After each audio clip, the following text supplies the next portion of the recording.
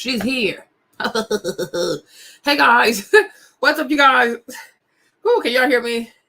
Sorry, y'all, I'm late. Oh Lord, I shouldn't be late. I should put 1:45. What was I thinking? What's up, you guys? Hey, Nessa. Hey, Mark. What's up, Ace? Nabs. Nabs, how the beats going? All right. So, sorry, guys. I probably look a mess, but whatever. I have a hair appointment tomorrow. I'm a mess. Sorry I didn't come outside yesterday. I had my 36-week appointment. I was so tired. I was really, really tired. I was so exhausted. So, oh Lord. I was like, let me come outside today. So today I am fully rested. Yes. Hey, Sugar. Hey, Fumi. Lena, Bruda. What's up, everyone? What's up? Are you ready? We're about to have fun today. You guys, Elena was like, Marlene, you did good on your last show. I was like, oh, thank you. Thank you so much, Elena. Thank you. I'm trying to write this out because I was like, if I'm gonna do this, I want it to flow more like a show, like a Wendy show, a bit more organized. Because before I just talk and talk. So yeah, 36 weeks, we're almost there. I'm good. Thank you for asking. Yeah, rest is important. I think driving to and fro, the entire thing, because I had a sonogram and I had to test. I had to give my blood. When I came home, I was really tired. I was really, really tired. But I got some rest. Yeah, he's almost here. Oh, thank God. Oh, Lord. Hey, Precious. He's almost here. So that's what's up. So then tomorrow I have my hair appointment tomorrow. I need to get my hair trimmed. So next, I guess Saturday, Sunday, when you see me, the silk press going to be silken. Yeah, this is like Wendy, but much longer. But I do think it's important to plan your topics so it flows, and it makes it easier for me also. Because maybe later what I'll do is I'll cut the lives into shorter sections. Oh, sorry. And upload those videos. So I'm thinking something yeah. So that's exciting. So what we starting off with? Okay, we have Ashanti on the menu. We have Haley, Khloe, Ciara, Busta Rhymes, Yasmin Lopez. I don't know much about her. Shaunie O'Neal. Talk about she never loved Shaq. I'm like, girl, what? You are crazy. You are crazy, crazy, crazy. Who else do we have? McKnight. Porsha and Simon. You guys, it's a lot. It's a lot. So let's get into it. So yeah, I think a couple of days ago, Ashanti released part 2 of her baby shower, her baby announcement, as if we didn't know she was pregnant. So we all check this one out. So let's probably see the first one. This is the second one. Here's the first one, right? Did y'all see the first one? Let me play the first one. So in case you don't know, Ashanti, our beautiful Ashanti, 43-year-old Ashanti, is pregnant by her ex-boo who just spun the block. After 10 years, okay? She's just been waiting for him. And now they're expecting a baby, okay? So let's see. So this part one. It's a bit loud. All right, guys, 10, 15 minutes. Showtime. Yo, Sean. Hey, Sean. Showtime. Sean, come on there, ready. Sean, how much time you need? I need about 9 months.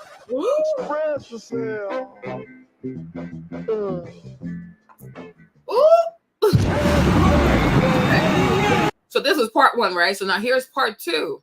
Okay, let's see part 2. Sean, how much time you need? I need about 9 months.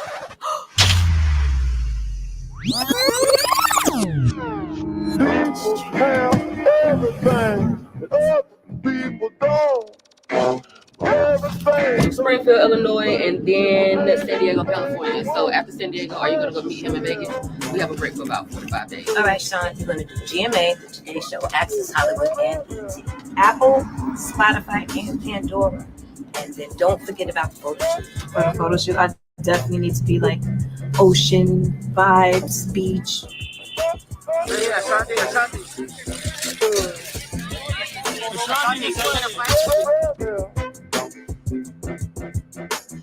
That's why I was asking the demo. It's not dividing the easy. Thing is this. There's an intro to that. So to cut and splice that with, because remember, it's going mono in their ears. the click is coming left and like the track is coming on right. To do that and spice that at this 11th hour is going to be difficult.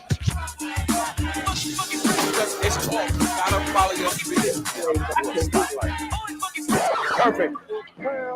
All right, guys, 10, 15 minutes. Showtime. Yo, Sean, I got 10 to 15 minutes and welcome to stage. Hey, Sean, showtime. How much time you need? Sean, come on there, Betty. Babe, you in the booth? We pregnant. You ain't know. I'm about to actually go on stage, which is crazy. Love you. Bye. Sean, how much time you need? So in this little baby announcement, Nelly said he knew. He said, "Oh, I already knew." So I'm like, "How did you already know? Like, was it your intention to come back and get her pregnant?" But then again, he does have experience, though. I mean, how many kids does he have? I think he has like 2 biological kids, and then he adopted his sister's daughter, right? But he was like, "Yeah, he knew." I'm like, "Scorpio, how'd you know?" So I went to look it up, you guys. I went to look it up because I'm like, I need to see how are Scorpios and Libras compatible. So I looked it up. Nelly's a Scorpio.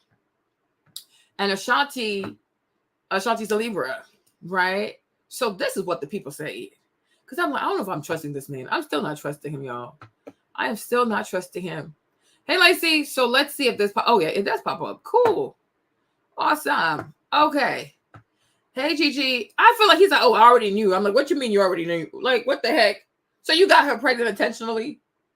Child, you know some men will trap you just so that they can be in your life. They could have a forever connection to you. Oh, she said, "Yeah, he knew she wasn't on birth control and he was shooting like crazy." Well. What do we have here? Okay, so let's go. So here's what they're saying, okay? All right. Scorpio man and Libra woman, nature of bonding. This is a sweet combination, okay, of the Scorpio's man water element and the Libra's woman air element in the horoscope. But before we discuss the changes of the 2 astrology signs, we would have to make it themselves. Let us first talk about the nature of bonding between Scorpio man and Libra woman. Let's take notes, okay? A Scorpio man is someone who is brave and compassionate. Brave where? Y'all be gassing people up, okay? And get to Libra's woman attention immediately. I believe that part. Because that hug, honey, the way she gave him that hug, this helped in the first phase of the relationship. A Libra woman is someone who becomes sad when left alone. I can kind of believe that. I think Ashanti was missing him because 10 years and nobody was there to take his place. Okay. And not just that too. Look at B. Taylor, child. B. Taylor got left. B. Taylor been sad, child. Okay. All right. B. Taylor got left by Priscilla. Okay. And ever since then, she had never been the same, child. Do not leave the Libras all by themselves. They get really sensitive. All right. Let's continue with our show, child. We busy. Okay. All right. So thus, when a Scorpio man is with her, she enjoys his company to the fullest and makes their bonding even stronger. Since a Scorpio man is known as someone who's very intuitive. Yeah, he said, I already knew. Yeah, you got her pregnant on purpose. He will be able to guess what's going on in the mind of a Libra woman and in her uterus, okay, and her cervix. Let's add that part. Uterus. Let's add uterus. And her cervix. Okay. This in turn will make their bond even stronger. Finally, since a Scorpio man is known as being very intelligent, is he intelligent or is he manipulative? He is the perfect conversation partner for a Libra woman and make sure she does not get bored. All right. Scorpio man, Libra woman, love affair. A Scorpio man and a Libra woman prove nothing short of a challenging pair for each other and will have to work really hard towards making their bond grow deeper. See, and this is what I was saying in my last live. I do feel like right now it's a bit superficial. It's a bit superficial. Oh, they're laughing, kikiing, buying diamonds or jewelry, doing the little karaoke. Okay. A Libra woman is known as someone who is deeply supportive and someone who gives value to all her friends, which makes her an instant favorite when she meets a Scorpio man. Since a Scorpio man and a Libra woman are deeply passionate, the level of intimacy and romance will be high between the Scorpio and Libra. When they get physically close with each other, there you go, we have a pregnancy. Finally, since a Libra woman is someone who desires her partner to be passionate and direct, the romance between her and Scorpio man could be on cloud 9. It's giving intense. I don't know. Is that healthy? Okay, Scorpio man and a Libra woman, level of understanding. Okay. Oh, Elena, so you're a Libra, your husband's a Scorpio. Okay, so Elena is here. She's vouching. Let's keep going. A Scorpio man understands that a Libra woman has a life filled with ups and downs, and she may feel cautious about getting to know him. Slowly and gradually, they will get fascinated by Scorpio's personality traits and Libra personality traits and forget their insecurities. Next, since a Scorpio man is someone who's deeply intuitive, he will be able to guess what's going on. I think we read this. I think we read this already. Anyways, since a Scorpio man is someone who's deeply intuitive, he will be able to guess what is going on in the mind of a Libra woman and make their level of understanding grow deeper by the day. Since a Scorpio man is calm, he will be understanding to the fact that his Libra counterpart is someone who's indecisive and will give her the time to get her creativity together and make decisions. Finally, since a Scorpio man is someone who's very romantic, he will shower Libra woman with enormous gifts. We've seen that. Nelly's bought, we've seen it. Okay. We have seen Nelly spend a lot of money on some gifts over here now, right? Where's this one picture? Okay. We've seen, he's bought her a bunch of stuff. It's the jewelry. It's the, oh, there you go. There goes the Scorpio man, child. They say he's being attentive to the Libra woman. Okay. Bunch of jewelry, bunch of gifts. I think he bought her a car recently. Forgot where it was. I think he bought her a car recently. It's here somewhere. But you see the money.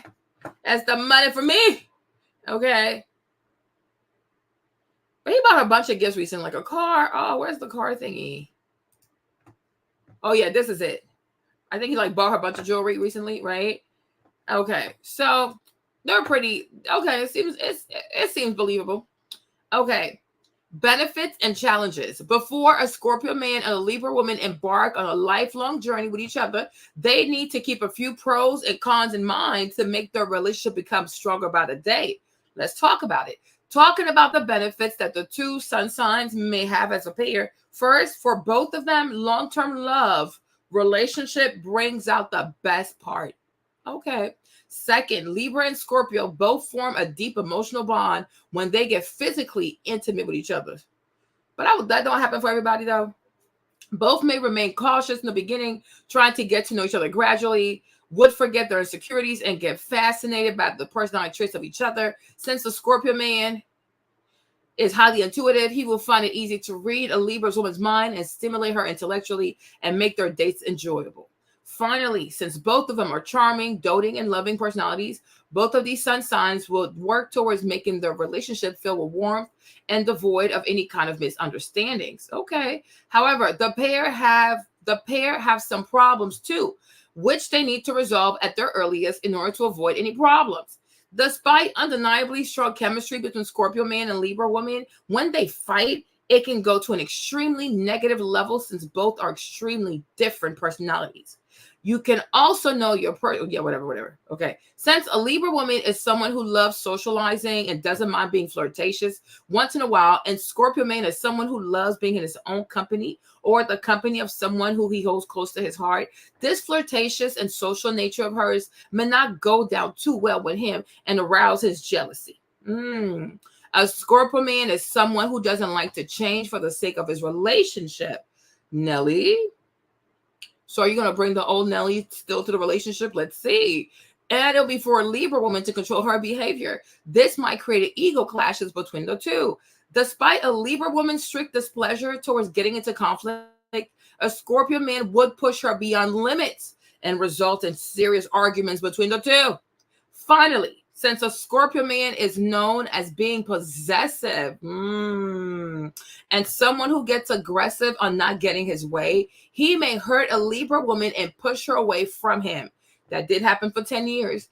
Thus, it will depend on the hard work and the careful navigation of the potential problems that the success or failure of Scorpio man and Libra woman pair would be determined.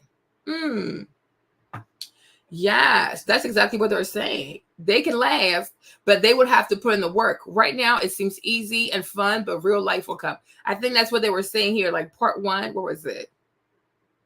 Okay. Right here. They said it right here. This part. So a Scorpio man and a Libra woman prove nothing short of a challenging pair for each other and will have to work really hard towards making their bond grow deeper. Okay. All right. So you guys, let me see. Let me look it up. So Nelly, Shanti, I think right now they're like in the lovey-dovey phase, the gifts, the intimacy, the shooting up the club, etc., etc., etc. But we shall see, you guys. Now, as you know, a lot of women are not happy about Ashanti being just a baby mom or an engaged baby mom at the age of 43. Yeesh. Should she feel ashamed? Like I told you, me last time, I was really confused. I'm like, you know what? 43 though, I just feel like Nelly is a professional time waster. Hey, Lib. Okay. Now, speaking of mommy shame, here we have what's this girl's name? Here we have Halle Bailey. Okay. Let's talk about it. Is over. That I can't be a success. Halle Bailey. Oh, where's the sound? People want to tell me that my career is over, that I can't be a successful young woman and a successful young mother. You hear all these things about what you should do with your life, but what do I want for myself when I'm not thinking about what the world expects from me? I didn't want the Hollywood craze to distract from my real life goals, and one of those goals has always been motherhood. But even I didn't know how hard it could be. I wish people took postpartum and what moms go through more seriously. Most days are good, but on those days when I'm down, I'm really down. I can't even be apart from my baby for more than 30 minutes without sobbing. The separation anxiety is so real. As a mother, choosing yourself can make you feel even more guilty because we aren't used to it. Society tells us we can't. But when I strive for my goals and dreams, that helps my son too. So every day, I just wake up and remind myself, you can, you can, you can. Okay. I was like, Haley, what? I mean, I guess it's an ad. She's getting paid for this, right? But I hate how people make bad decisions and then they want to blame society for feeling shame or embarrassment for their bad decisions, right? I'm like, Haley, girl, okay? So let me play this again. I'm going to stop it. Let me play this again. Let's watch this again. Crazy, crazy, crazy. Let's start this again, y'all. Is mommy okay? A lot of people want to tell me that my career is over. No one. I don't think anybody said her career was over because she became a baby mother, right? But I think it was disappointing to see her fall into that trap, given how much success she has, how beautiful she is, how gifted she is, right? It's like, and then you're the first like Black Disney princess and like human, I guess, but Black Disney princess, right? To see you fall into the stereotypical very young baby mom. And by a streamer and a YouTuber, yeah, it was disappointing. But does that mean that you can't have a career after that? No. Now, did you feel a way after that? Because I think that's the problem with Hailey. Sorry. I think one of the issues with Hailey is that she herself was not proud of her pregnancy, right? Because she was hiding the pregnancy. She was gaslighting people about her pregnancy. People thought she was pregnant because like her face was getting wider. We Black, the nose was getting bigger, right? Hold on. And she was just gaslighting people. What's her name? Halle Bailey? On her nose, right? Like this video, for example. What did she say? Listen, if I see one more person say something about my nose one more time, it's going to be hell to pay. And you know why? Because I am Black. I love my nose. Okay. What is you concerned about my nose for? Leave me the hell alone. Okay. Listen, if I see one more person. So she was gaslighting her fans. It seems like she was not comfortable with her own pregnancy. So I feel like the shame was coming from inside the house. Let me see what she said. On Facebook, this picture of Halle Bailey was posted. Beautiful. 10 out of 10, right? Let's hear the audacity of the men in the comments. Oh no, I don't import any part of that, right? So it seems like she was the one that had a hard time with her pregnancy. She gaslit people about her nose getting bigger. You know, she was hiding a whole bunch of stuff. People knew she was pregnant, you know, but she was like hiding it. So it's like, were you not proud of your own pregnancy? So I was like, I don't appreciate the fact that when people themselves feel bad about the choices they've made, how they could have made better choices, right? And now you have to deal with the shame of what that is. Because honestly, how do you go from Little Mermaid, right, to being a baby mom? Okay. Like, make it make sense. You know, you did that to yourself, right? I'm like, how do you go from this?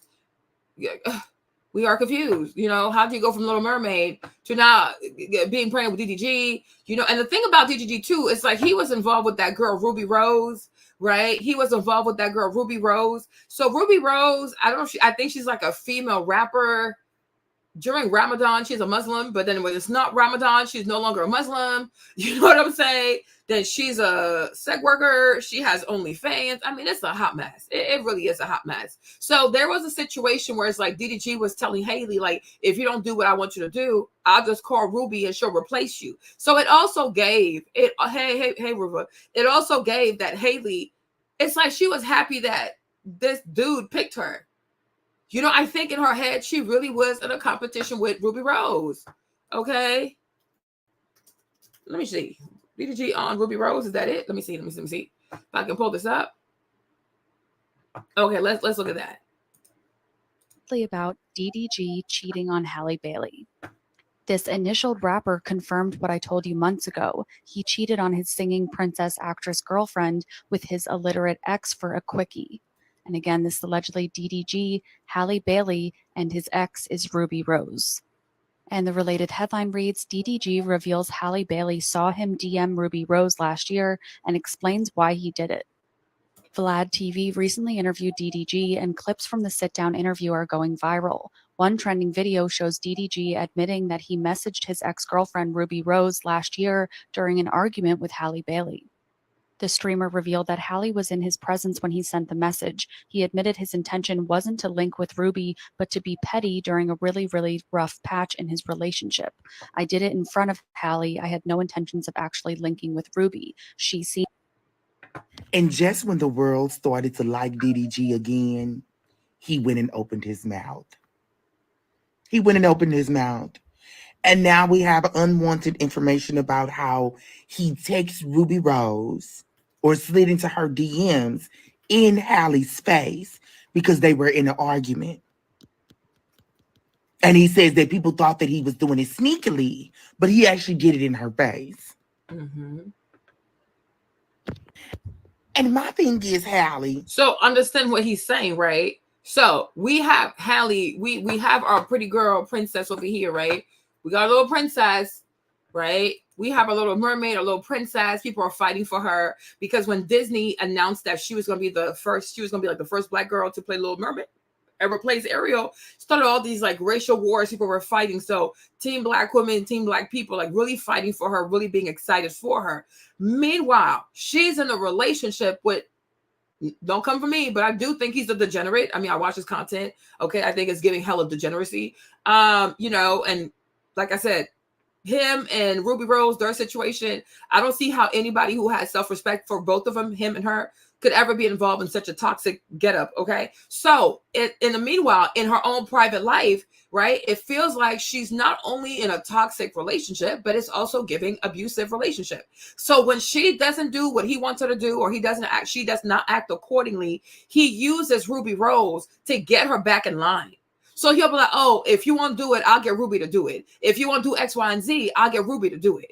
Right. So it's like when it gets out to the people, everybody's confused as to like, okay, why would you tolerate that? Why do you even think that you have to compete with Ruby Rose? Why do you feel like you have to prove anything to this guy? Because honestly, you're more accomplished. I mean, I'm just saying. Right. And then you get pregnant by someone who blatantly disrespects you. And he goes on social media platforms and he tells people, oh, no, I was not hiding. I was texting Ruby Rose in front of her. I told her I would call Ruby Rose. I told her I would text Ruby Rose. And I was doing that in front of her. So it's like, what? What is going on? Okay? Like, what is happening? And then to see, and there's no offense to Ruby Rose, but at the same time, that's her brand. So, you know, got to stand beside it, right? But I don't know, for me, that's just me. I'll take ownership in that, right? I do rank people, okay? I do rank people. So for me, it's like, once you decide to become a sex worker, a OnlyFans girl, like busted wide open for the internet for some money, I'm not going to respect you, okay? When I look at someone like Halle Bailey, for example, I do have more respect for her.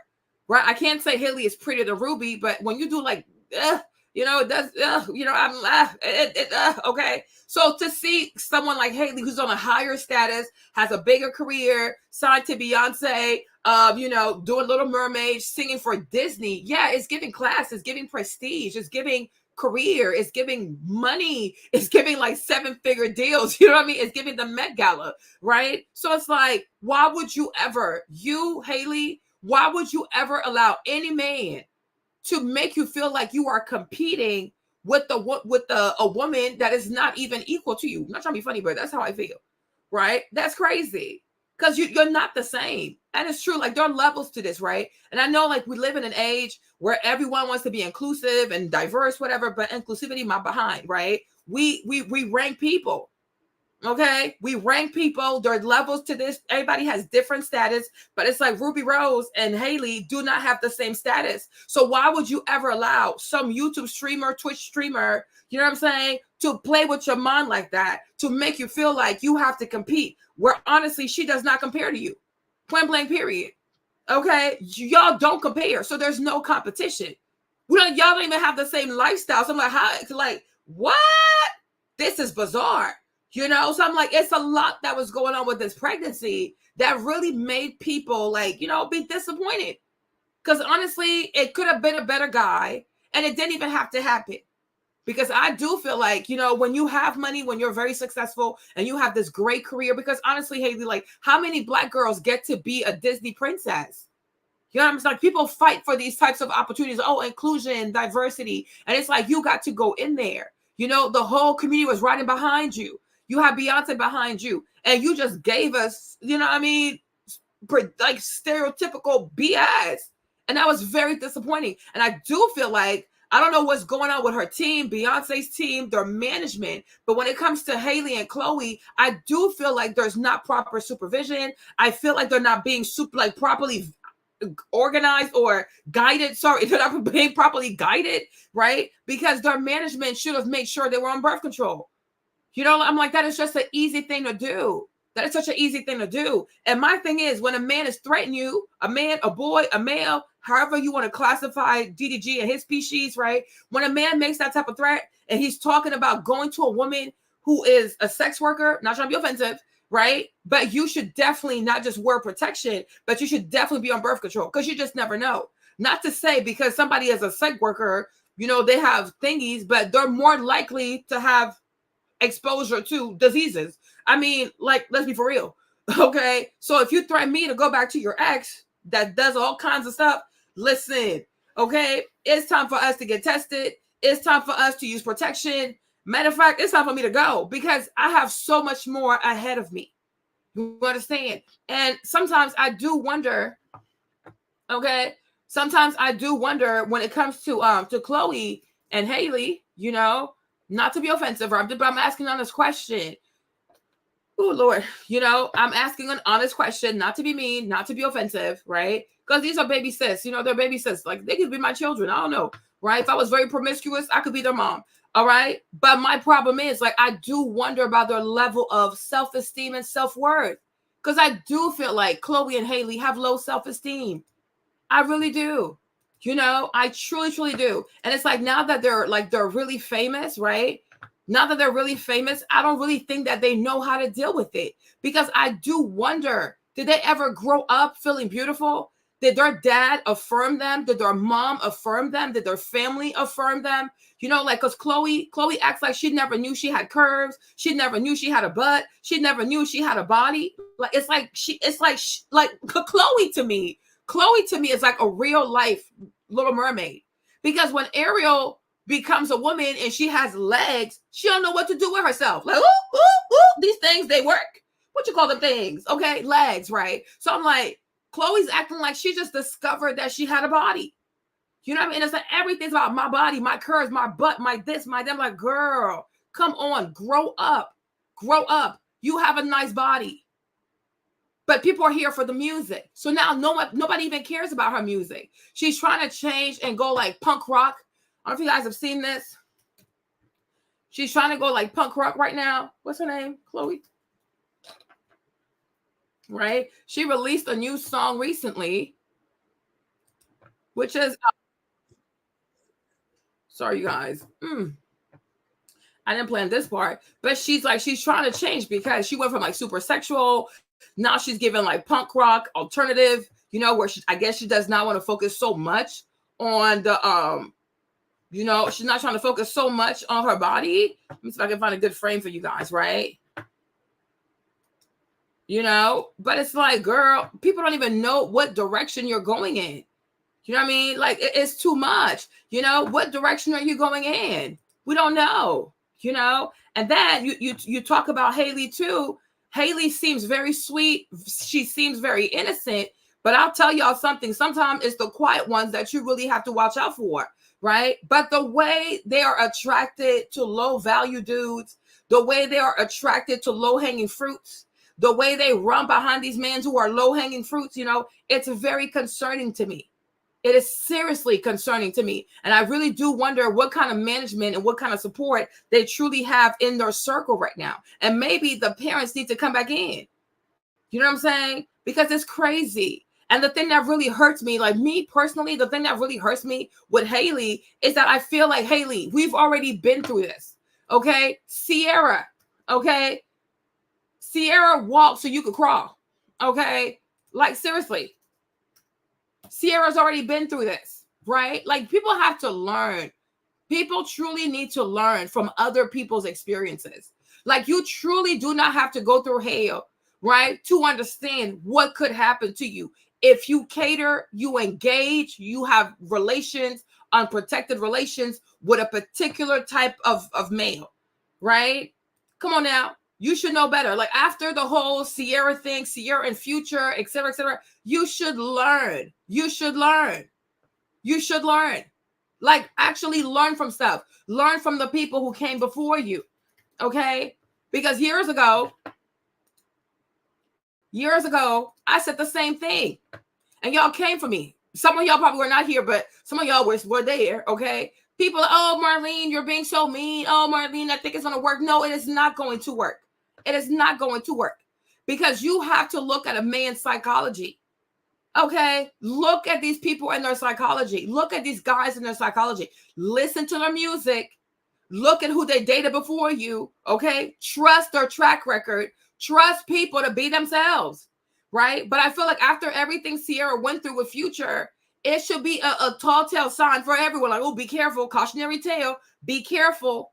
Because if you remember too, when Ciara was dating Future, right? She was a bigger star. She was a bigger star. She had way more notoriety. She had more fans, more money, more bookings, right? And she chose to date down because he was up and coming with that rah-rah and some Keisha stuff, whatever he was saying, okay? But Ciara was a bigger star than Future. Today, you fast forward, Future is a bigger star than Ciara. Gonna take away your anointing, okay? Yeah, Ciara was way bigger. And I was like, Ciara, what are you doing? What are you doing? Okay, what is you doing? Right? And then when they break up, he doesn't pay child support. He gets disrespectful, does all kinds of stuff. It affects her mentally. It affects her morally. Now she has to worry about getting a lawyer, going to court, putting him on child support. Everything took her away from the music. But because he's a degenerate, you know, that's part of his brand. You have kids, you don't take care of them. You have kids, don't pay child support.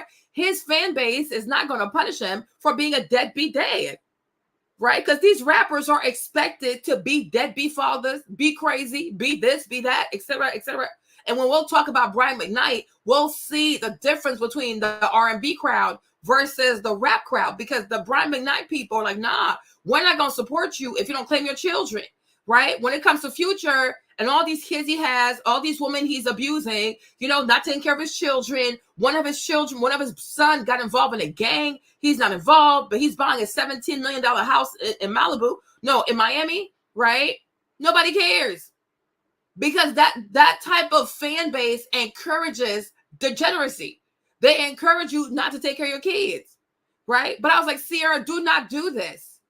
Do not do this. So to fast forward now to 2024, right? And to find ourselves seeing Halle Bailey pretty much being Ciara 2.0, like it really is hurtful. Because the whole point of having history, the whole point of having your elders, people that came before you, is that you would learn from these people. You know what I'm saying? You have the money. You have the money. Why is it so hard to get on birth control? You know what I'm saying? Why is it so hard to get on birth control?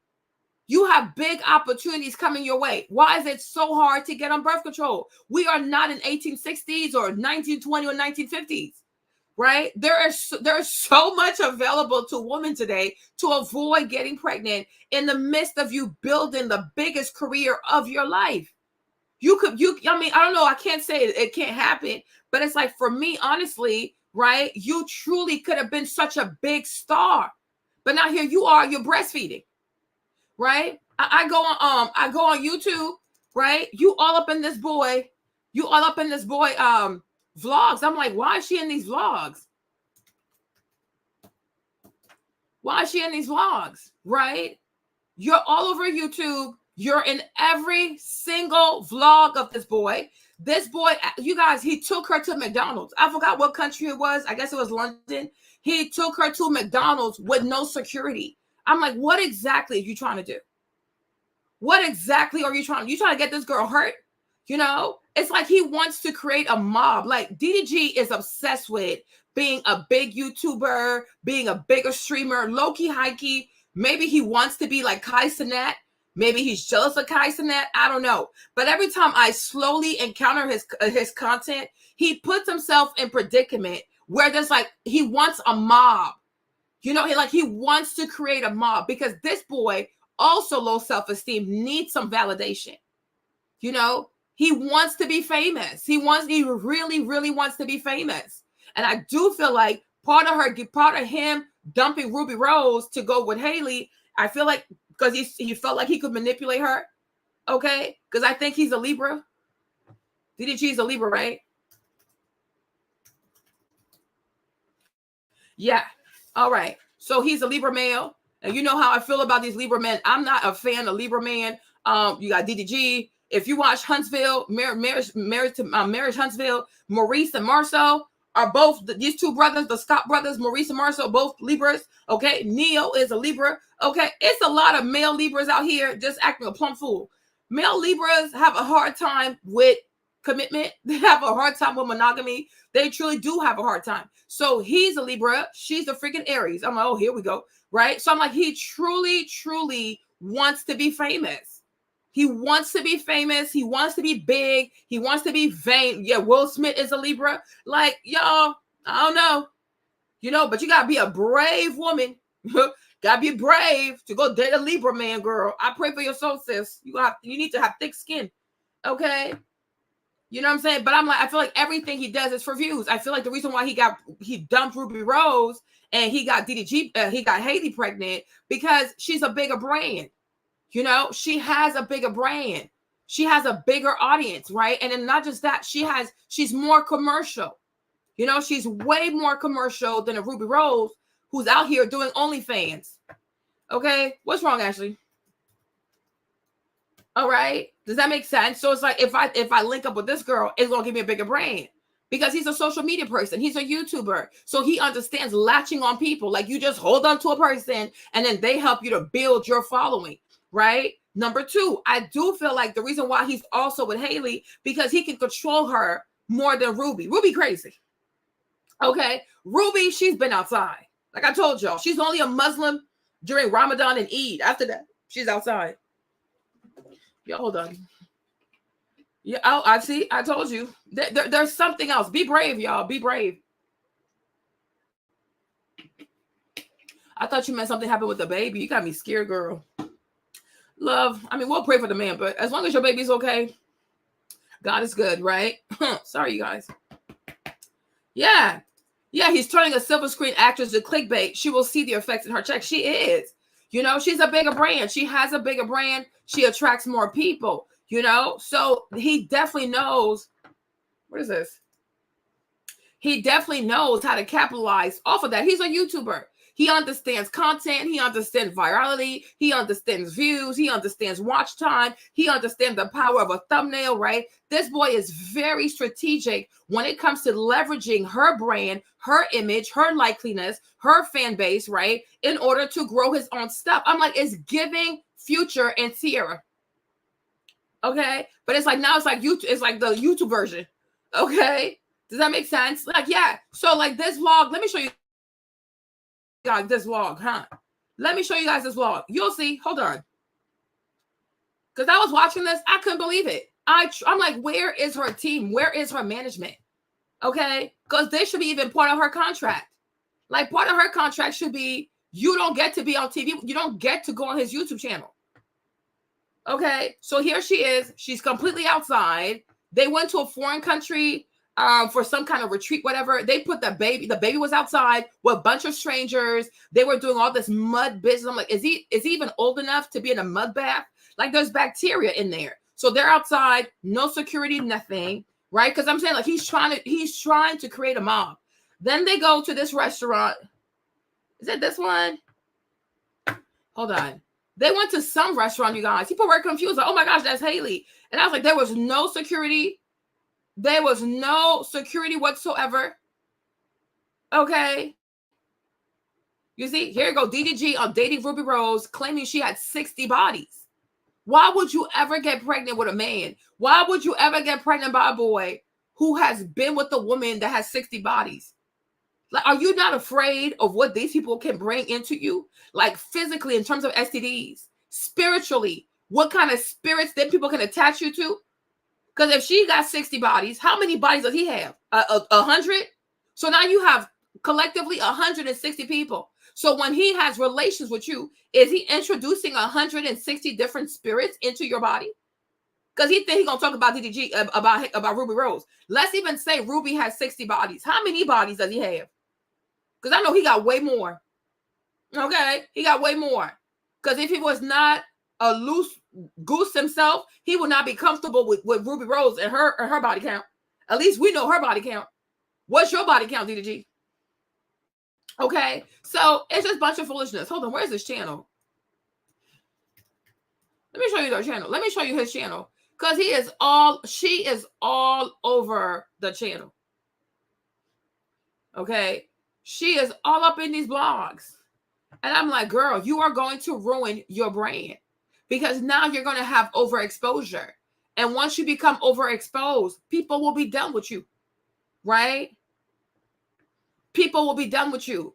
You know, like, that's the thing about being a celebrity. Like, when you think about someone like Zendaya, for example, right? You don't see Zendaya outside a lot, right? You're not going to see Zendaya all over the place. When you see Zendaya, it's for something very specific, like she's promoting a show, she has the Met Gala, it's the red carpet, you know, she has a new movie coming out. So the fact that people don't see Zendaya outside all the time, when they do, sorry, you guys, the heartburns. When they do see Zendaya, they're excited to see her because they don't see her all the time, right? She's not overexposed. But I'm like, you, Haley, between your Instagram, the TikTok, and you being with DDG all the time, all up in his vlogs, right? You are cheapening your brand.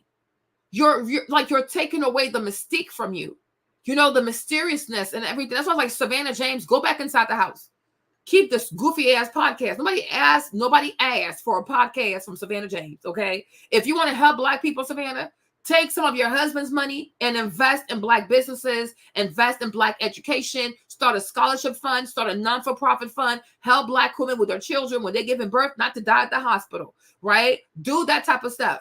But nobody has ever asked for a podcast for Savannah James. It's not going to go well. And what you're going to do is you're going to demystify the brand, overexpose yourself. You're going to have some verbal gaffes. You're going to say things. They're going to take it the wrong way because you're a rich woman. And next thing you know, the entire internet will hate you. Go back inside the house, Savannah, and take care of Zuri's hair. Okay, you're really good at that. Go somewhere. Yeah, go back inside the house. Like, really go back inside the house. But I'm like, Zendaya, you don't see Zendaya outside all the time. So when you do see her, it's about work. She's looking incredibly well. She has expensive gowns. Okay, it's giving beautiful gowns. Okay, and designer. Okay, so people are excited to see Zendaya. But Hailey, you're overexposed. And you are allowing this man to further expose you. Let me see if I can find it. If I can find the one vlog. I mean, they were all over the place. And I was like, girl, what is he trying to do? Which one was it? You know, and the thing, and the thing that's also really, really sad also, his editing is horrible. The vlogs are absolutely boring. I think even the reason why he gets these views because he's popular is she's famous, right? But besides that, no. Okay, they're very lame.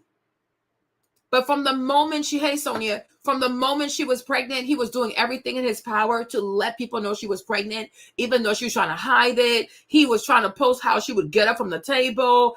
When the baby came out, he wanted to post the baby, right? Like, he just wants their entire life to be on YouTube. And I'm like, this is really bad for her brand. Because Hailey is supposed to have a bigger career. She's not just supposed to be like a C-B list type of celebrity. She's supposed to be like an A-level celebrity. Because when you work with Disney, like that's where you're like, that's where you're supposed to be. You know, there are millions of people who will never have these types of opportunities. And here you are, you're ruining it. Like, it really upsets me. Like, you know, I don't care to be famous, but I do feel like if you have a Black sister, especially one that's like, you know, with dreadlocks, that, you know, we don't usually see Black girls with dreads make it this far. Right. So it's really cool because it shows you a variety of pretty Black girls and different type of Black hair and things like that. Right. So to see a baby, a beautiful young Black baby girl like this with a gorgeous voice, beautiful face, making it with Disney, you know, being a little mermaid, like you being part of that Disney family. Like, it really breaks my heart to see you like fumble, like, for what? You know, and we all know, I'm not trying to be offensive, not trying to be mean, right? But this relationship is not going to last, right? He's not going to marry you. You're not going to be with him forever. You're like, no, it's just nothing but like somebody taking a big old knife and just like scratching your face, just scratching your reputation, like your brand. And that truly hurts me because I do feel like Black women got to be a lot smarter when it comes to how they handle their brands. Learn something, like learn from the Kardashians, learn from all these other people, because you can be way better, you can be way bigger, and you can be way wealthier. But to be so reductive and so predictable, right? Like, if that's the case, you should just go on and move into the hood and just practice that type of behavior. But how you in Hollywood when all these opportunities and you acting like a hood rap fantasy, like it's really hurtful. To me, it's really hurtful. Okay? It really is hurtful. Like, God put you on a path that you had your whole life set in front of you, and you choose to be so regressive. Girl, just go live in New Orleans in the hood, girl. Like, make it make sense. You know, like, I don't know, me, it hurts me. Because I'm like, we've seen this. We know how this is going to end. Okay? We already know. This is Ciara and Future 2.0. This boy is not going to marry her. He's going to suck the life out of her. He's going to suck the life out of her brand. He's going to suck the life out of their children, out of their son. He's going to create as much content as possible. And he's going to grow from it. Of course he is. Of course he is. Look at Future. That's exactly what the culture does. That's why we had to speak against the culture, because the culture is so disturbing. You know, and it encourages you to make foolish decisions, and it encourages you to romanticize these thuggish elements, right? Like, no. You know what I'm saying? Like, learn from Zendaya. Learn from Zendaya. Like, do you not see what Zendaya did? And it's not even like, not to be offensive, but it's not like, oh, Zendaya is better than you. She's prettier than you. No, Zendaya has better sense. She has better management. She has a better vision. Right? But you can't say Zendaya is prettier. Zendaya is more gifted. Zendaya had Disney. You also had Disney, right? Zendaya has the Met Gala. You've been to the Met Gala. There's nothing Zendaya has or has experienced that you've been denied, right? So it's like, it's very foolish to me. But what business do you have in 2024, 2023? I'm like, right now, what business does any 20, 21, 22, 23, 24-year-old have getting pregnant? You have your whole life ahead of you. right? Like secure your career, find your own self, be your own woman. You can't have kids at 25 and up, right? But and like at the prime of your career in your early 20s, I need you to maximize your early 20s. And any man who loves you is not going to try to impregnate you in your early 20s. Like, yo, you're able to do something that most people dream of. Why would I go put a baby on you? Why I can't pull out? Why you can't get on birth control? Why we can't have sex and make so that it doesn't affect your business, right? Like, come on, like have some sense about yourself. Have some sense about yourself. So to sit here and say, oh, it's society, it's not society, Haley, because had you listened to society, you never would have entertained this fool. And I promise you, it's going to turn just like Future and Ciara. And next thing you know, you're going to have to say the same Ciara prayer, hoping to find a Russell Wilson. But how about you make the right decision from the jump? How about you learn from other people from the jump? Like, you know what? I just don't want that to be me. You know? You understand? Because I'm like, to me, and the thing that was like so weird to me when it came to Haley too, I was like, yo, this young lady right here, she's also very sneaky. She's also very sneaky. She really is. Because the way Khloe was outside, you know, the way Khloe was outside, I honestly thought Khloe would be the one to get pregnant. Like if someone was to get pregnant out of wedlock, I would have thought it was going to be Khloe. Right? Because think about it. Okay, so I pulled this up for you guys early. Oh, look at me being prepared. Okay, so Khloe, I mean, you know how Khloe is. You know, you've seen her Instagram doing the most. She does so much that it's her sexuality is so cringe, right? But Khloe, she dated Diggy, right? Didn't get pregnant. She also dated this guy, Memphis Depay. I guess he's a soccer player. Didn't even know that, okay? Memphis was kind of cute. Okay, so she dated Memphis. Didn't know, okay? She also dated Gunna. All right. She also dated Jack Harlow. I didn't even know that was a thing. Okay. So apparently her and Jack Harlow were also an item. She also dated Future. I was like, I didn't know. I'm like, Khloe, since when? Okay. And then she also dated Quavo. Right. So I'm like, Khloe, for as sexual as she is sometimes on her Instagram, right? She has managed to date some pretty popular guys, right? And not come up pregnant, right? But you would have thought if someone was going to catch a pregnancy, okay, it's going to be Khloe, because the way Khloe presents herself, you would think she will be the one, right, to get pregnant. You understand? I hope you get my point, right? When you look at Haley, you know, she gives you like more demure. She acts more innocent. She has a very soft voice, you know. But I'm like, Haley, sometimes I do feel like you try to mislead people. Hey, Anna. Okay. Yeah, Khloe been outside. You know what I'm saying? Khloe been outside. And Khloe got some, I will say Khloe got good taste. You know, Diggy's cute. I always thought Diggy was cute. Okay. Diggy's a cutie, right? Memphis also is a cutie, I guess, right? Gunna, I don't know. Jack Harlow, yeah, sure. Future and Quavo. All right. Quavo been around. Quavo been out there. Quavo has seen a lot. Okay. But it's like the fact that Khloe is not the one who got pregnant shows you she probably got more sense. But Haley, though, Haley plays a good game. Like she acts like she's all innocent. You know, she's this and that. But then, let me see if I can find her sister. Sure, she follows her sister, right? Girl, where's your sister? Okay. But that, sorry. Y'all, these Heartbirds are crazy. Right? But when you look at Haley's page, for example, Haley seems more innocent. You know, she's the good girl. Like you would think this one was really quiet, afraid of boys, afraid of sex, you know what I'm saying? This is why I told you they took the baby to some mud bath thing. I'm like, why are y'all taking the baby there? Like, is this safe for a newborn? Like he's like small. Right? So I'm like looking at her page, you would not think that she will be the one to get pregnant. And I say, this is why you really have to watch out for the ones who are really quiet. Right? And I really do feel like Haley is not, I don't think she's as nice as she portrays herself to be. I think she's nice, nasty. I think there's a side of her that we don't know. And that's the side of her that she hides that connected with DDG in his darkness, right? So this one TikToker had this to say about it. And I kind of agree. So let's watch this video on TikTok. Real Natalie. Let's go to the video. When are we going to consider the possibility that Halle is just as messy and trifling as DDG? Hi guys, it's me, Halle. Coming off a set, shooting yet another movie. Y'all know I got him back to back to back to back to back. And I just had a baby, and so I'm a new mom, and I'm managing a relationship, with the rich nigga that takes care of me, take me on vacation, and getting me nice shit and treats me nice. All you hating ass bitches on the internet want to talk shit about me.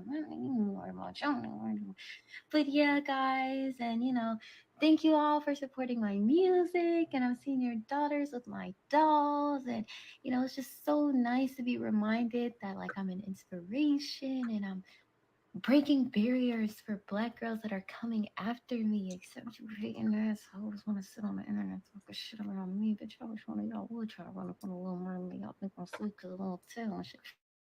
But yeah, guys, thank you all so much for your support. Love you. Bye. So when are we going to consider the possibility that Halle is just as messy and trifling as DDG? Hi guys, it's me, Halle. Coming off a set, shooting yet another movie. Y'all know I got him back to back to back to back to back. And I just had a baby, and so I'm a new mom, and I'm managing a relationship, with the rich nigga that takes care of me, take me on vacation, and getting me nice shit and treats me nice. All you hating ass bitches on the internet want to talk shit about me. But yeah, guys, and thank you all for supporting my music. And I'm seeing your daughters with my dolls, and it's just so nice to be reminded that like I'm an inspiration and I'm breaking barriers for Black girls that are coming after me, except you hating assholes want to sit on the internet talking shit about me. But y'all, which one of y'all would try to run up on a little mermaid? Y'all think I'm sweet because a little tail and shit. But yeah, guys, thank you all so much for your support. Love you. Bye. So when are we going to consider? Okay, so this young lady here, she's low-key making fun of the fact that, Halle is passive-aggressive. She acts sweet, but she be saying some mean stuff. Like, there's something there, right? There's something there. Now, I'm not saying, like, you don't have the right to pop off. Like, you're human. People write stuff. They comment back to back to back. But I really do feel like there's a sneaky side to Halle. Okay? I feel like when it comes to relationship, like, when it comes to who you are as a person, I do trust that Khloe is a bit more sincere. I think, like, if you look at Khloe, with Khloe, you probably get a bit more who she truly is. Like, what you see is what you get kind of thing. But Halle, she's hiding something. And that's why she acts really sweet. But then she shows up with a pregnancy out of wedlock, right? Meanwhile, Khloe, who's being herself and being sexual, and she has all these men she dated before, she's still not pregnant, right? Because maybe she's a bit more aware, because she's a bit more honest, right? But as they say, you are only as pregnant as the secrets that you keep.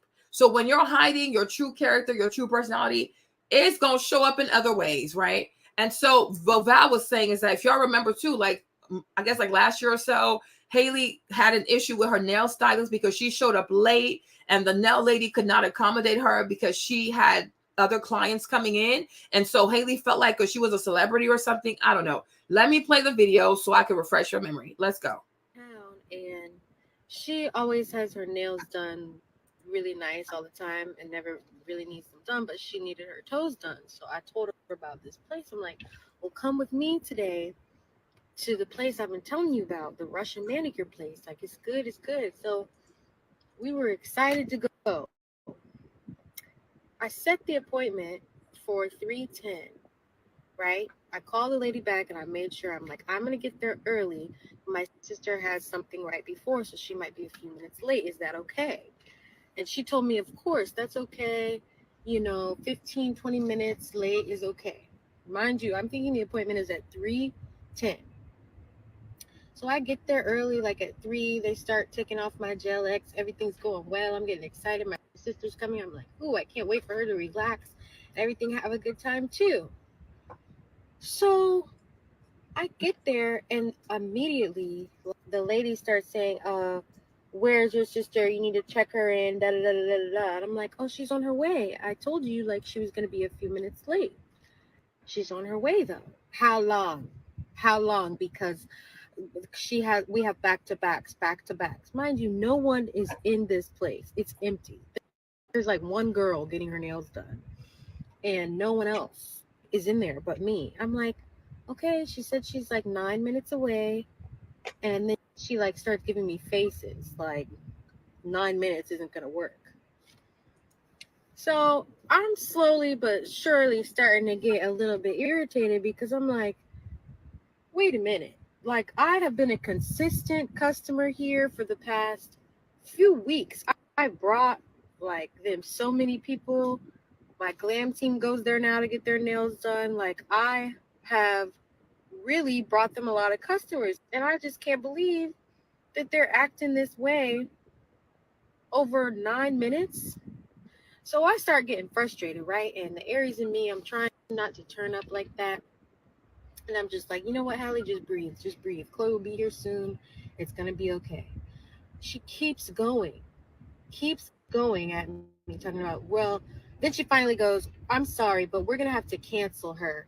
She can't get hers done today. While I'm in the chair already. And then I start saying, excuse me, ma'am. Um, Literally, like, I have been here. I told you that she was gonna be late on the phone already before we set the appointment. And now you're telling me when my sister is 5 minutes away now that she's canceled while she's on her way?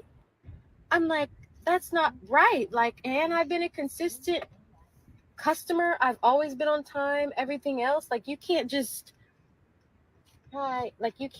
take the benefit of the doubt and be like, you know what?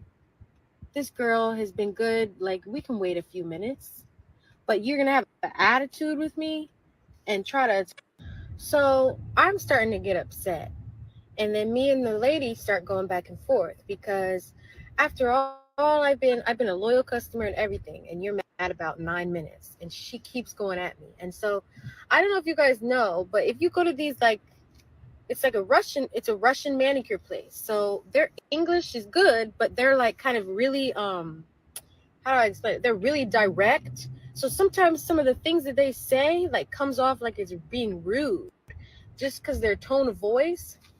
But other times I would just, not really take it that seriously. But this girl, she was like literally, she walked over to my chair and is arguing with me about this. So at this point, I'm really upset, and we're going back and forth, back and forth, back and forth. And then Khloe walks in, and she's like, I'm so sorry, but you're going to have to be canceled. And I said, you know what? In the middle of my toes being taken off, I'm like, you know what? It's okay. We will just take our business elsewhere. And I get up, my feet still wet, my hands still all powdery. And I'm like, it's okay. Like, no worries. Because I'm not going to let you tell me that my sister can't get her nails done, but I'm going to sit here and get my nails done. No. Like, no. So I got up and we both got up out of there. And I said, you know what? God bless you. Have a wonderful day. I didn't get attitude as Aries as I could have. Khloe said I was still really nice. But I just told her that is unacceptable and rude because I've been a loyal customer. So that really disappointed me. I got so upset, I started crying. Khloe was laughing at me and was like, Halle, it's okay, it's okay. We had a call and client who was loyal, and she was a couple times already at our salon, and she was totally happy. That's why she was coming back, and she offered to so many her friends to our place. And we know that people, like, it's not random people came and they said from who they coming from, which is thank you so much. We trying to be the best at the market. Anyways, she made appointment today at 3 p.m. for her and her sister. Later, she called me back and she said, like, unfortunately, they can't be on time, and she wanted to reschedule 30 minutes late, which I said, I'm sorry, we are fully booked today, and we can't take you if you're gonna be 30 minutes late. Then she said, okay. She came 15 minutes late, which is normal, and I said, yes, 10-15 minutes, you can be late. We started doing her manicure because she had mani and pedicure same, like, services. Then we switched her to pedicure, and then I asked, where's your sister? Because it was already 20 minutes. And I said, like, unfortunately, it's already long time so we can't take her because we have next appointment in 40 minutes. And she said, no, she's already coming and she's parking. At the end of the day, she was late 35 minutes. And of course, like I said, like, I'm really sorry. Like, I know you are a loyal client. It's not your first time you coming, but unfortunately, we can't take her because in 25 minutes we have next appointment. And of course, she said, like, your next client can wait. I said, like, it's really disrespectful to have a client who is coming on time and ask her to sit and wait her appointment, which is supposed to start at 00, just because previous client was late and we take her. Even when you book online, there is a policy, it's 15 minutes. She was late 35 minutes. It's really disrespectful. We're not working like that. We respect all our clients, and we always ask to be people on time. She told me in advance that she's going to be late, but it was only 15 minutes, not 35.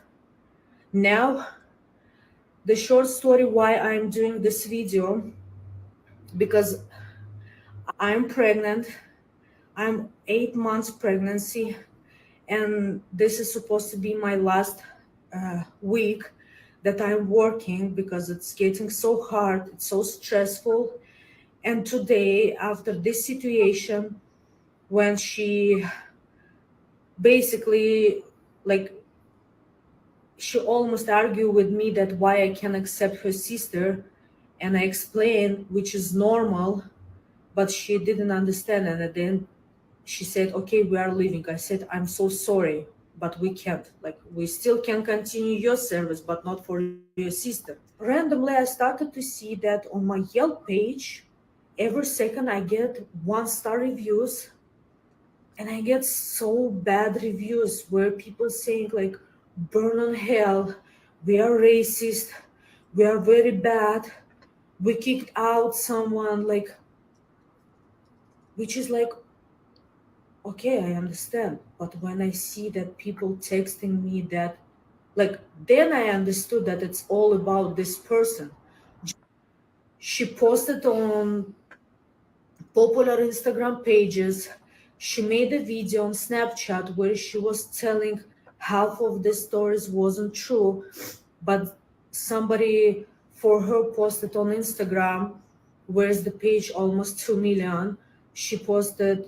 They posted like, go to this business page and write 1-star reviews, which is okay, but they texting me so bad.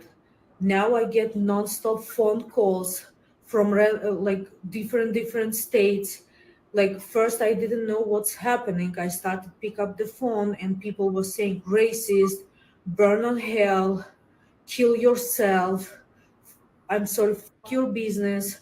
Like, and I got nonstop these calls. Now I'm really scared just to go back to work tomorrow in the morning because I'm pregnant and you don't know what's gonna happen.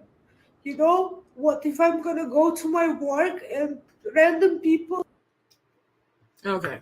So here you go. So like pretty much, Haley, Khloe just got back. Haley and DDG put somebody's life at risk, her life, her pregnancy, her business, the safety of her employees at risk, simply because Khloe was late. Khloe's late. You know what I mean? I'm like, let's just wrap that around your mind for a second, right? And the thing is, like, the lack of empathy. You're pregnant, she's pregnant, but at that time, I think the lady was further along in her pregnancy than Haley was, right? So Haley lied. Even here, she's lying. She said she got there early, which I guess she did because they started working on her, removing the nail polish from her toes, right? They were soaking her. But she told the lady, oh, first of all, before she got there, she booked for 3. They were both booked for 3 p.m. Khloe and Haley are booked for 3 p.m. Then she calls the lady and she said, is it okay if my sister comes late? The lady says to her, as long as she's 15 or 20 minutes late, it's not going to be a problem. She said, okay. Then Haley shows up there early. She shows up on time. They get her ready. They soak in her feet and they're removing her nail polish or her gel from her feet, right? She tells the woman, oh, my sister is only 9 minutes away, right? So, okay, cool. But then the lady keeps asking her, Okay, where's your sister? Then she says, oh, she's 5 minutes away, right? The lady's like, okay, because we have clients back to back to back. And then you have Haley over here with her small mind saying like, well, I don't see anybody here. But I'm like, you don't have to see anybody here. Okay, it doesn't matter who you see or what you don't see. She's telling you she's booked, right? She has a calendar. Like, not every place, I don't know where it is, but I'm like, especially if it's LA, like very bougie or very fancy, I'm sure most people don't just want to sit there and wait. They come for their appointment, then they leave, right? So just because you don't see anybody doesn't mean that she's not booked. But ultimately, you have to learn to respect people's policies, right? They used to, oh, but my sister's parking her car. The whole time, come to find out, Khloe showed up 35 minutes late. 35 minutes late.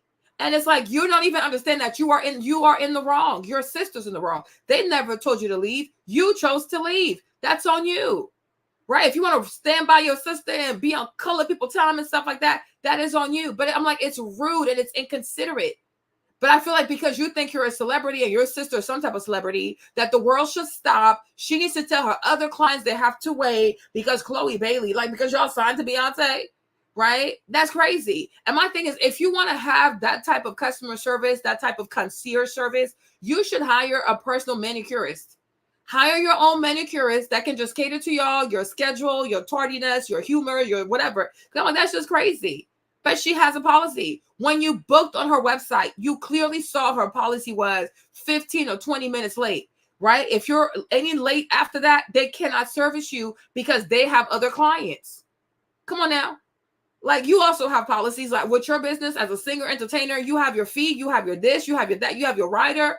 If anybody who books you does not meet your requirements, are you going to perform? No. It's like, why you can't respect other people's businesses? Because they have smaller businesses than you? Because they're smaller than you? It's just like, oh, but I've been consistent for a few weeks. You've only been going to her for a few weeks. She probably has clients that have been very consistent since she started her business. Right? So just because you've been there for a few weeks, I'm like, the way she's talking, it's really giving like, you should be honored that I let you do my nails. You know what I'm saying? It's like, girl, we don't care. We do not care. Go somewhere else. But to sit there and to brag about being consistent for 2 weeks, when I'm sure she's had clients who have been very consistent for years, show up on time, do not resort to social media and weaponizing their audience to destroy her. Nobody wants your business, right? So after this thing happened, DDG decides to go on social media because he also has a huge following, Twitter, Instagram, YouTube, right? Starts calling the lady racist and all kinds of stuff. People start doxing her, attacking her. She started getting all these evil Yelp reviews, etc., etc., etc. So I'm like, you know, for me, honestly, when it comes to Haley, I think there's a dark side to this child. Not to be offensive, but I really do feel like there's a mean side to her. I think there's a fake side to her. I think there's a side to her that people do not want to see or that people have yet to see. But eventually, it's going to come out. Exactly. If you want special treatment, pay the extra money for a private booking. Exactly. But you don't want to do that. You want to book like a regular person, but then you want celebrity status type of stuff. No. Big bank, low bank. Like, if that's what you want, put your money out. Book a whole day or book her for a specific day. So that way she can just wait for y'all all day. Do whatever you want. If you want, we could do a toenail every hour. Right? But it's crazy to me how people want to go on your website, pay regular people fee, but then say, well, I'm a celebrity, so you should treat me like I'm something special. No. If you book on the website, you are paying like every other client. You shall be treated like every other client. And the policy applies to every client. If you want special treatment, pull out the money. Okay? If you don't, shut up. We don't have time for this. Like, we truly, truly do not have time for this. Right? So I'm like, yeah, they're very childish. Okay. They're very, very childish. So I'm like, no, we're not about to do that. So like I said, to me, I do feel like this young woman here, I think she's very fake. But people are more than welcome to entertain her. But it's like, you know, I do feel like when it comes to the Lord, whatever you're hiding, it'll come out. Okay. Because you can't fake being someone you're not for so long. Eventually you'll be exposed. And on social media, YouTube, Instagram, TikTok, people will be doing all kinds of expose videos about you and show that the girl that you're presenting and who you truly are and how you treat people, it don't match. Don't be like Priscilla. Okay, so let's watch this video again and see what she was saying. Hold on, let me refresh the video for y'all. Oh, Lord. Even me, I'm huffing and puffing. People want to tell me that my career is over, that I can't be a successful young woman and a successful young mother. You hear all these things about what you should do with your life, but what do I want for myself when I'm not thinking about what the world expects from me? And honestly, not to be offensive also, nobody, I mean, I guess like if you care, you care, but society at large, like nobody really cares what you do with your life, Haley. You're not that important.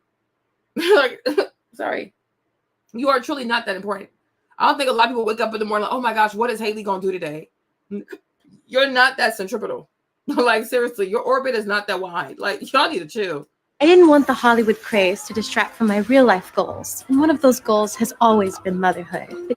But does that mean you have to be a mom at 22 unwed from a streamer? Girl, what? Even I didn't know how hard it could be. I wish people took postpartum and what moms go through more seriously. Most days are good, but on those days when I'm down, I'm really down. I can't even be apart from my baby for more than 30 minutes without sobbing. The separation anxiety is so real. As a mother, choosing yourself can make you feel even more guilty because we aren't used to it. Society tells us we can't. I hate how they use the word society. Girl, what?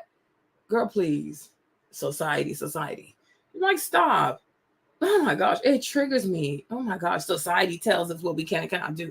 Y'all got nothing else to do but wake up every day and listen to society. Who is this society? How do they reach out to y'all? They call you, they text you, they email you. Like, this is so bizarre. Society. When I strive for my goals and dreams, that helps my son too. So every day I just wake up and remind myself, you can. I just felt like this was so cheesy, fake, and honestly, it was really insulting to women who truly do go through postpartum. Okay? Like, no. When you have postpartum, what time do you even have to put makeup on? Like, seriously, let's stop this.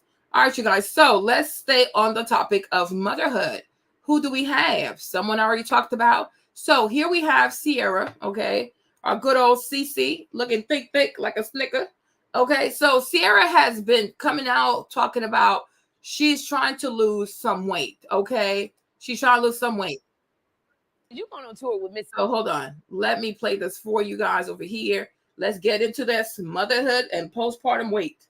All right. Ciara, she's opening up about her baby weight loss goals. She is trying to lose 70 pounds while preparing for a tour, breastfeeding, and running her businesses. She said it's very tough. And I gotta say, Ciara, I'm looking at you, your post-baby booty. You look amazing. Like, you look good.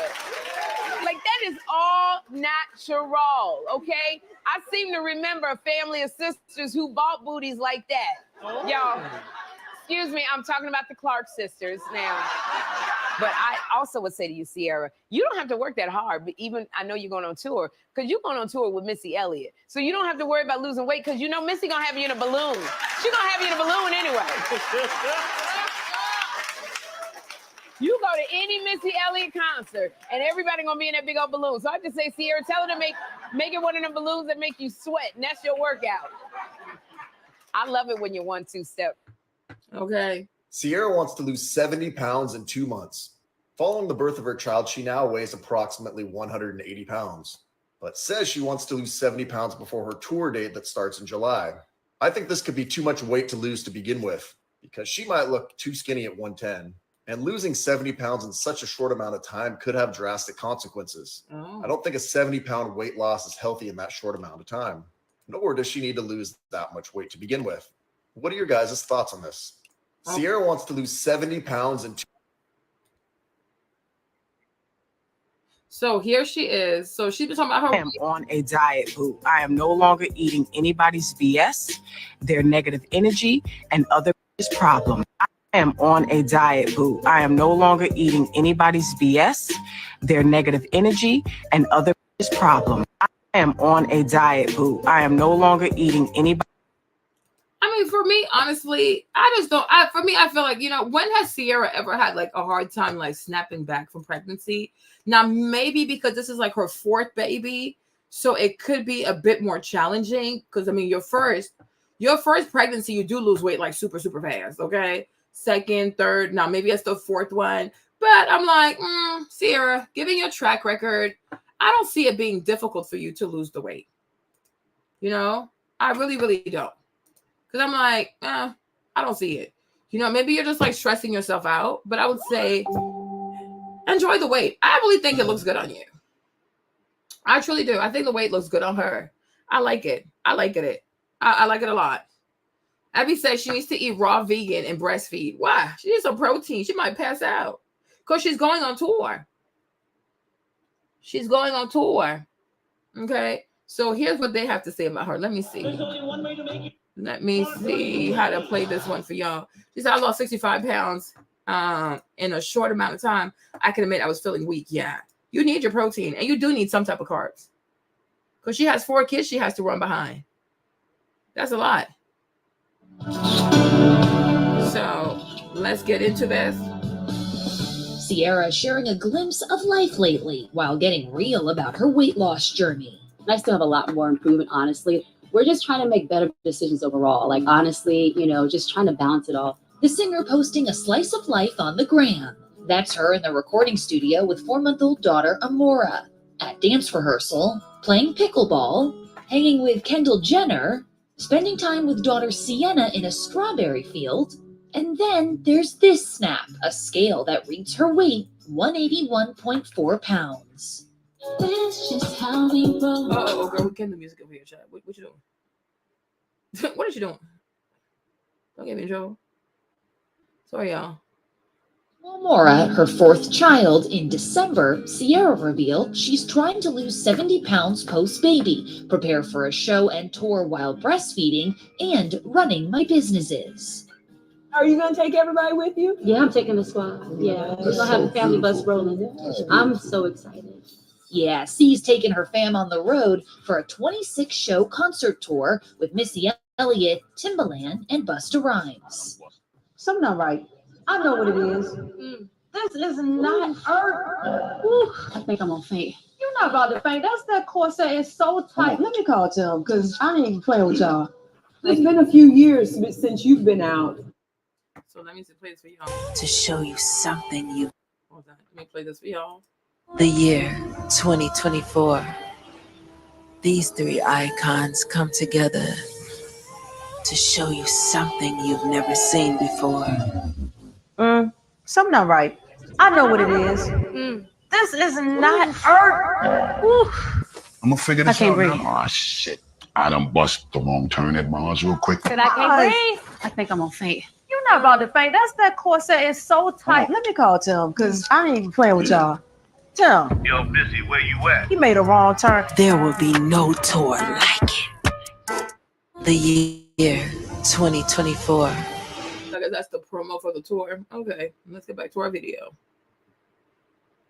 On tour. Oh, it's been a while. Yeah, I don't even know if I can think of the year. It's been a little bit, probably almost 6 years, but a smaller run. And this is just crazy. It's a dream come true. say that Because out it's loud Missy's line every talk to her. And I say, Miss, we got to do this. We got to do this. It's about time. Yeah. And then, you know, with Busta, but just the both of them, they mean so much to me. You know, this is 2 of my greatest inspirations growing up. And it's just kind of surreal that we're here. Like, I was tearing up earlier. So I think all my tears are dry. But this is just crazy. And when you look at these 2 in particular, you think about what they mean to music. Like you talk about, they literally birthed a whole new creation and vision to music in the music world. Like they were the first of their kind. Oh, and we can't forget Timbaland. Yeah. Okay, so she's going on tour with Missy and Timbaland and what's his name? Busta Rhymes. So I mean, to me, I'm like, she looks good. I'm like, Ciara, child, enjoy your life. I'm sure by the time you get done with the tour, you will most definitely lose the weight that you're trying to lose. But I do get it. When you're used to having a smaller frame, you know, listen, it's your comfort. You know, it's your comfort. You want to be comfortable. You want to be your old size, you know, but give it some time because age is real. But you look good though, CC. I think the weight looks good on you. I think the thicker thighs, the big chest, I think it looks good. You know, I think it looks good. Yeah, she's 100. Yeah, she's 180 and she wants to lose 70 pounds. She'll be 110 at 5'7". And that's a 30-year-old. Yeah, that's wild. Yeah, she might be really small. Okay.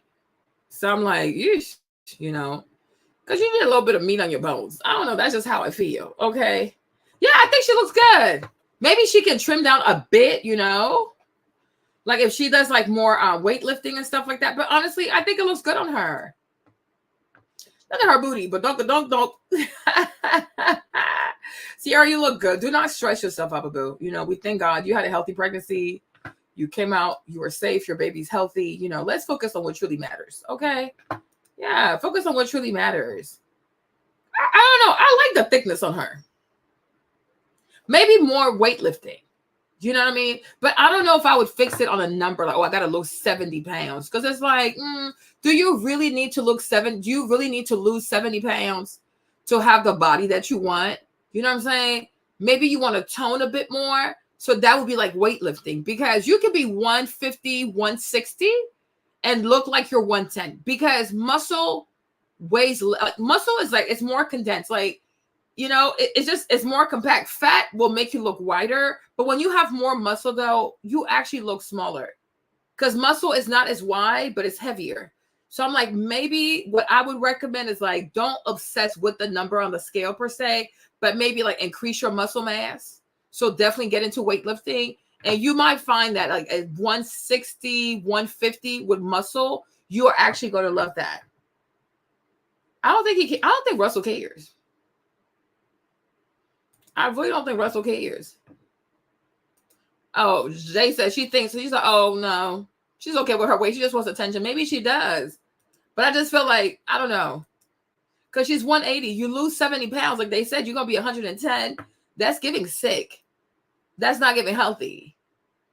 Because thin, I mean, like to me, it's like being skinny or being thin does not always look good. Like it doesn't always look good. And it does not always mean healthier. It's just a vanity metric. But I get it. If you're friends with like a Kim Kardashian who's always doing all kinds of weird stuff to her body, you're friends with Lala, because a lot of her girlfriends are toxic. Okay? A lot of her friends are toxic. You know, Ciara loves to be with, what's it called? She loves to be with Kim and Lala. Okay? And like these birds over there, they ain't got no sense. Okay? Like she likes to be friends with these girls. So it's like, if you're friends with very ditzy, goofy people, yeah, you know, I get that, you know, because Kim can go without eating, removing a rib, doing all kinds of stuff for a dress. Okay. Oh, we did Keisha Cole yesterday. Okay. So when you're friends with people like that, I can see how you can have body dysphoria, because these girls are always doing weird things to their bodies. You know what I mean? They're always doing weird things. Always doing weird things to their body. Right? Like Lala came out. Y'all saw Lala at the Met Gala yesterday. We talked about Lala at the Met Gala. Let me see if I have a picture of her. Right? This is Lala now. So look at her size, right? So look at Lala's size.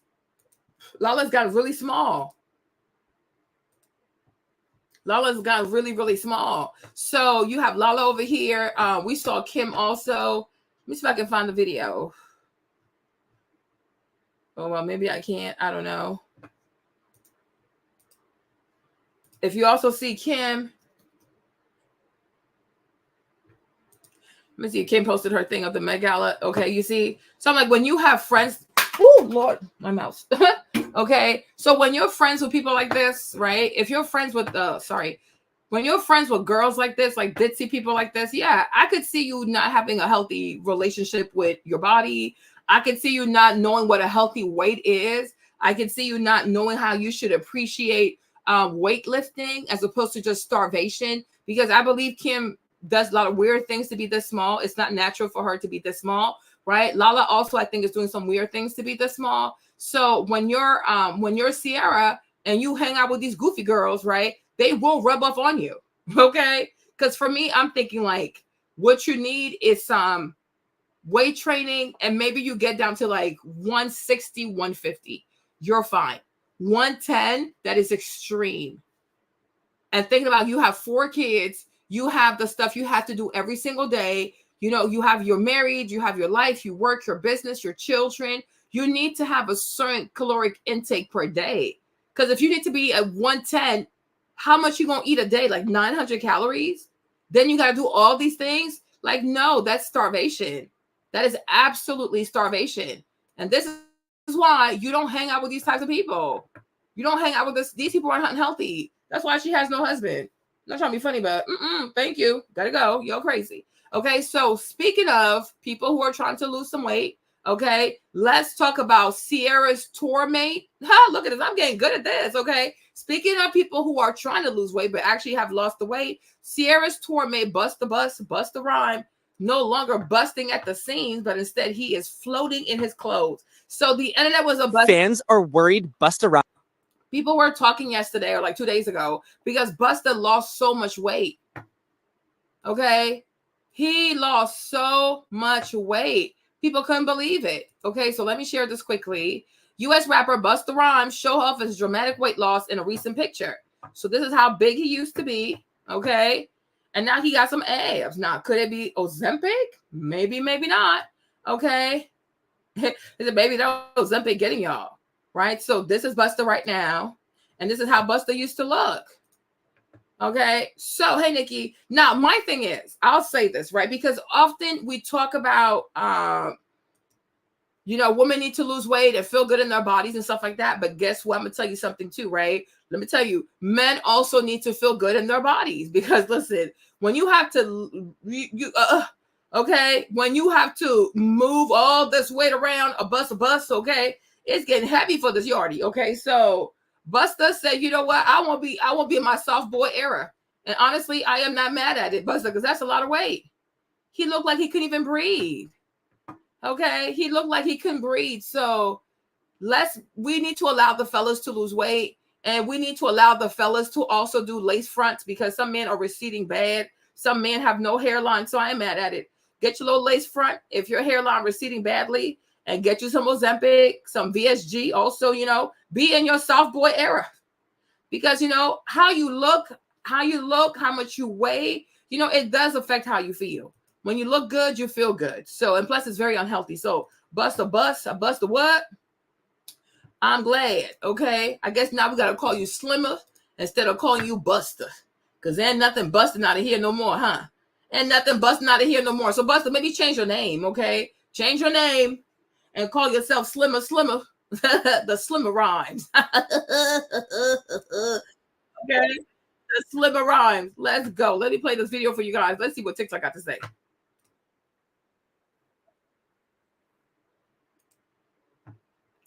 Boom, boom, boom. Yeah, so he lost a lot. Okay. Yeah. Busta Rhymes has unveiled his new figure and opened up about the moment he realized he needed to make a health and lifestyle change. The rapper reached 340 pounds during COVID-19, but has now shed an impressive 100 pounds, according to Men's Health. Explaining the change, he told the outlet, "I was getting ready to have an intimate moment with my ex. I had a breathing issue after the intimate interaction. I felt like I was having an asthma attack, but I don't have asthma." The rapper explained how he had to leave the room and struggled to breathe. Now the singer is getting his life back together, 100 pounds down. I'm like, yeah. I mean, losing 100 pounds though, I get it. I get it. Busta Rhymes speaks about losing 100 pounds, basically saying, what made him want to start losing weight was he was getting intimate with wifey and he couldn't breathe. It was feeling like he was having an asthma attack, and he was like, man, I got to change this. So, the brother started getting in the gym, started eating right, started focusing on his health, right? And, he looking better now. He lost 100 pounds. He probably breathing good. He feeling good. He put the work in. Hey, we got to care about our health, especially when you start getting up there in age. Like I said, the 50s, that's when it starts being problems with a lot of brothers and sisters, man. But, hey, salute the Busta for putting that work in, losing that weight, you know what I'm saying? And being able to, do better for himself health-wise. Busta Rhymes speaks about losing 100 pounds. It's like I say, good job to Busta. Good job of losing the weight. However you did it, listen. I think I stay in better shape now. It's not always easy to lose 100 pounds, especially as you get older. Hormones are moving different. Your metabolism is different. Now, No Ego said Busta was also on steroids years ago. Maybe. Because sometimes when you get off the steroids, you just get like, you become bigger. You become bigger. You know, that's why you don't mess with them things. Okay, because at one point Busta was really buff. He went from being really skinny to being really buff to being overweight. And if you guys also remember, oh my gosh, the one who died, Boricua Moneda, Punisher, what's his name? The rapper, the Puerto Rican rapper, Big Pun, right? I think Big Pun used to be a bodybuilder. Like these steroids are something else. Because it's like, if you guys remember Big Pun, may he rest in peace. Boricua Moneda, Boricua Moneda. Hey, Big Pun. Shout out to Big Pun, man. May he rest in peace, okay? All right. But Big Pun used to be a bodybuilder, okay? When he was younger, he was fit, y'all. He was buff. Oh, look at that. Papi chulo, okay? Está muy rico, okay? Okay, but it's giving rico suave. It's giving papi chulo, okay? It's giving papi chulo, okay? Está muy hermoso, okay? So, here is the hermano, okay? Hermano was fine back in the day, okay? But then, he became muy gordo, okay? Muy gordo, okay? He went from this cute little boy, okay? El niño, okay? Un hombre, oh, un señor muy gordo, okay? Why? Because he was messing with steroids. He's messing with the steroids. And I guess when he got off of them, he just became bigger and bigger and bigger. So it's like, do not touch these things. Dang. Fat Joe, you was really fat also, huh? El Gordito, Jose El Gordo, okay? But they were really big, though. Boricua Moneda, okay? And then one day, Fat Joe passed away. Not Fat Joe, Big Pun passed away because the weight was too much.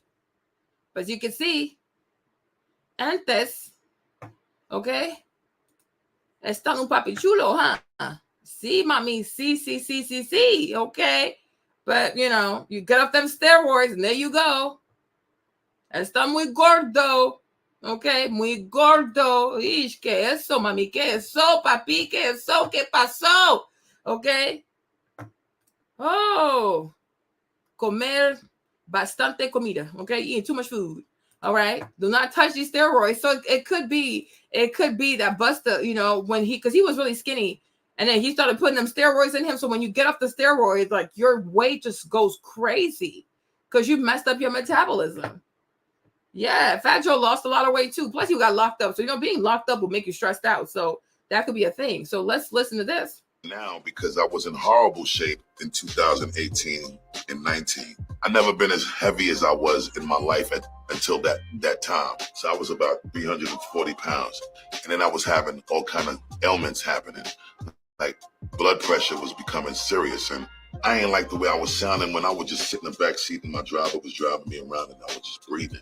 So I ain't want to go through that no more. I think the ass beating that it took for like 2 years to get that weight off is why I do everything that I can to keep it off. Now, there's on seasons and off seasons for me. At my best shape, I was probably like 240, 245. Okay. Right now, I'm 255. So I will stay within the 10 to 15 pound range of what my best shape is. And based on what my trainer feels I need to do to look how I want to look, he'll either create a muscle building diet or a lean out diet. I think I stay in better shape now because I was in horrible shape in 2008. All right. So Busta, like I said, you went from busting at the seam to being slimmer. So I'm happy for you. I'm happy for you. So next, moving on to another mother, but this one is a mother who is losing custody of her child. Okay. Yeah, I'm telling y'all, not every woman is fit to have custody of her kid. Okay, fellas, if you feel like you could do a better job, go take your babies. Okay, go get your babies. All right. The days of saying, oh, a child should be with a mother, those days are gone. You have men who are just as capable. You have men who are just as competent. And you have men who probably even care more about their children than these women, because some of them want to be social media famous, thotties, and God knows what, run up in the club, abandon the babies, going out and partying, right? So her name is Yasmin Lopez. Okay, so she had lost custody of her kid. And mind you, you have to be, something got to be wrong with you. Okay, something really has to be wrong with you to lose custody of a 10-month-old son. The boy's only 10 months old. How do you lose custody? So she lost custody to her baby daddy, Christian Wood, okay, who was awarded sole custody. Okay, girl, you are really unfit. So she will get 3 hours a week with her baby? Can you imagine being this pretty but being an unfit mother? That is shameful. So let's go back to TikTok and see what TikTok got to say about this, okay? Y'all got to get in here and check this out. NBA player Christian Wood was just granted custody of his 10-month-old son and a restraining order against his baby mama, Yasmin Lopez. According to court documents obtained by Radar Online, Woods appeared in court earlier this week and won a case against his baby mama, Yasmin Lopez. If you guys don't recall, a couple of months ago, I did a story about Christian and his baby mama, Yasmin, going at it. He was at her house and T from Baddies was there holding the baby hostage, allegedly. Side of her house. Why are you on the side of her house? He's not here. He's gone. I already told you. He's out of town. Hope you never see your baby again. Now, in addition to that entire... See how they speak evil over these boys, like, oh, I hope you never see your baby again. And now your friend, she's not about to see her baby again. Okay, but 3 hours a week. People got to stop speaking evil of people. Oh, I hope you never see your baby again. If parents have an issue, that's on them. But just because two parents do not agree does not mean that one parent should not see the child. That's very petty. Y'all don't like each other. That has nothing to do with the baby. Now, if the person is harming the baby, then I can see why you would say you should not see the baby because you're harming the baby. But for you, the girl who's talking, she's not even involved in the situation. Like, she was a friend and the girl asked her to watch the kid and she was gone somewhere else. I'm like, okay, why would you let your friend watch the baby when there's a father who could watch his own baby? And my thing is, how you know your friend is suitable, competent, experienced enough to watch a baby? It's a baby, right? But being petty like that, like, oh, I'm not gonna let you see your kid, but I'm gonna let my friend who does all kind of butt shaking on Instagram and does baddies on Zeus Network watch over my baby. I'm not letting no broad from Zeus Network supervise my child while I go out of town. It's not happening, right? So the girl, her friend, y'all know this girl, she's on social media. So she told the guy, oh, I pray you never see your kid again. And now her friend lost custody of the baby and she only gets to see her baby 3 hours a week because you were unfit mother. Okay, so let's keep going. Entire situation with T, Christian is claiming that Yasmin actually vandalized his car. This was all mentioned at a previous court appearance. Initially, Christian Woods was asking for primary physical custody of his son, but agreed to joint legal custody. And during that time, he was also granted a stay-away order that said Yasmin Lopez was to stay at least 100 yards away from him for the next hearing. Well, the next hearing came and Yasmin did not show up. This resulted in Woods being granted a restraining order until 2027 and sole custody of their son, Kobe. According to Radar Online, the court documents read the responding party was given notice and an opportunity to be heard as provided by the laws of state of California. There are no callbacks and no check-ins or appearances by or on behalf of the respondent. Now, this entire situation is also crazy. To not show up in court knowing that you are fighting for custody for your 10-month-old son. And also she does not show up to court. She didn't show up to court. So these girls will fight for makeup, they'll fight for lashes, they'll fight for clothes, they'll fight for their butts. I mean, you know, the most vain of stuff. Like, y'all know, these girls are just birds. But you won't even go to court to fight for your baby. The child's only 10 months old. You're not going to fight for your baby. But you can fight for a car. You got time to go scratch his car. You got time to go key his car, vandalize his property. You have time to record him in some foolishness, set him up for foolishness. But when it comes to your own baby, the flesh that came out your body, you can't make it to court to advocate for why you deserve to have custody of your own child. Puree. When I tell y'all, a lot of these girls are not fit to be mothers. And that's why I said, yeah, like when I was doing the Priscilla and what's it called? What's her name? Priscilla and B. Taylor, right? I said, I don't know where the fathers are, but they should step up and get custody of their children for B. Taylor and Priscilla. Okay, because to me, it's like, this is not a healthy environment for children. Then I had this one lady leave a comment, which I had to delete because I'm like, you are not doing this. Okay, she's like, oh, the course is not going to take custody away from the mothers because the mothers are gay. I was like, gay? Who talked about them being gay? What are you even talking about?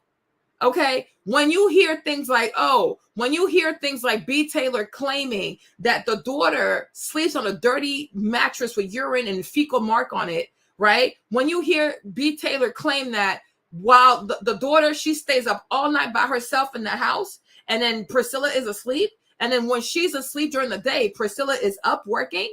When you hear that the child allegedly is 6 years old, she's never been enrolled She's autistic. She's delayed. She's not where she's supposed to be academically. The child has never been to school. This is a U.S. citizen. Okay. It is part of her rights to go to school.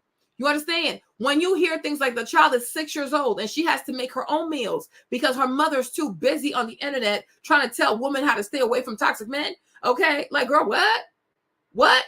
Okay. When you hear that allegedly B. Taylor, who claims all these awful things about Priscilla being an unfit mother, right, can leave her boys, her 2 boys, with Priscilla to go get drunk, allegedly, with Yanni until 4 o'clock in the morning, forgetting the fact that she has to go to work and like she got to go to work in the morning. Plus, she told us Priscilla's a bad mother, but she leaves her children with the woman who's unfit to raise her 1 child. Right? I'm like, I said all these things. And I said, that's why the fathers need to step up and take their kids. And she also said, when B. Taylor said, when it came to Priscilla also, the child doesn't have a room of her own because she has a 2-bedroom apartment.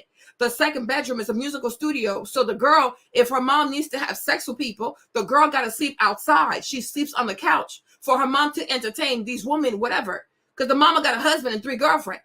Right? So I'm saying like these 2 women right here are obviously not fit at this current moment. Maybe years from now, maybe anything is possible. But at this current moment, if these things are true, if there is veracity in the statements being made, they are not fit to have custody of these children.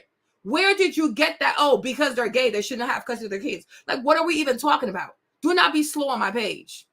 Do not be slow. So I deleted her comment. I'm like, that's so offensive to me. You think I am that reductive to think that, oh, because someone is gay, they can't watch after kids? No, their sexuality has nothing to do with whether or not they should have custody.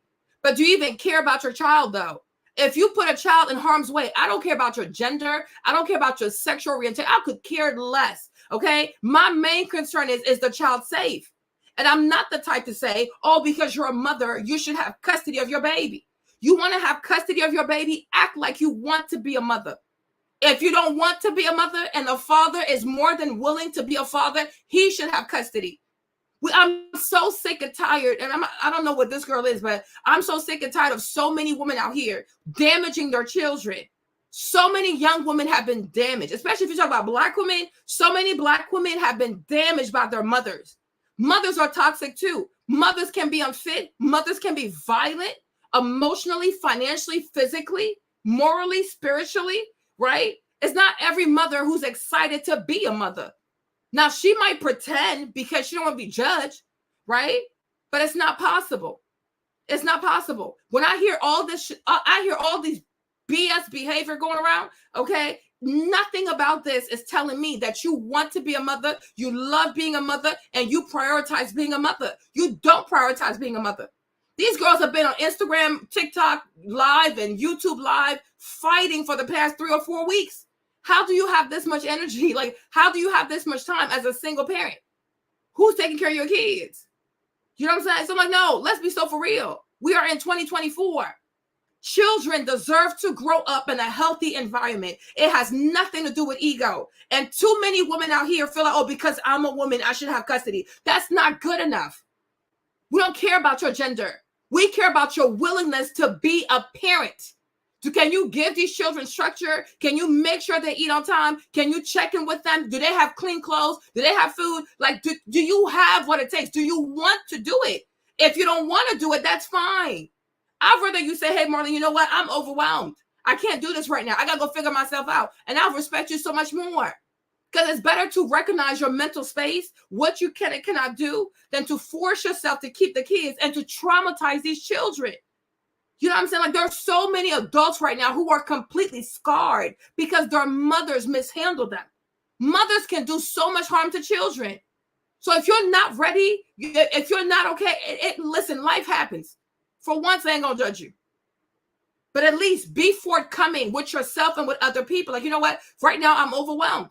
And it's okay if the father is in a better space than you, if the father has a better situation, he makes more money than you, he has a better house than you, he has more time than you, he's more mature than you, it's okay for him to watch the kids. When you get yourself back, you get yourself together, you can always get your kids back. And mind you, the kids will actually love you more and respect you more because you didn't force something unhealthy to happen. Okay? But it's more evil to know that you can't do a thing and just do it because of your ego. When in all honesty, your heart is not in it. Not every woman wants to be stuck with children. Okay? Like, let's be so for real. So I was like, no, you're crazy. So it's like this one right here. She don't want a child. She never wanted her child. Because this is not possible, you guys. You know what I'm saying? What woman is not going to show up for court? She show up to the club. She could go party. She could twerk. She could be on TikTok. Okay? If she got an invite right now from Fashion Nova, I promise you she would miss it. Right? If she was invited to a club and they promised her a bag for $10K, I promise you she would miss it. But you can't put your court date in your phone. You really can't wake up early and show up for court for your child. Okay? But you got time to post all these pretty pictures of yourself on the Instagram. Okay? So many of them are not fit to be mothers. They leave babies at the house. They go clubbing. The children have no food. They have dirty diapers. You have a bunch of black kids out here, a bunch of black kids, Latino kids. They're like 3 years old, 44 years old, 5 years old. They're still not potty trained.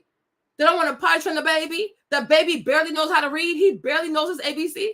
You got 3, 4, 5-year-olds out here with rotten teeth because they don't brush their children's teeth. They give a bunch of sugar, a bunch of processed food. A lot of these girls do not love children.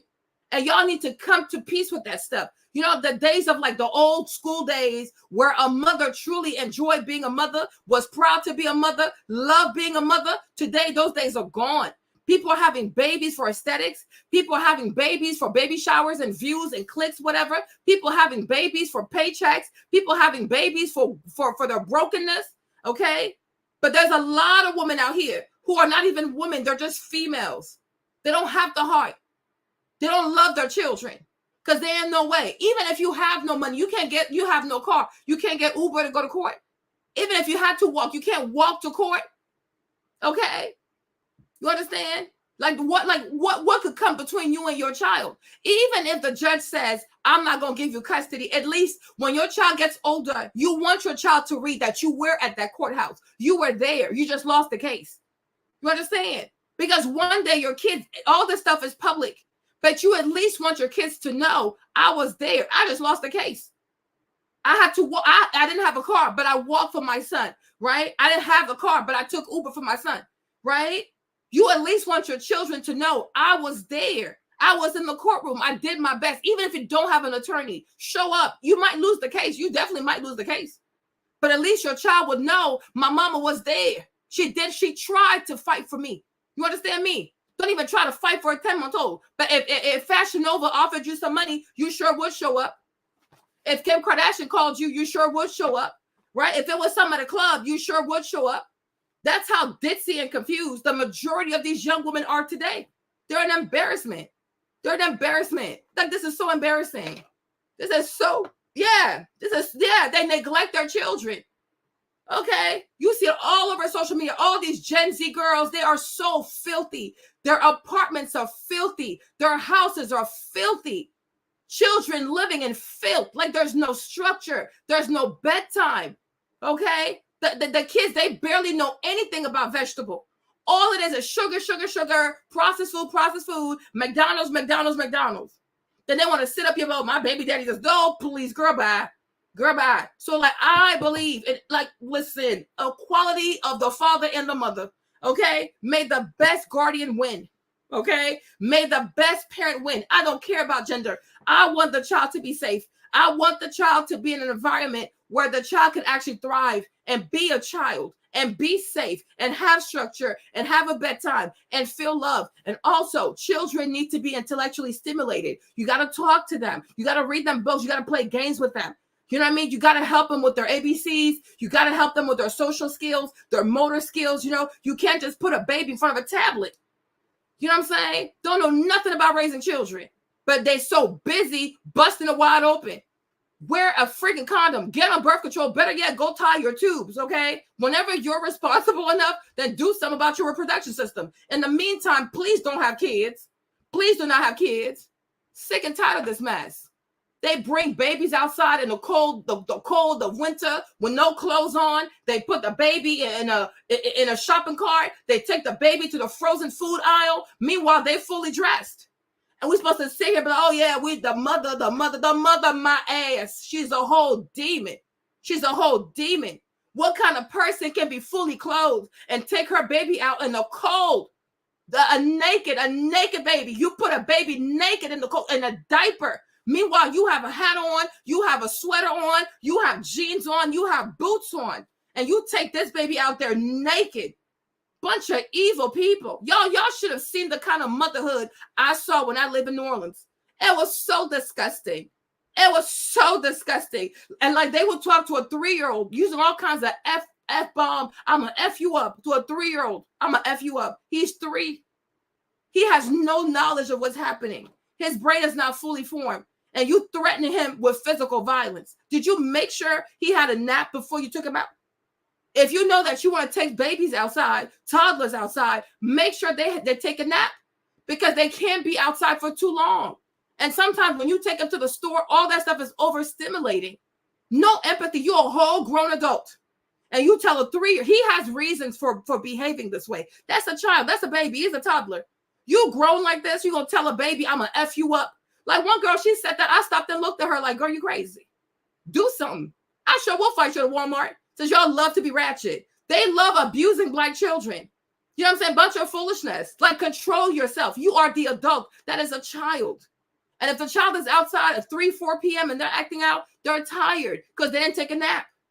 And also, not just the nap, when was the last time you bathed this baby? Because children, babies too, when they're not clean and their skin is itchy and they're wet, like the diaper, all that stuff, it makes them irate because they're not clean. You have to wash, you got to wash the babies. You got to bathe the babies. You know, their clothes have to be clean. They have to feel clean. Their diapers have to be dry. You know what I'm saying? It's a commitment, but you don't have it, but you want to have a baby. Because you want welfare, child support, and EBT. May the Lord handle you accordingly. You agent of wickedness.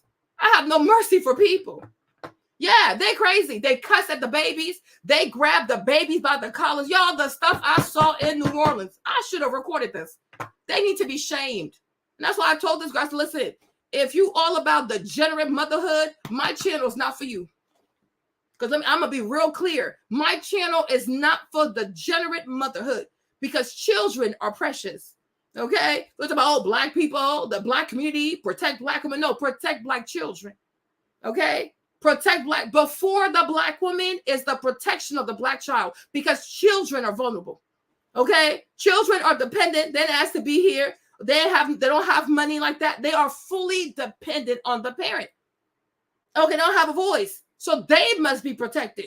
The majority of Black women who get themselves in trouble or find trouble, they brought trouble into their own lives, okay? Because they go looking for problems. They go looking for problems. Many a times, you're going to look deep down. Even if it ends in a tragedy, most of the time, she brought that demon, whether it's a she or a he, she brought that demon into her life. Because they love trouble. They love chaos. They love disorder. They love confusion. They love heart. What's it called? Heart. Any kind of foolishness is what they're attracted to. Okay? Many of them are responsible for the current chaos that they're living in. So we talk about, protect the Black woman, protect her from herself. Okay? Protect her from herself. When you look at B. Taylor and Priscilla, okay? B. Taylor sought Priscilla. Now she all over here crying and saying, I escaped. I was groomed. Girl, shut up. I saw the text message today. Okay, you went and sought after this woman and you introduced this demon into your life. Shut the hell up. Be quiet. Be quiet. But the first thing is children have to be protected. Babies especially. Teenagers, they can run away. Okay, but when it comes to baby, toddlers, infant, and small children, they have to be protected because they're completely vulnerable. And many of them are being abused by their mothers. So the fathers, a lot of y'all need to step up also. Step up. Take her to court and get custody of your child. Don't ever be afraid to fight for your child. Because one day, too, your child's going to look at you like, my daddy, where were you? How come you didn't fight for me? How come you didn't come and get me? So please.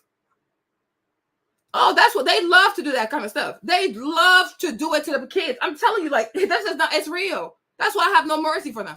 I do not care. Because they think, if you're a Black woman, you're going to be on code and protect them. Protect what? Protect what? Protect you? And the next 3 hours, the next 24 hours, the baby ends up deleted? No. That's why I said if I was if I was B. Taylor, I would have called CPS. I do not care. I don't care. I don't care. I don't owe you nothing. Okay? Because as a Christian woman, the Bible said we got to protect the children and the widows. God didn't say I got to protect you. You grown. If you're an adult and you want to live in filth and trash, you want to sleep on a dirty mattress, you want to live like you're a crackhead in a trap house, you are more than welcome to. It's your life. Throw your life away. I tell you this all the time. I said people have the right to throw their lives away. But what you don't get to do is bring innocent children in here and just bully them and torture them. Now, that's where we're going to draw the line, right? You want to destroy your life, by all means. It's your life. It's America. Do whatever you want to do. You're going to deal with the consequences. But don't do it to a child. Okay? So me, I come in, I see all of this. I am calling CPS. Me, Marlene, I call the police. I believe in calling the police. I will call the police. I will call the CPS. And not just that, I'm going to keep checking on the case to make sure either you're going to get scared into doing the right thing, or if you refuse to be scared into doing the right thing, you're going to lose custody. And that's on you. Oh, but Marlene, but they're going to put the child in the system. Not every foster parent is bad. Okay? But you are definitely bad. Okay? With the system, it's probably half and half. With you, it's 100% effed up. And you made a choice to be effed up because you can ask for help. You can ask for help. They have a lot of services. They're especially at school, in society, they have a lot of services to help you get this thing right. Sometimes if you're lucky enough to, you might go to a church, right? And they can also help you get things right. You can make peace with your family and get more family support, right? You can learn to get along with your in-laws. They can also help you. You have ways to make it right. You refuse to make it right. Okay, then so be it. Let the games with CPS begin. I wish you well, sis. And if you lose your kid, I'm like, well, that's what it is. But when I die, I'm like, you know what, God? I did the right thing. I saw a child in need. I saw a child in distress, and I was an advocate for that baby. I will always advocate for a child. You are grown, okay? You are not my responsibility. You're a grown-ass person, okay? And in 2024, you have resources. You have tools that can help you be better. If you're not better, because you choose not to be better, you don't know how to clean, they got a bunch of videos on TikTok. They got videos on YouTube, on Instagram, showing you how to be clean, how to organize your stuff. Your mind ain't right. They got podcasts for that. They have journals for that. They have everything. They even got books on Amazon. Okay, 2024, we live in the age of information. You have no reason to fail at this. So if you choose to fail at this, it's intentional. So from that point on, sis, let the games of CPS begin. Because y'all better know this about me. I'll call the police. I'll call CPS. I don't care. I will call. I will keep on calling. Okay? So nobody owes you anything. Take better care of these kids. Because it's cruel. It is seriously cruel. It's cruelty. Even dogs don't get treated like this. Insanity. Is absolutely wild. I'm curious to know what you guys think about this entire situation. I definitely feel like T from Baddie should not have been getting in their business, and I feel like she owes Christian an apology. Let me know what you guys think about this entire situation in the comments. Peace, guys. Let me see if I have anything else. What is this? 4 days ago. Woods' baby mama. No, you're a little okay. You're a little different. Okay, so here it is. Lakers player Christian. Girl, you're too slow. All right. So more power to him. More power to him. Take your son. See, they like to do that. They'll post on social media trying to convince the world that they're being great moms, etc., etc. Girl, bye. But you don't show up in court. You can post the baby on the internet. Okay, do all these photo ops, but you won't show up to court for your own baby. Like, you better go sit down somewhere. Oh, please. Now, where was I? Okay, speaking of custody, here is one mother I think is not only unfit to raise her children, but unfit to raise a biracial child. I sure do. Khloe Kardashian brought her amnesia to social media to covertly let us know that she finds her son not to be beautiful. Don't believe me? Let's get into it, okay? Let's get into it. And it is true. Let me play this from the start.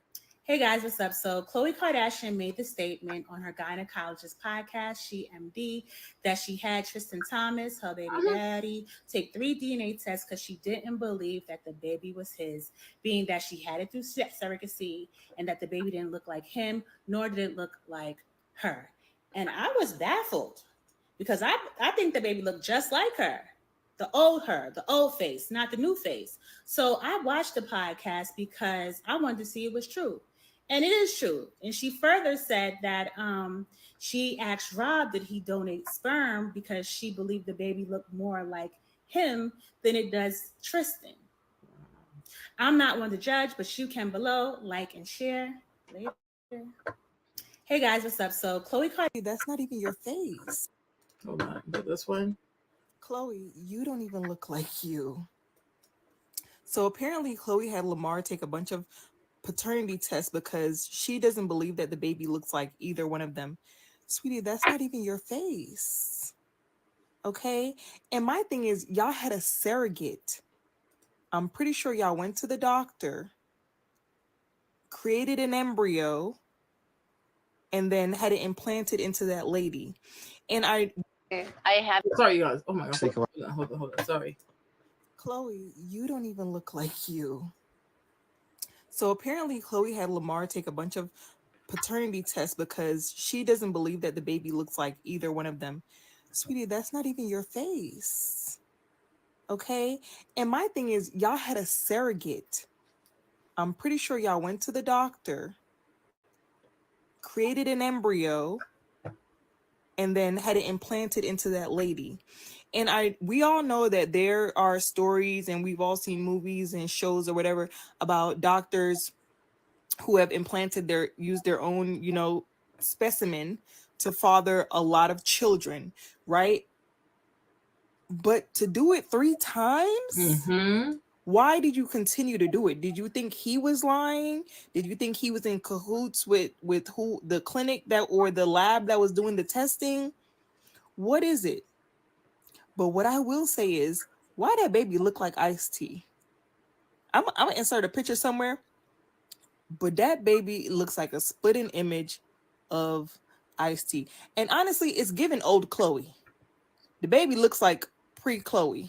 I mean, the first gen.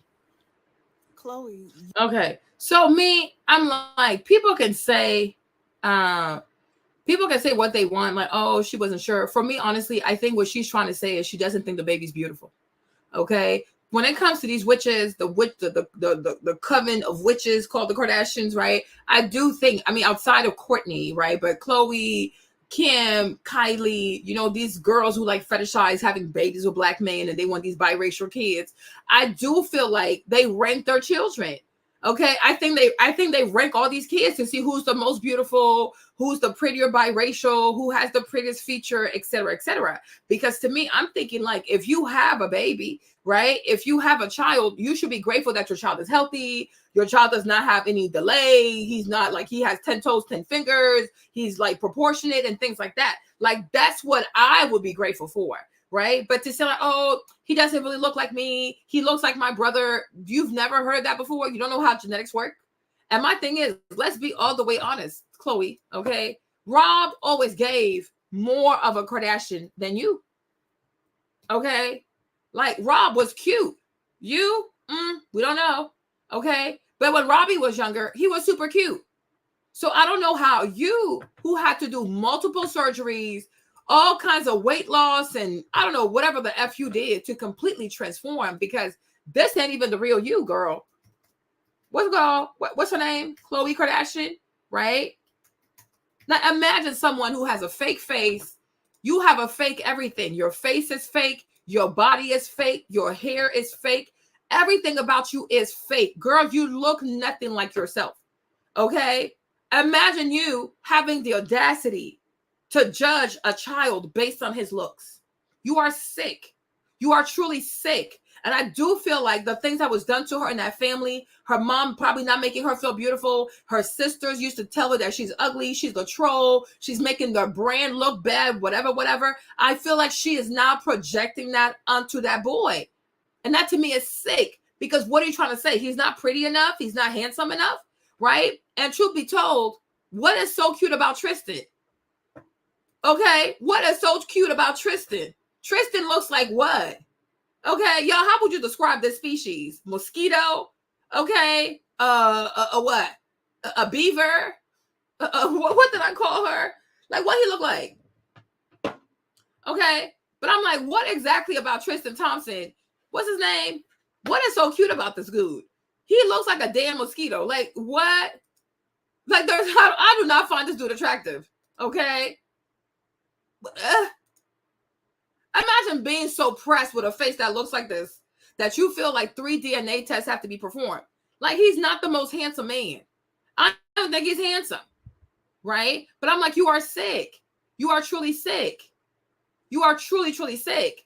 Because what you're really implying is you don't think the boy is attractive enough. You don't think he's handsome enough. How can you judge a baby and how he looks? And my thing is, he's not even done developing yet. You have no idea what baby, and you know, also come to find out, when it comes to baby Tatum, she's changed his name twice. Like, what the heck? So when he was born, he had his particular name, and then she got bored, and then she changed his name. So I'm like, what are you treating this child as? What are you treating him as? And that's why many, like, he looks like a possum. He looks like a weird ferret. Okay, he's like okay, and that's why I'm like, this is why sometimes I don't trust. I'll say it, and I'll say it loud. This is why many times I do not trust white women to have biracial children, because they're looking for a fantasy. They are fetishizing what a biracial child should look like. And when the baby comes out and he's not giving fantasy, or she's not giving fantasy biracial child, now you have like buyer's remorse, like, oh, but I thought you were going to come out this way with this type of hair texture, with this type of nose and this type of eyes, da, da, da, da. And it's like, no, you understand, right? It is very weird, because what kind of child were you expecting? You like, girl, bye. This is you. This the real you. Okay. Now this is what you paid for. You paid for this. This is not in your genetics. This is all fake. This is the real you. So how dare you? How maybe, like I said, maybe she has amnesia. I don't know. Maybe she does have amnesia, right? Because I'm like, how do you look like this? This is, once again, this is the real you, right? This is Khloe. This is the real Khloe, right? Hold on. Where was I? Hold on. Sorry. This is the real Khloe right here, right? This is her in all black, right? And not to be offensive, but I'm like, Rob is actually cuter. I'm not trying to be funny, but they do kind of favor each other though, right? Kim and Courtney always kind of look the same, okay? But I'm like, Khloe, this is the real you. Close this. Girl, what? So how do you have the audacity to judge baby Tatum on how he looks? Are you insane? Are you nuts? Right? This is her again. Here is Khloe. Right? Here is Khloe again. Here she is. Here she is again. I'm like, you gonna talk about somebody? You gonna talk about a child's look? You gonna make a child do 3 DNA tests when this is how God actually made you? This is how you came out? This is your genetic pool, heifer. This is your genetic pool, boo-boo. Swim in it, okay? This is who you are. This is the real you. Imagine getting some surgery, all kinds of surgery, and acting brand new. Girl, this is you. I'm like, how dare she? How dare she? I was so triggered yesterday, because I'm like, what are you trying to say? Right? And even like in some families too, like in some families as well, right? You'll have siblings who look very different, but they're all related. You know what I'm saying? They're all related. And how offensive is it to say, oh, the child that don't look like what we expect to look like, we're going to go surrender that baby to a DNA test. You have kids who look like their grandparents. You have kids who look like somebody's, like, if you see my brother Kevin, like, he looks like my mom's older brother. Like, it is so crazy. It is so crazy. Sometimes your kids will look like your siblings. Sometimes your kids will even look like your parents, because it's all DNA, you know? But I'm like, this is, to me, I was really upset last night, because first and foremost, Tristan is not even that cute.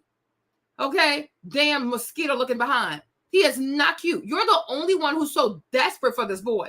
Okay, nobody's out here chasing behind him. I'm like, you act like he's Boris Kojo or something like that. Girl, bye. Okay, he is not attractive, right? But to really take that on a child and be like, oh yeah, like, oh, I feel like he looks like Rob. Okay, Ann.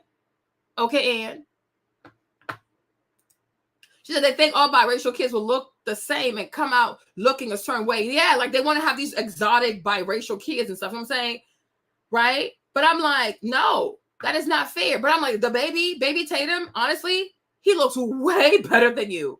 Okay, way better than you. And in this life, when he gets love from people, it's gonna be genuine.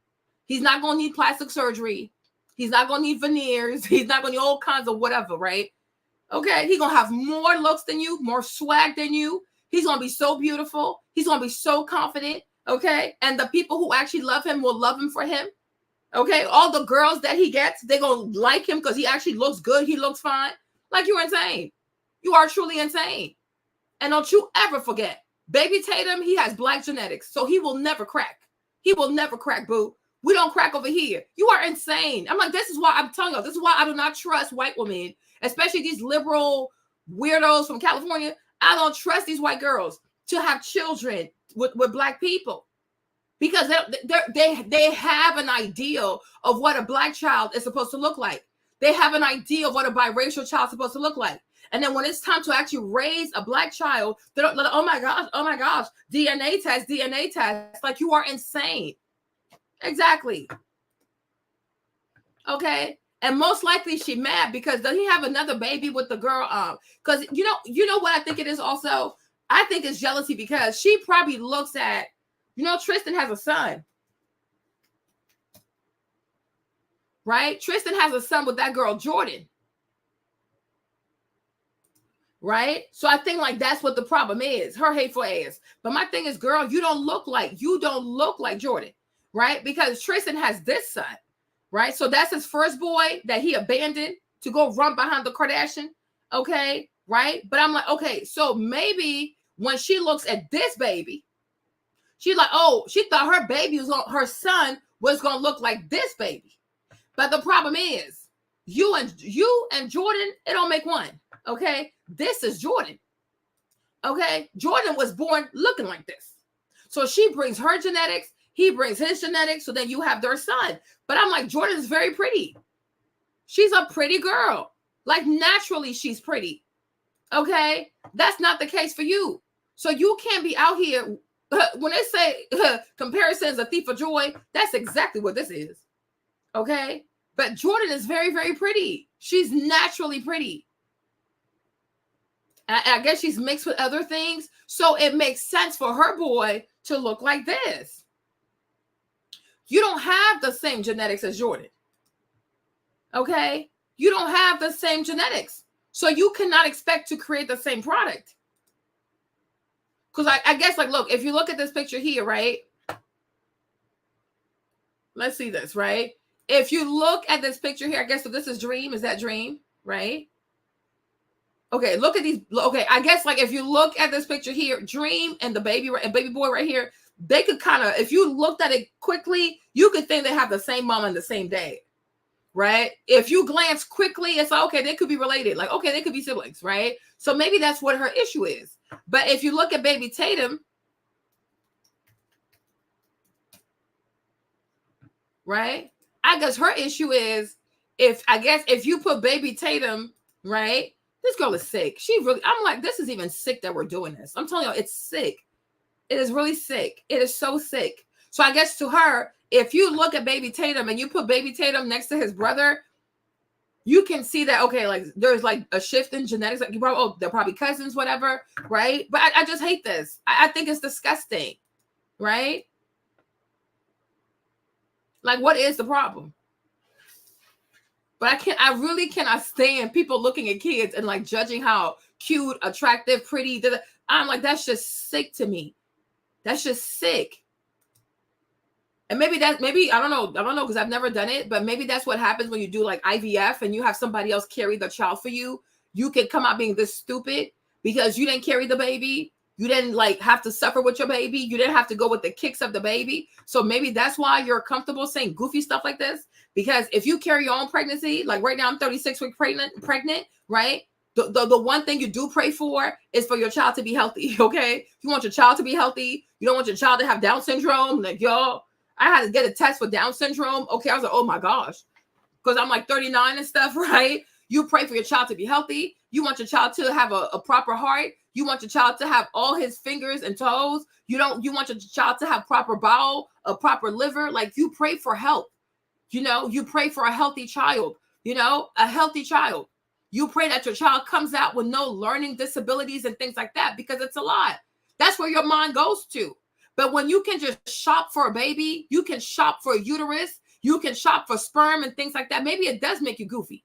Yeah, I'm serious, because there's no way, Nikki, like there's no way, Nicole, when you carry your own baby, the last thing you're thinking about, you do think about how the child looks, but it's not the most important thing. The most important thing is I want a healthy child. Like, if it's a boy, if it's a girl, God, just give me a healthy baby with a proper head, a proper neck, a proper torso, make everything proportionate, okay? Make sure the baby has 10 fingers, 10 toes, right? Make sure the baby is healthy, has no like learning disability, right? Makes sense. Like, you pray for a healthy baby. But I guess when you shop for a uterus, you shop for a surrogate, you can just go to a doctor and pick this feature. I can see how, because it feels like you're buying a luxury car, you're buying like a tailor-made car. I can see why it comes off like you're having buyer's regret. Like, oh, if I had known, I would have asked for this genetic and this, because I think when you do IVF, you can pick so many of the features. It's like you're buying a car. It's like you're buying a car, right? But I'm like, to me, to have 3 DNA tests, plus my thing is like, why even do a DNA test? Because the thing is, it's IVF. Like, what the heck? So you know what goes into the embryo, but to do 3 DNA tests, to me, it's really giving like, you don't think this baby is beautiful, and you're sick. You're sick. If he's not even 2-3 years old and you already feel this way about him, how are you gonna love him? How are you gonna parent him? How are you going to be a mother to him? Because what you care more about is how he looks, because you think he's a car. You think he's a purse. You think he's an accessory. That's a human being. Okay? That's a human being. Okay? And God chose to have him come out this way. And what we have to do is, baby Tatum, we got to make him feel beautiful, just as beautiful as anybody else. He's a beautiful baby. And he's not done growing. You have no idea how he's going to evolve. Like right now, like it's like Stefan. When Stefan was born, y'all, his head was so big, you would think he was an alien. Stefan's head was so big. I said, God, my baby got a big head. Like, bloop, you know, his head did not fit his body. But now Stefan is so cute. I'm like, oh, Stefan, you know, because some babies grow into their bodies. You got to give it time. You know what I'm saying? You got to give it time. Like, they're not done growing yet. They're not done coming together. Like, even when he becomes a teenager, you have no idea. You might wake up one day and he might look so different by the time he gets to be 16. Right? But the thing is, you're just so obsessed. You're so obsessed with having a particular biracial child. You are a sick heifer. You a sick bee. Like, she's sick. I'm like, you're deranged. You are unfit. And I'm like, these Kardashians, they are unfit to raise these biracial kids. I don't care what nobody says. I don't care what nobody says. You're sick in your head. I was so angry yesterday. I was just so angry. Like, how can she say these things? How can you say this? How dare you? How dare you? You of all people? This is the spitting image of your dad and your brother. It's freaking me out. Tatum? Tatum is Robert Kardashian Sr. He is my ex-husband in a baby form. Hi, little Rob. Even his little mannerisms, his little smile, the way he looks at me. And you see, the baby even pulled her hair. She called that baby Rob Kardashian. And that baby's like, ooh, let me receive the spirit. The baby pulled her hair. Like, girl, you cheated on me. You think I forgot? Turn my children into God knows what. You know, Rob Kardashian, wherever he is not happy with this woman. What she did to his kids, just dead wrong. Dead wrong. Mom, it's not that. You're totally exaggerating, because it's not like Am I that. exaggerating? Come here. I look through those eyes and I see his little soul, and I can just, There he is. The DNA is real. Khloe, this is the spitting. Oh, shut up. I really think it's kind of, I'm like, this is really gross. This is really gross. This is truly gross. So because and I'm like, the things her mom did to her, that's what I'm saying. Like, if you're not careful, the things that your mom did to you, the toxic stuff your mom did to you, you're gonna turn around and do the same thing to your children. So because you took a DNA test because your mom was out here busting the wine, laying it low, okay? Now you feel like this baby also got to take a DNA test. You people are sick. This is a sick family. This is a sick family. I don't even know how people put up with this family. They're so nauseating to me. Like, oh my gosh. It's my paternity test. What? No, not like to see if I'm pregnant. Like to. Hey guys, what's up? It's my paternity test. What? No, not like to see if I'm pregnant. Like to see if my parents are my parents. I don't think Kris Jenner is my mom. What? Girl, go find healing. Go find some healing. They are very sick. It's a sick family. It's a sick, ungodly family. Like, they are sick. Bunch of weirdos. And they're allowed to influence all kinds of people. Okay? This is crazy. So now we talk about all these basketball players and these basketball girlfriends and basketball baby mamas and stuff. So let's keep it on the court. Now let's move on. Okay? Let's move on to keeping it on the court. Next story up with these basketball players is going to be who? We got Shaunie O'Neal and Shaq, okay? No, they're crazy. It's a sick family. It truly is a sick family. So, Shaunie said she never loved Shaq, but she had 4 kids with the man. Okay. Sure. Okay. So, this is what she said. Because I guess she has a book. Here's the context. She has a book coming out, okay, that she's trying to sell, okay? So I guess she's going to use this man to sell the book, okay? You need a little controversy for some cheap marketing, okay? So she said, looking back, I don't know that I was ever really in love with the man, but I was in love with the idea of being married to the man I had a family with, Anderson wrote. I was in love with the idea of building a life together. I truly did enjoy spending time with him. NBA road trips gave me a chance to be with my husband and experience the NBA life for a little while. Okay? So, this is Shaunie O'Neal, okay? Talking about now that she's in her 50s and she looks back at her marriage, she does not know if she was truly in love with Shaq. Okay. Now, how do y'all feel about this? Girl, these people are crazy. I'm like, okay.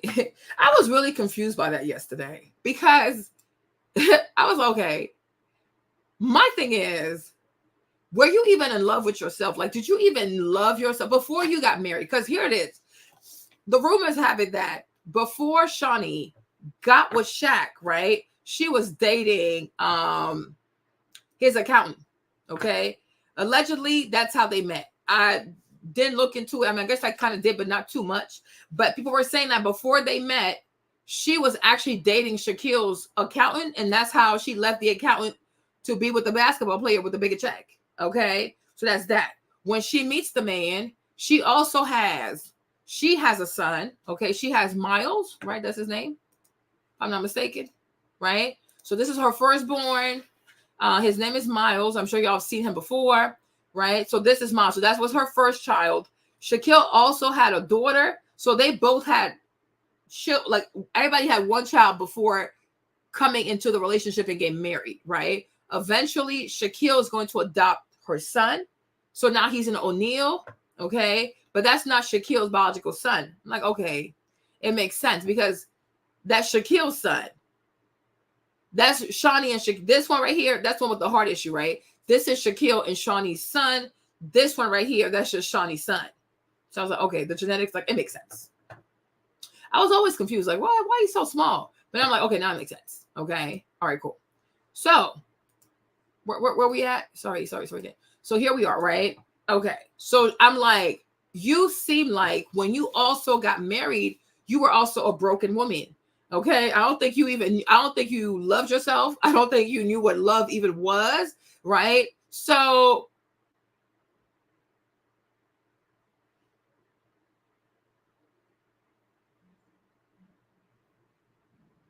So to say that, oh, I don't know if I really loved him. But my thing was, did you even love yourself? Like, did you even know who you were before you got married, right? You got married for the bag. And I truly feel like when it comes to her and Shaquille, I do feel like one of the reasons why, right? I do feel like one of the reasons why they got married. Because I also think if you were to ask him, did he love her? Like, was he in love with her? I'm sure he would also say no. Okay? I don't think that any of these fools were in love with each other when they first got married.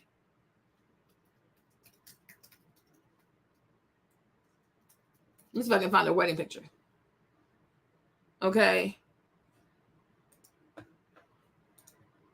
All right, let me see if I can put this up on the screen. All right. So I don't think these two got married for love. I think a lot of basketball players, they get married for looks. Okay.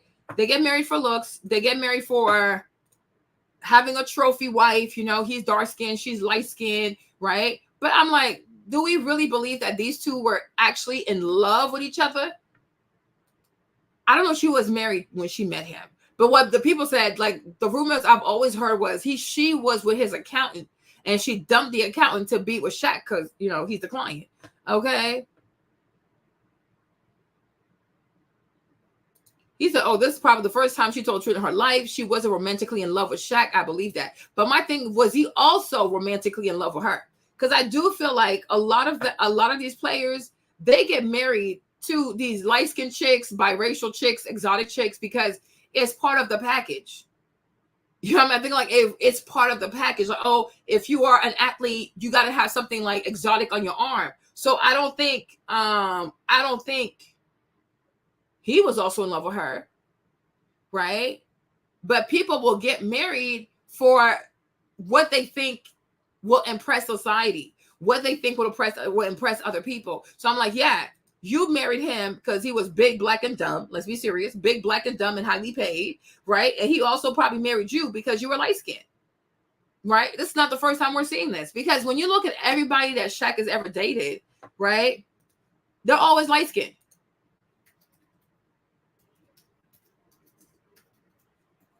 Let me see if I can find these girls.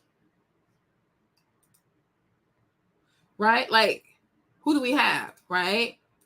So we have Shaunie, we have Hoops, you know. Thingy just came out too recently. What's that girl? Brandy's cousin, the crazy one.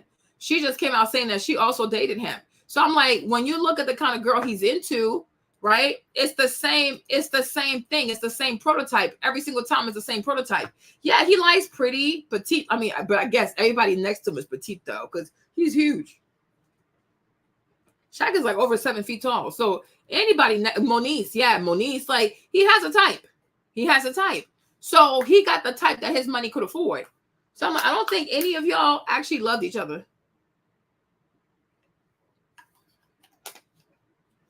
I don't think he was in love with her.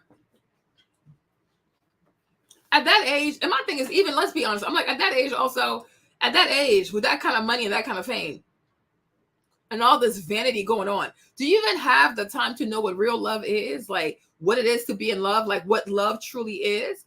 You know, can he say that he came into this marriage like, oh, I was whole, I knew myself? Can she say the same thing? No, I think there were two broken people looking for something very specific. She was looking for a provider, a high net worth provider, and he was looking for a trophy wife. You know what I'm saying? That's it. That's that. So I'm like, to me, I'm like, I don't know. You understand? Right? But I do feel like, yeah, he married for the image and she married for the money. Exactly. But I'm like, y'all were both in cahoots though. Right? And so I will even say, and that's like, I don't know, how can I say this in a way that's intelligent? Right? Yeah, he really is obsessed with the, what's it called? With the light-skinned girls. Even the girl who went viral, the Home Depot girl. Right? Even when it came to the Home Depot girl, he showed up at her Home Depot. Like he started DMing her. I'm like, why are you such a creep, you weirdo? Right? He was DMing this young lady. Right? And then he says to her, like, this is just so weird. Sure. He's not gonna have the picture of this, right?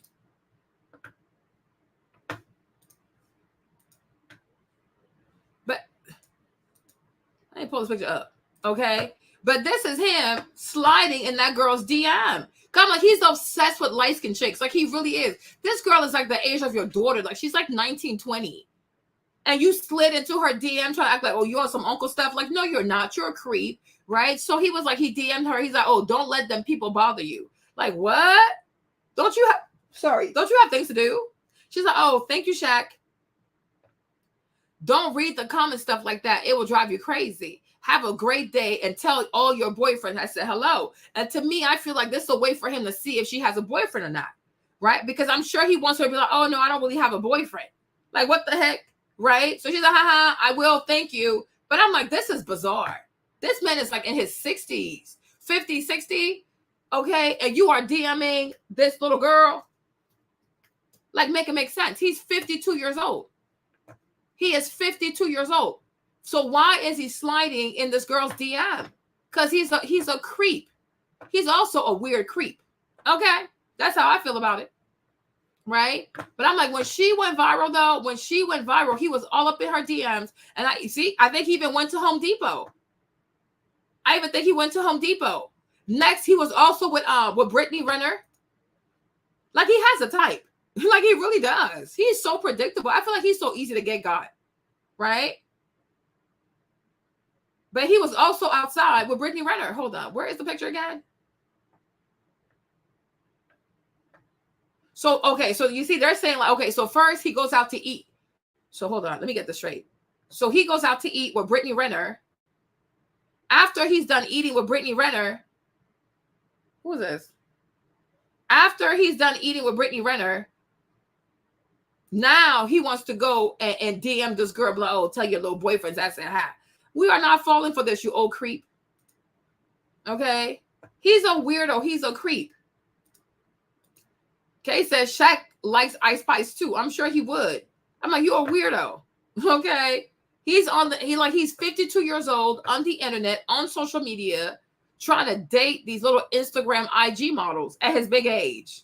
Like, man, you have issues, sir. Like, you need to get your head checked. I'm like, he's a perv. He's a perv. And the majority of athletes have unhealthy sex addictions. Okay? The majority of these athletes, professional athletes, they have unhealthy, unhinged sex addiction. They have weird sex addiction. They have a weird sex drive. And their appetite for sex is very different because these people are deranged. They are truly deranged. I feel like they're so trained to be perfect, to focus on basketball, that when it's like not basketball, right? Because when you play basketball, you have a coach, you have a bunch of coaches, you have a manager, you have a team president. Like, there's a lot of structure for you to be and become a professional athlete, right? You're constantly having other people tell you what to do. It's like the army, right? So then when you're no longer under the care of these people, now you got to manage your private life. They just don't know what to do. They don't know what to do. Right? They don't know what to do. So I'm like, girl, child, you people are just weird. So I also don't think he was in love with you. I think he was in love with the image that you enable him to achieve. So both of y'all were not in love. I don't know. Maybe she's trying to hurt him or not, but I'm like, girl, I don't think he loved you. Okay. You loved his money. He loved how light-skinned you were. That's it. That's about it. So he did respond. And he was like, oh, I understand. If it was me, like, what would he say? Yeah. So he responded to her. And he said, I understand. I wouldn't have been in love with me either. Wishing you all the best. All love, Shaq. Right? So some people love this response. They felt like, oh, he's taking accountability. Or, like, oh, that's maturity. He's taking accountability. For me, honestly, I don't fall for it.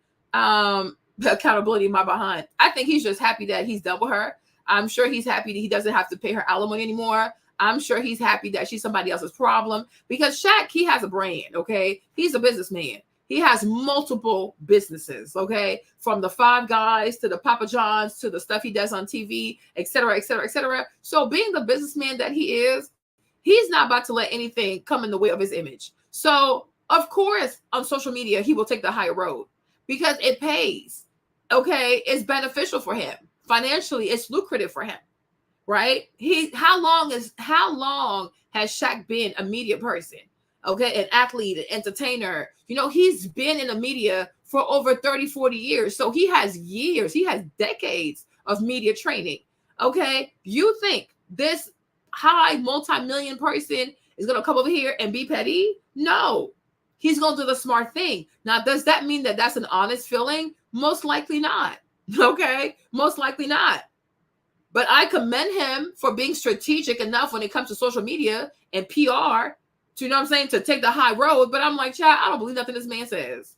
Okay, I don't believe nothing he says. And if you ask me to, I think it got to a point where him and her had an open marriage. I really do. Yeah, exactly. I think it got to a point where him and her had an open marriage. When she was in Miami, when they were in Miami, yeah, she was cutting up. She was cutting up. When he was in Miami too, she wanted to have the show. Like Shaunie's been trying to have Basketball Wives for the longest, but Pat Riley would not let that happen.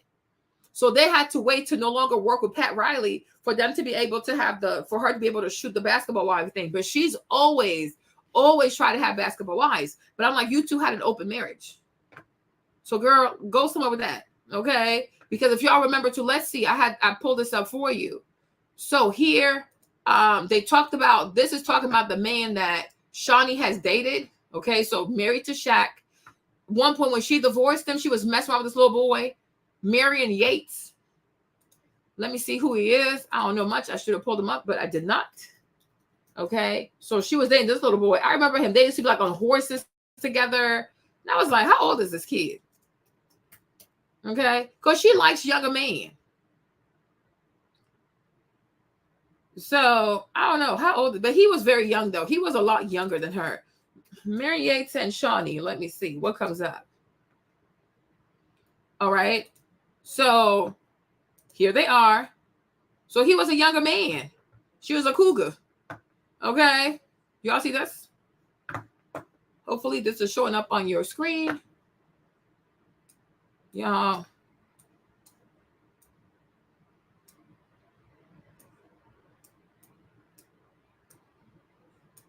All right. So here you have Mary. So you could, I think you can obviously see that he's a lot younger than her.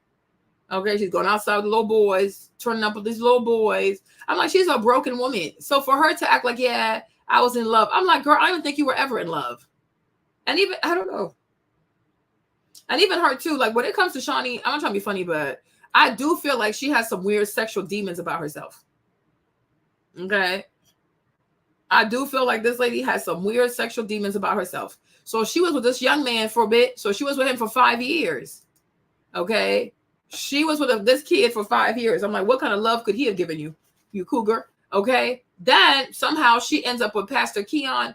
So right before she marries Pastor Keon, you have this rapper over here who comes out. His name is Loose Cannon. Okay. So Loose, he gonna go about claiming that him and Shaunie hooked up right before she got married. She never addressed it. I mean, why would she? Because if you address it, you bring more light to it. But let me play this for you.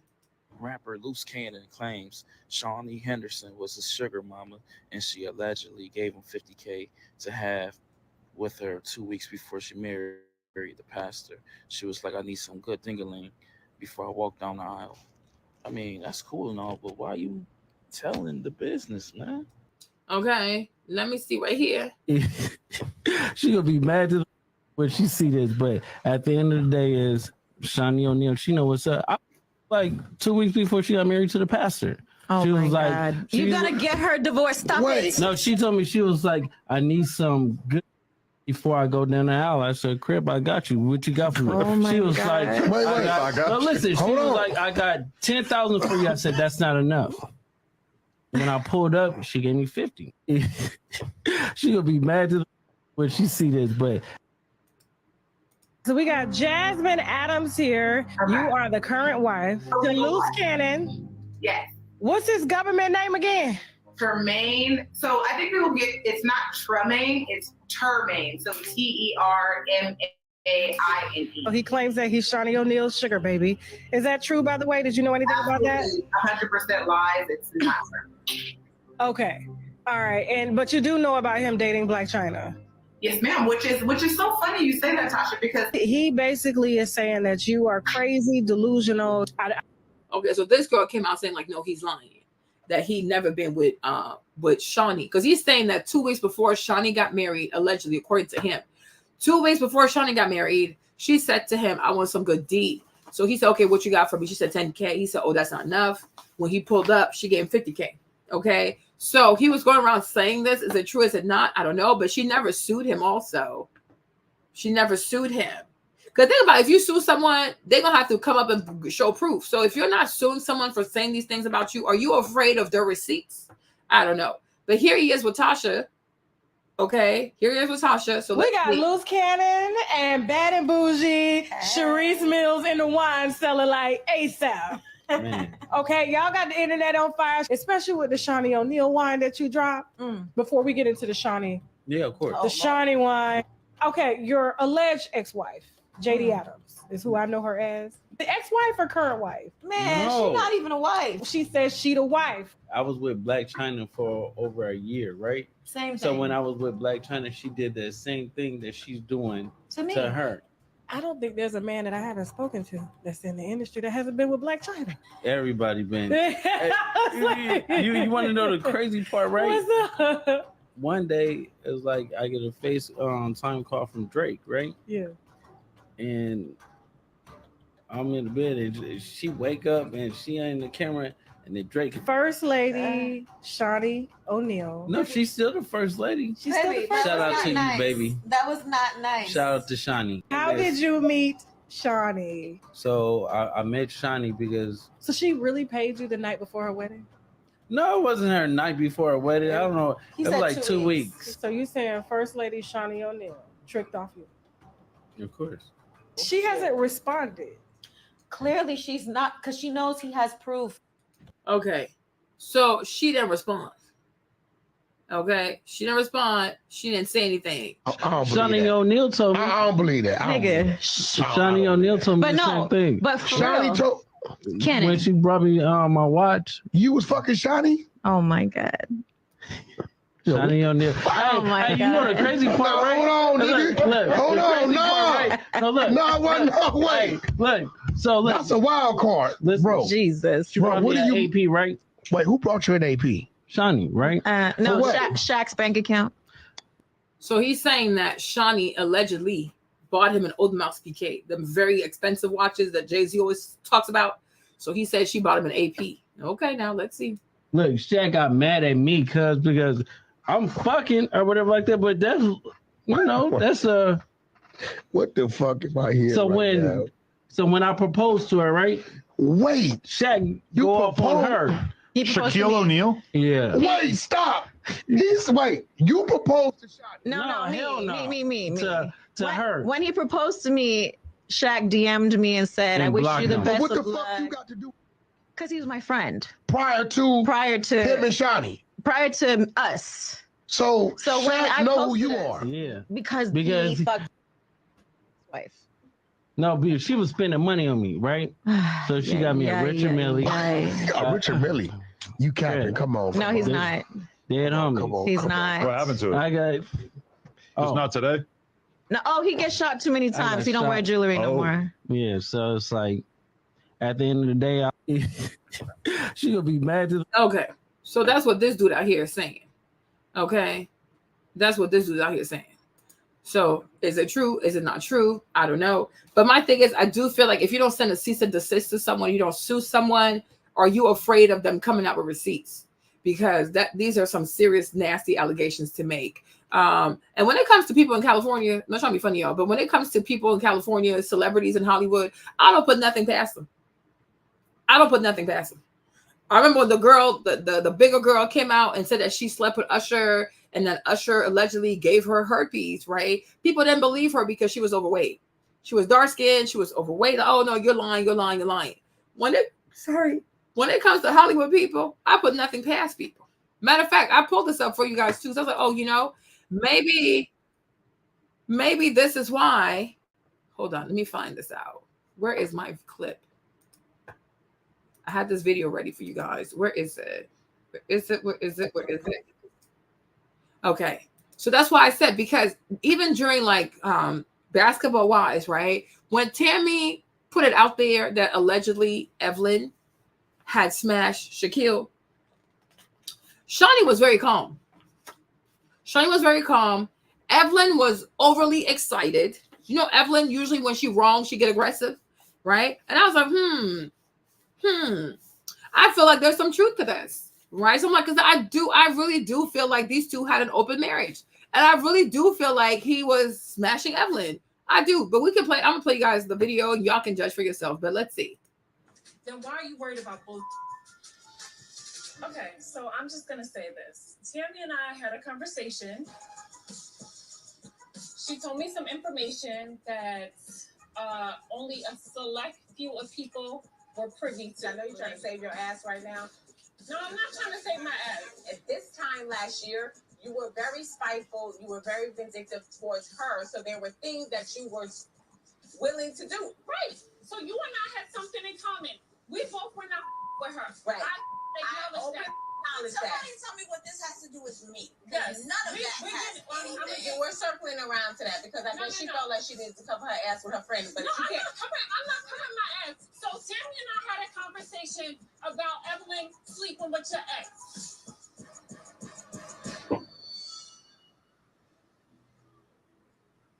That was the conversation.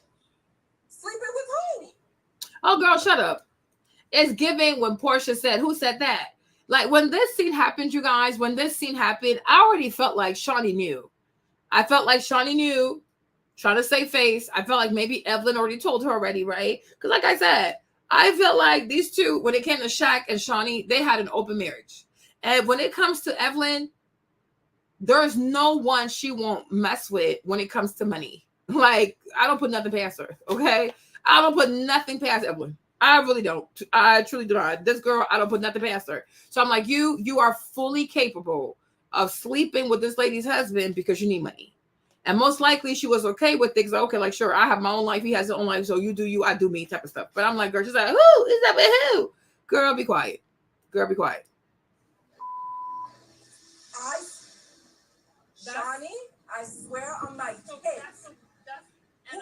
That I told you that? No, you didn't tell me. So where is it coming from? I don't look at me because I didn't say it. She told me. Tammy, you did not ask me, was that Shaunie? You didn't hear that? Call him right now. Y'all have always had a vendetta and you try to drag me in. I'm not trying to drag you in nothing, Jen. You are the person that said it out of your mouth. Nah, bitch, you're lying. Tammy has always had an issue with Evelyn. You still mad over the Kenny? You, my man, when I was married to him. You Exactly. just say that. I didn't know you was married to him because I thought y'all were. And my thing is like Evelyn, in all honesty, Evelyn, in all honesty, even if you knew she was married to Kenny, you still would have slept with the man because you have no morals, you have no scruple, you have no integrity. Like you just have no floor. Like you just go as low can go. Like this girl, she'll do anything for money. You'll do anything for money. So it's like when it comes to you and money, girl, yeah, you will slob on the knob, okay, like corn on the cob. You sure would. So I'm like, it wouldn't have mattered. It wouldn't have mattered. If you're down bad on money and there's somebody with money right there, you will do what you got to do for this man to give you some money. You sell box, like go sit out somewhere, girl. Please, no. Worked through that a long time ago, or was it all bull? And you're only bringing it to this group because you're upset.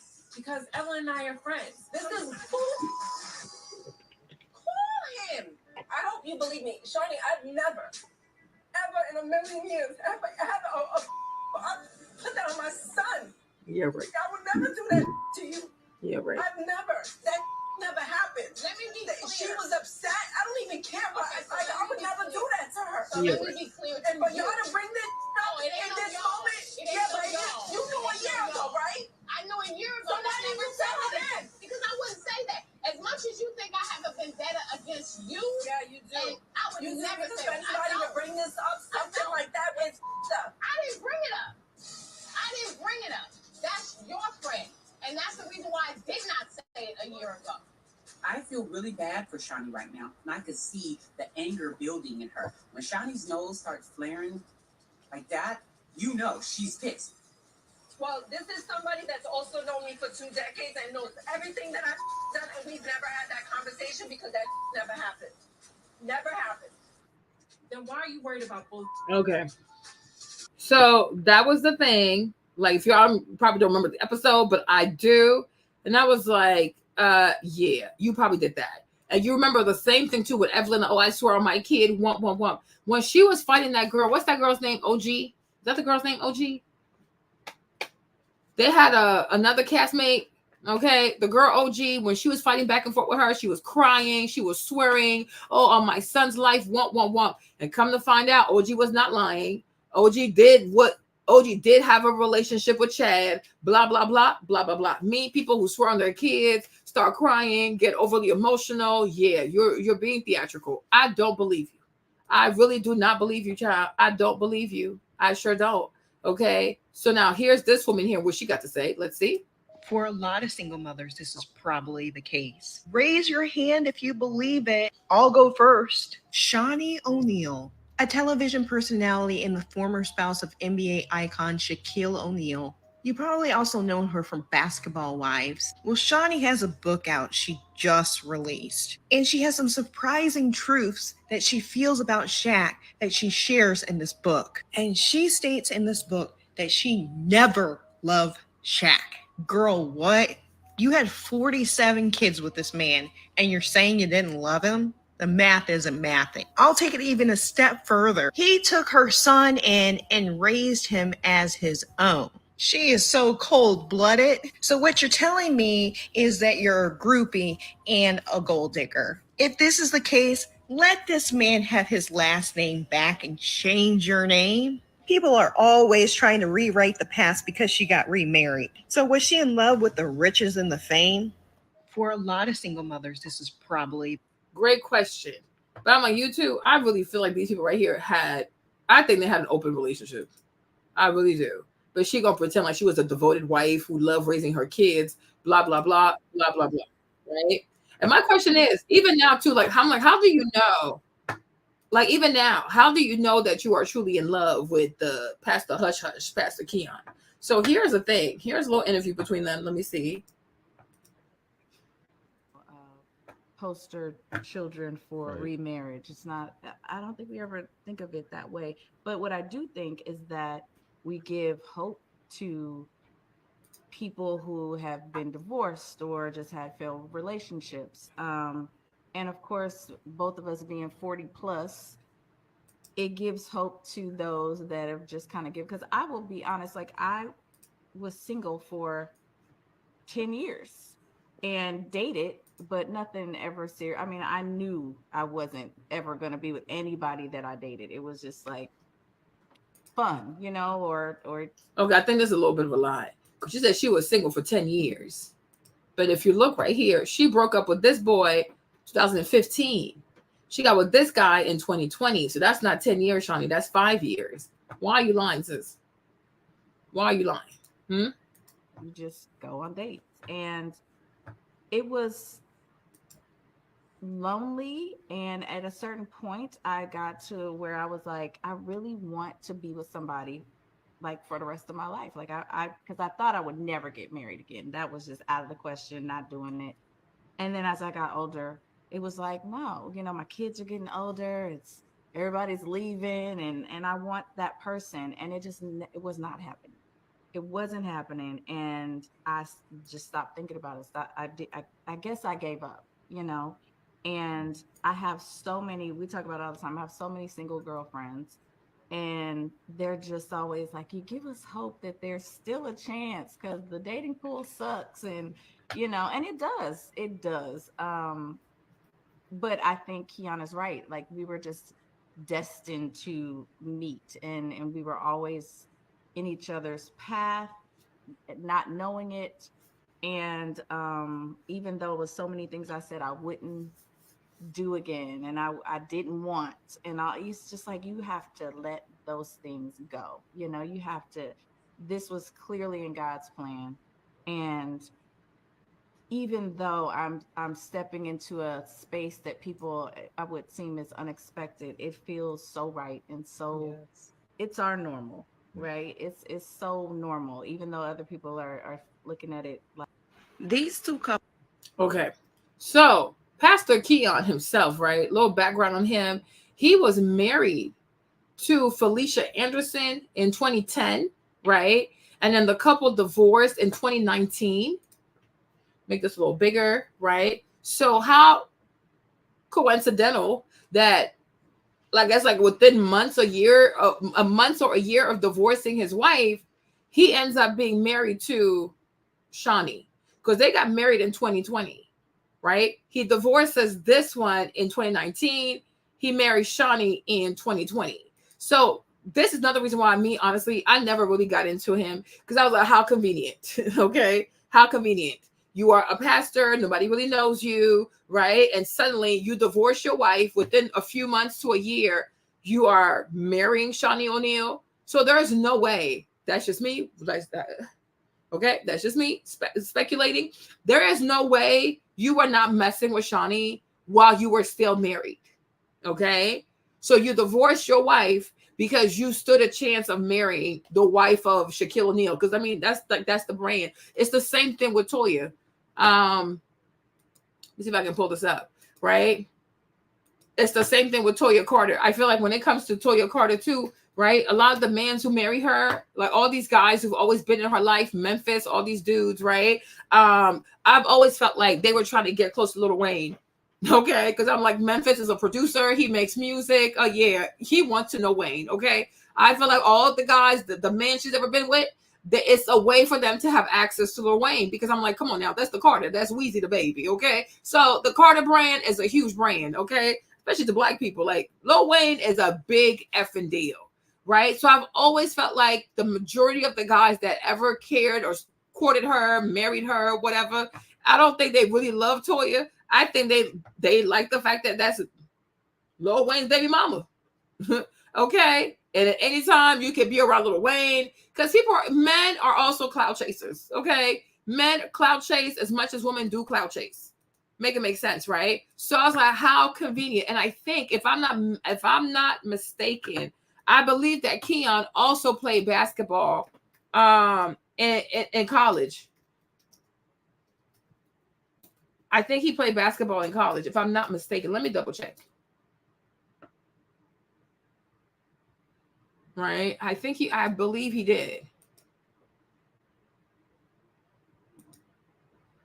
Exactly. So there you go. Okay, there you go. So June 28, 2005, Keon Anderson went undrafted in the 2005 NBA draft, making him unrestricted FA, whatever that means, right? So it's like, child, please, okay? He's like, Shaquille is probably the dude he always wanted to be. Okay. Did he play in college? Maybe, maybe not. I don't know. But I think he played in college. But he definitely was playing. He definitely tried to play in the league. Okay. But I think that's him. No? Well, I think that's him. I think he played. So he did play.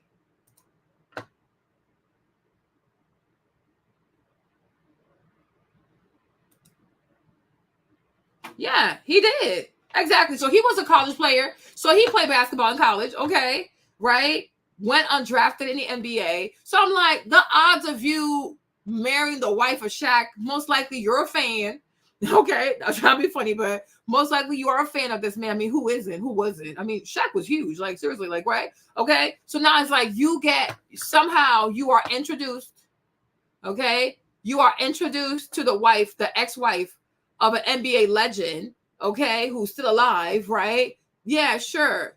Yeah, sure. You just so happen to love her. Like, of all the women you could have been with after you divorced your wife, it was Shaunie O'Neal, the ex-wife of NBA legend Shaquille O'Neal.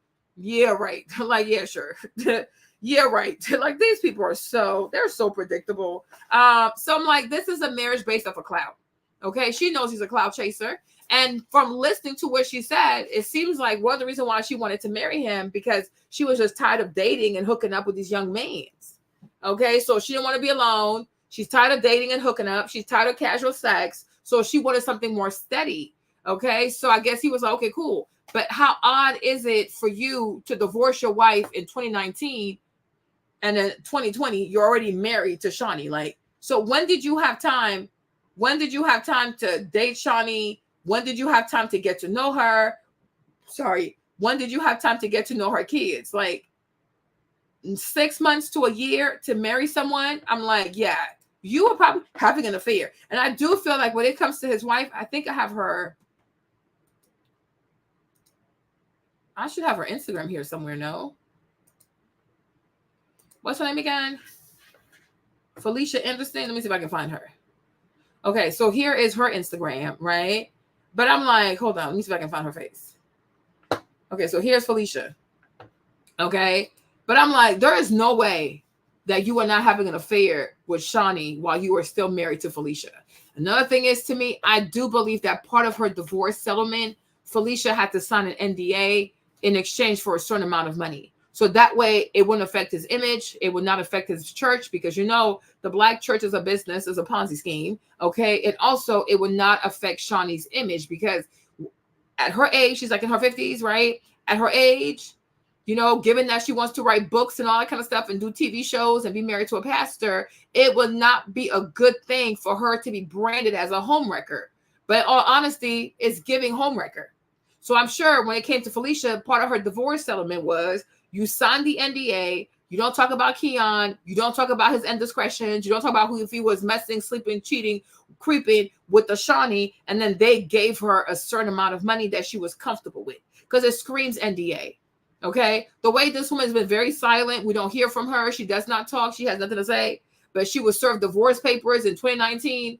And 6 months later, he was married to a whole Shaunie O'Neal and she says nothing about it. Yeah. She signed an NDA and she got paid.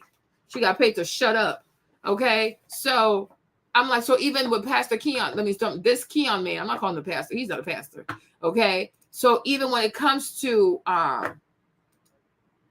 what's his name again? What's this man's name? When it comes to Keon Anderson, okay, me, honestly, I don't even think these two got married for love. Okay. I think for Shaunie, this marriage is nothing more than a rebranding. I think she rebranding herself through this marriage by this quote unquote pastor. I think for him also, it's a business card. Being married to Shaunie, it opens more doors. He has more eyes on him. Because he's also part of these people being raised by Bishop Jakes. So, you know, the majority of these young Black pastors who are under Bishop Jakes are very shady. You got Keon, you have John Gray, the forever cheater. You know, it's a slew of them. Okay. But anybody who comes up under Jakes, I don't trust them because I recognize like you're only doing ministry because you want money. Okay. You're just here for money. Okay. And plus, I find it very weird for pastors to be divorced. I am really sorry. Like, I think it's weird for a pastor to be divorced because if you can't work it out in your marriage, if you cannot forgive your wife, if you can't pray for your wife, if you can't pray for yourself and you go for divorce after only 9 years, yeah, where is your faith? Okay. Where is your faith? Where is your muscle of forgiveness? Okay. Because if you can't pray your marriage out of a storm, you can't do nothing for me. Okay. So no. You're not serious. And the thing about the church today, the Black church today, anything goes. Pastors are divorced. They have multiple wives. They have multiple girlfriends. You got, what's your boy's name? Jamal Bryant at New Church, New Birth over there in Atlanta, doing all kinds of foolishness, right? So it's like, no, these people don't fear God. They do not fear God. And Keon, I don't think he fears God. For a lot of people, being a pastor, it's a way of being a celebrity. It's a way of making money off of people. It's show business. It's nothing more than entertainment. These people, to me, do not have the posture of true believers. Because who gives up 9 years? You give up. Okay. Yeah, they're public. They're not serious people. They're not serious people. And they prey on the Black community. They prey on Black people. They prey on single Black mothers. They prey on Black women who are desperate for love and desperate for a husband. You know what I mean? It's a business to these people. It's a business to them. So I'm like, what are the odds? So even when it comes to this man, Keon, I'm like, I don't think you were in love with him. I don't think you are in love with him. Like she said, it was more about, I'm tired of hooking up and having, you know, casual sex with people, right? I want something steady. So here we go. Let's get married. And because she has money, she has clout, it was easy for him to be seduced because compared to his wife, how can the wife compete? Right? It's the same thing. Like when you think about right? When you think about Alicia Keys and what's his name? Swiss Beats, for example, right? How was Mashonda supposed to compete? Okay. What's her name? Mashonda? How do you write her name? Mashonda, right? It's the same thing. If you have, let me pull this picture up. If you have a mega celebrity that's pursuing your husband, right? If you have a mega star, a superstar that is pursuing your husband, you as an everyday woman, how do you compete with that? You know, how was Mashonda supposed to compete? Alicia, she could have had anybody she wanted. She could have been with anybody she wanted, right? She chose to entertain a married man. She chose to get romantic with a married man. She chose to not have boundaries with a married man, right? So it's like, okay, she's famous. She has money. She's very pretty. She can do more for him than I can for his career. So how do you compete with that, right? So ultimately, he left Mashonda and he went with Alicia Keys because he also wants to have a power couple, a bigger brand, make more money, have bigger houses, have a bunch of cars, etc., etc., etc. So it's like, I get it. How do you compete? So it's the same thing. Like when you look at, where is she? When I look at Felicia too, it's like Felicia, yeah, she's very pretty, whatever. But it's like, how does Felicia compete with the likes of a Shaunie O'Neal? How do you compete with her wallet? How do you compete with her network? How do you compete with the things like that she can do for him? You know, like, she can't get him on TV, you know, but Shaunie can. And these women are like these women who go after these people's husbands. They are fully aware of that. They are aware because they act like men. They're just like toxic men. They use their money to get their way. They use their money to get the woman that they want, the life they want, right? Because you know, you are aware that I am a brand. I am a powerful brand. My ex-husband is somebody very powerful and very respected. I have a lot of money. I have a lot of access to TV and platforms. I know a whole lot of people because when they got married, right? When these two got married too, who was at the wedding? Bishop Jakes.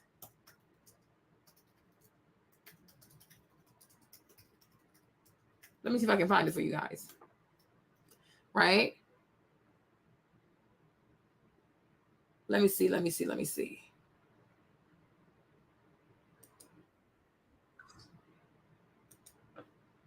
I can find a picture.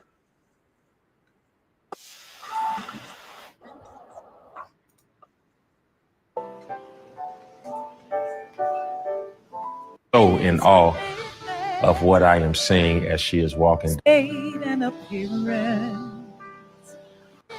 Of what I am seeing as she is walking down this aisle. Sorry, you guys. I'm sorry. Let me replay this. Hold on. He's talking too damn much. You see?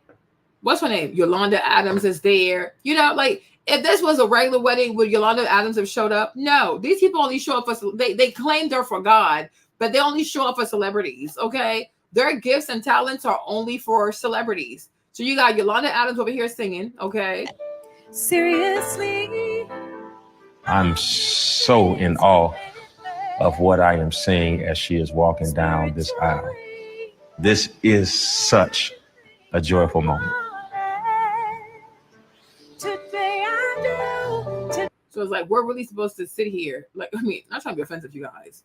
Okay? Not trying to be offensive, right? But I'm really supposed to sit here and be like, okay, this man is marrying a woman that's like 50 years old plus. She's 50 plus. Okay? She has 6 children. Okay? She's been divorced. But somehow when he sees her, he's like, oh my gosh, that's the most beautiful thing I've ever seen. Boy, shut up. Not saying she's ugly. Okay? But it's a lot. Okay, if you're a man and you marry some 20-something-year-old girl, you're like, oh my gosh, I can kind of get that. Okay, but I'm like, this right here, it's nothing but lies and him pandering. He's full of it. Okay, he is full of it. He is so full of it. He's saying all the right things because I'm like, all these people are part of some racket. Like, I'm like, it's a racket. It is a racket to scam Black women. Okay, like, look, you can have love in your 50s. You can get remarried in your 50s. Girl, bye. You and her, not the same. She's a multimillionaire. She is a multimillionaire whose her ex-husband is worth like $500 million. Okay, so any man will lie to her and be like, oh my gosh, you're so beautiful, you're so this, you're so that. Yeah, because they know what she's connected to. She has the money, she has the connection, etc. And even like most of her kids will also be very successful people. So it's like we got to be alert over here. Like we cannot compare ourselves. You know what I'm saying? We cannot compare ourselves to regular people. If you're in your 50s and you got 6 kids and you've been divorced and you ain't got no money, nobody's walking down the aisle about, oh, wow, I'm in awe. I'm in awe. Shut up. Felicia was also very beautiful. Okay? Felicia was very pretty. Okay? And you divorced her, so be quiet. Okay? We ain't got time for this. Okay? He's saying all of this because of the brand that she represents, the institution that she represents, and the money that she represents. Hold on, let me see. How much is Shaq worth, actually? Shaq, how much you worth? Because how much is he worth? Okay, 500 million. Exactly. Okay, so he's marrying a woman that is connected to a man that is worth $500 million. And Shaunie can say whatever she wants to say. If she was ever in dire strait or she ever had any type of issue, right, she can call him. He'll send money. Okay, the kids, they can call their dad. 500 million. When he dies, his children are going to inherit that money. So when he's saying all this stuff, be quiet. Be quiet, be quiet, be quiet, be quiet. Okay. I will not fall for this goofy crap. Okay. I'm not falling for this crap. You see a 50-something-plus-year-old woman with 6 children. Oh my gosh, it's the most beautiful thing. Oh, shut up. You seeing the money, the money, the money, the money, the connections, the connections. Okay. That's why they turned their wedding into a TV special. Like, make it make sense. Okay. Make it make sense. How normal is it for people who are truly in love to turn their entire wedding into a whole production for Hollywood? Okay, please. Y'all chasing clout. You're trying to monetize everything. Okay, we will not fall for this crap. Do not fall for this, ladies. Do not fall for this. These empty ass platitudes and these empty ass compliments. He sees her money. Okay, and probably it could also be that even in his will, Shaq probably is going to leave her some money in the will. He might leave her 50. He might leave her nothing. He might leave her 10 million. He might leave her 50 million. But ultimately, Shaq is worth 500 million. She has 4 kids with this man. Okay, when the man dies, 4 of her children will have access to his money, and most likely he gonna leave her something also. Okay, all right. So we're not doing this. You're not. I'm not doing this with you today. No.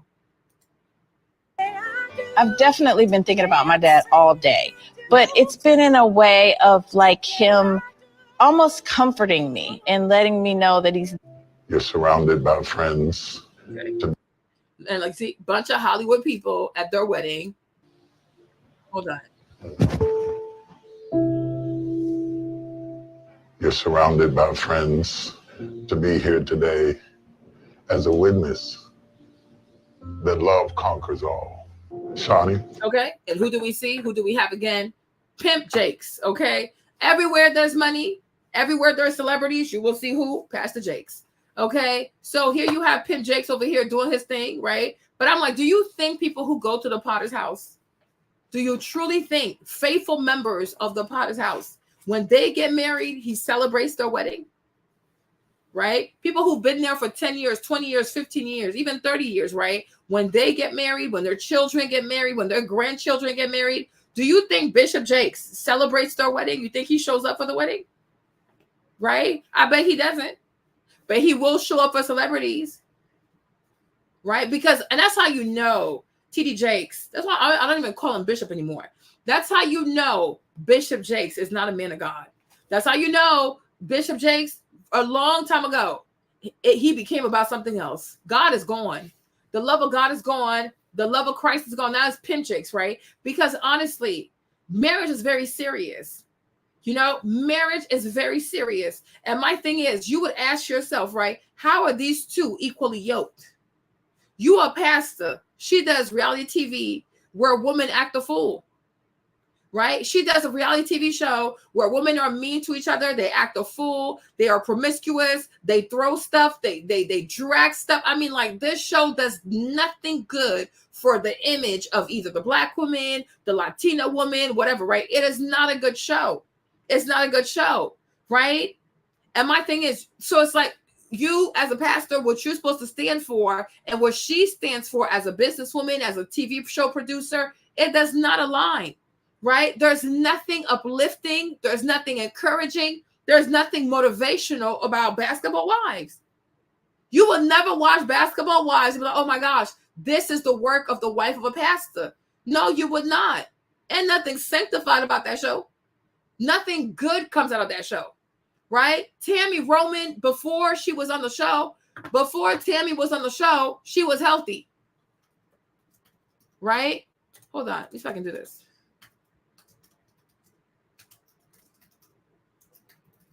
Right? Pay close attention. Before Tammy was on the show, Tammy was healthy. I don't care what she says about, oh, I have body dysmorphia, wump. No. Before, I've known Tammy since 1996. I was a kid. Tammy was part of the Real World. I think like maybe the first or second season, right? This girl never had body issues. Oh, I have an issue with my weight, my whatever. I'm like, when did this start? Okay. When did this start? Makes sense. But somehow, when she leaves, like her last season after Basketball Wives is when bizarre things start to happen to her. Now she doesn't like herself. Now she wants to be super skinny. I'm like, Tammy, you were never that person. That show did something to her. Evelyn, Shaunie, Jen, their mean girl energy, making fun of her clothes, making fun of her having to be on food stamps. You know what I'm saying? Like, they were so cruel to her. They're very cliquish. They're so obsessed with labels. They're so obsessed with, oh, are you sleeping with a basketball player? Like, these girls are toxic as hell. Okay, they are super toxic. But me, I've known Tammy almost like 27 years. 1996, right? 96? How? What? 6? Yeah, almost like, yeah, 96. When 2024, right? So that's like what? Like 28 years? Huh? Right? Yeah, 28 years. I have never seen this lady say that she does not love herself, does not love her body, or she doesn't see herself the way we see her. Like, she sees herself as overweight. I'm like, when did this start? And I said, this stuff right here is started by her being on that goofy show. And ever since she left that show, her self-esteem has been funny. Her self-worth has been funny, right? Because it was an evil experience. It was not a good experience. It was not uplifting. It was not about sisterhood, about nothing. And the stuff that Evelyn does to people, Shaunie never checked Evelyn's behavior. How do you tell a married woman that in her own marriage, she's a non-factor, but you a side piece, but you was a main factor? Make it make sense. She never checks her behavior. Evelyn has thrown bottles at people. She has thrown trees at people. She has jumped on table. She's always the aggressor. Always the aggressor. And Shaunie's never penalized this girl, right? But she penalizes other people. No, you are malicious. Like, you're not a good person. So how can the wife of a pastor be involved in such wickedness? It makes no sense. Number 2, you've been divorced. He's been divorced. What have you two learned? What makes y'all fit to be married? You have 2 failed marriages. How do we know that y'all take marriage seriously?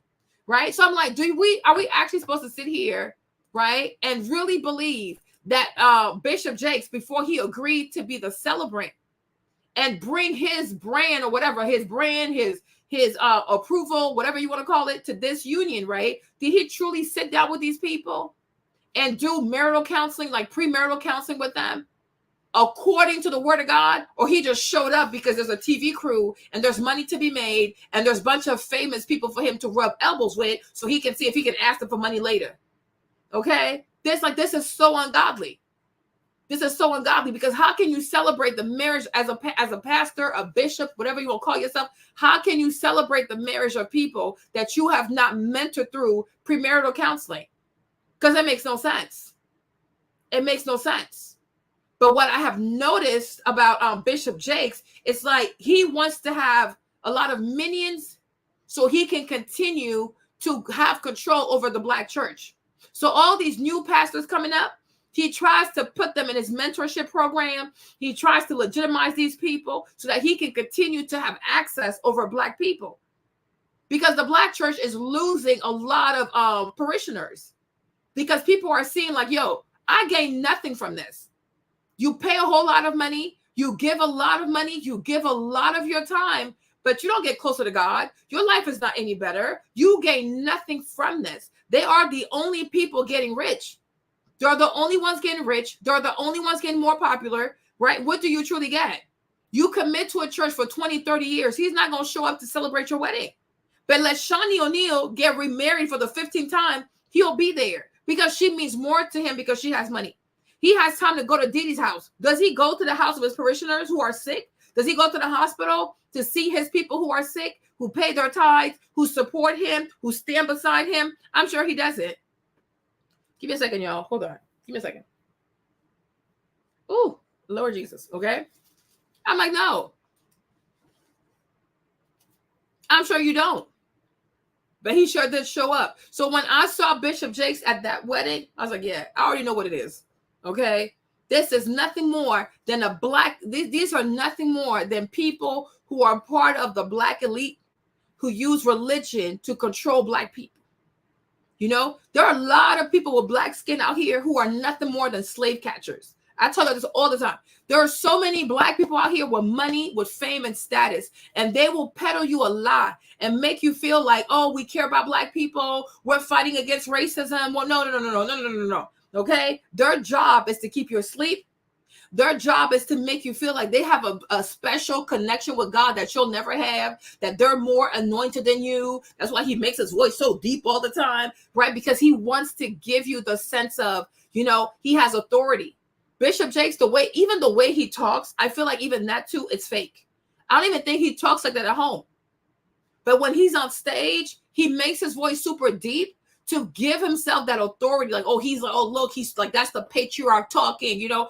Even Priscilla does the same thing. She makes her voice like super deep, right? To make you feel like it's anointed. You know, it's a voice of conviction. It's a strong voice. Like, oh, do not fall for this crap.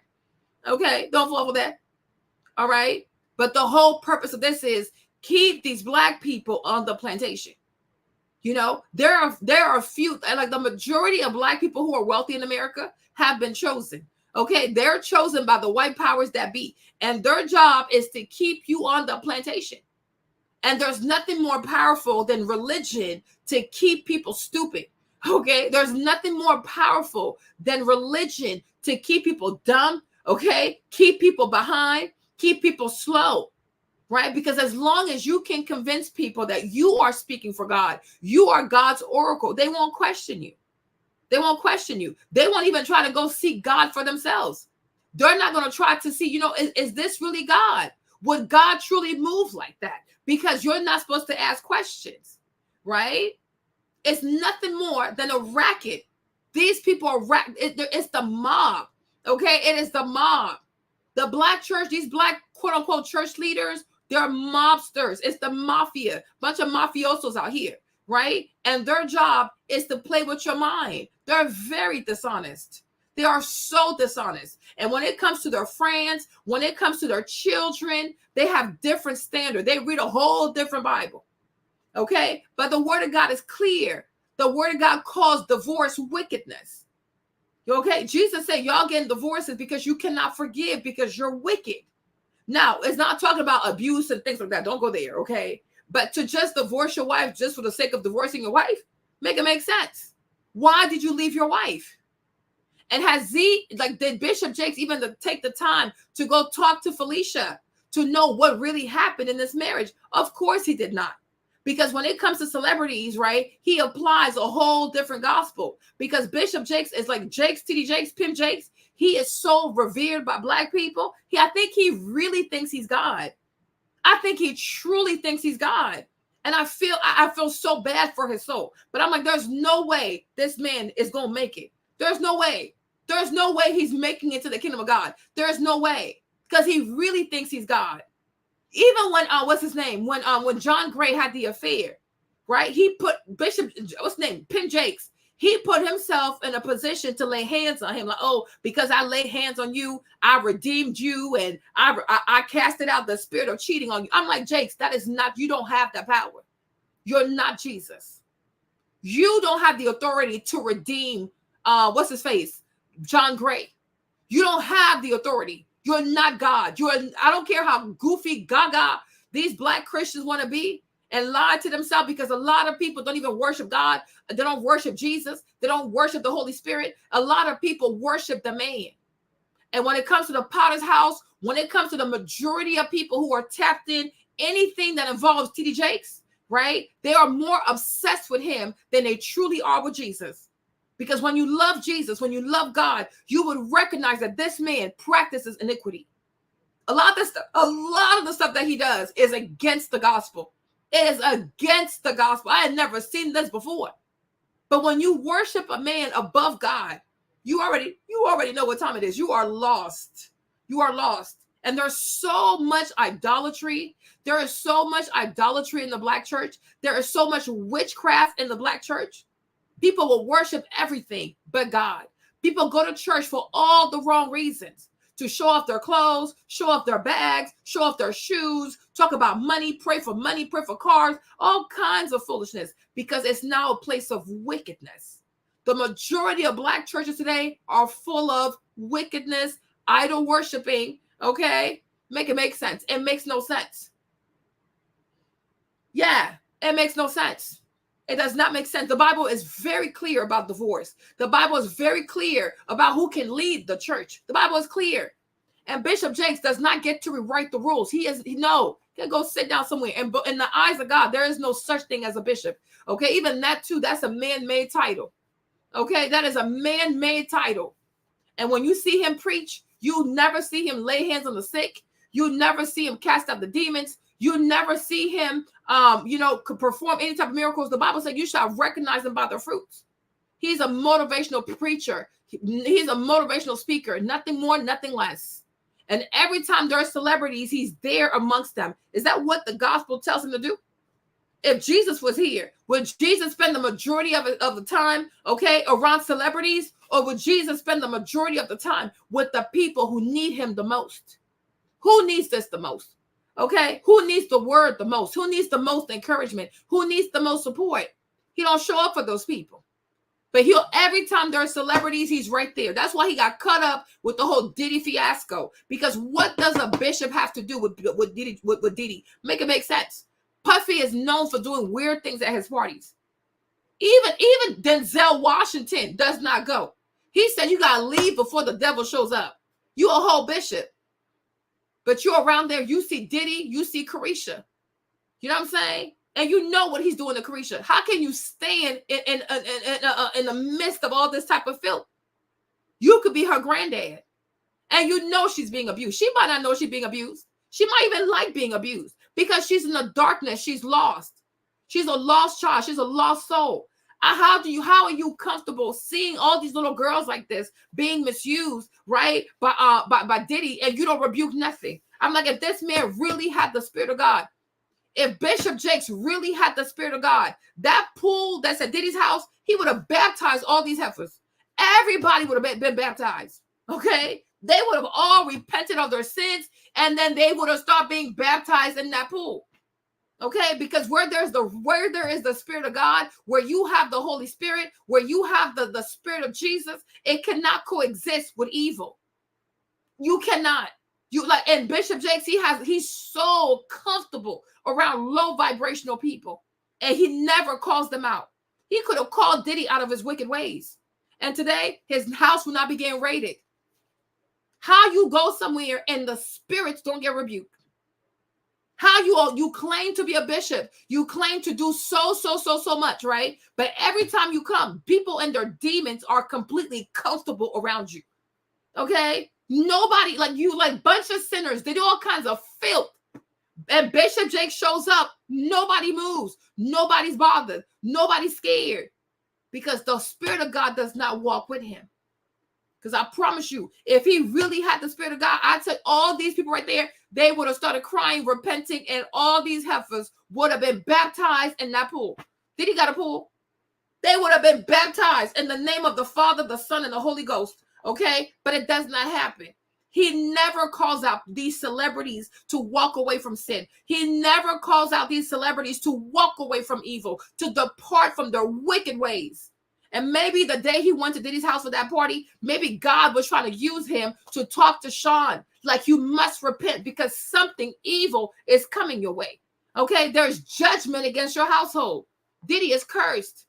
Okay, there is judgment against his house. There is judgment against everything he touches. And you were there supposedly as a man of God, and you didn't call this man to repentance. You saw Carisha, did not call her to repentance. You have grandchildren the age of Carisha. And what kind of pastor, what kind of man of God goes to such a house without his wife?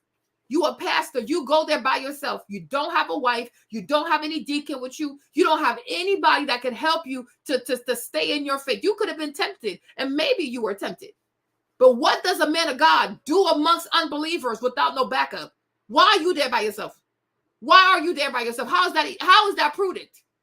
Because the flesh is the flesh. Anybody can be tempted. Even Jesus was tempted. So why not you? Why not you? We could all be tempted. So like, if you're going to go in the midst of unbelievers and known sinners, okay, full of these pariahs, all right, bring some backup. Bring someone who can say, Bishop, it's time for us to go. Bishop, it's time for us to intercede. You can't be there by yourself. Why are you there by yourself? What are you trying to do that you don't want your church people to see? Child, please. You are weird. Yeah. You are like, he's very bizarre.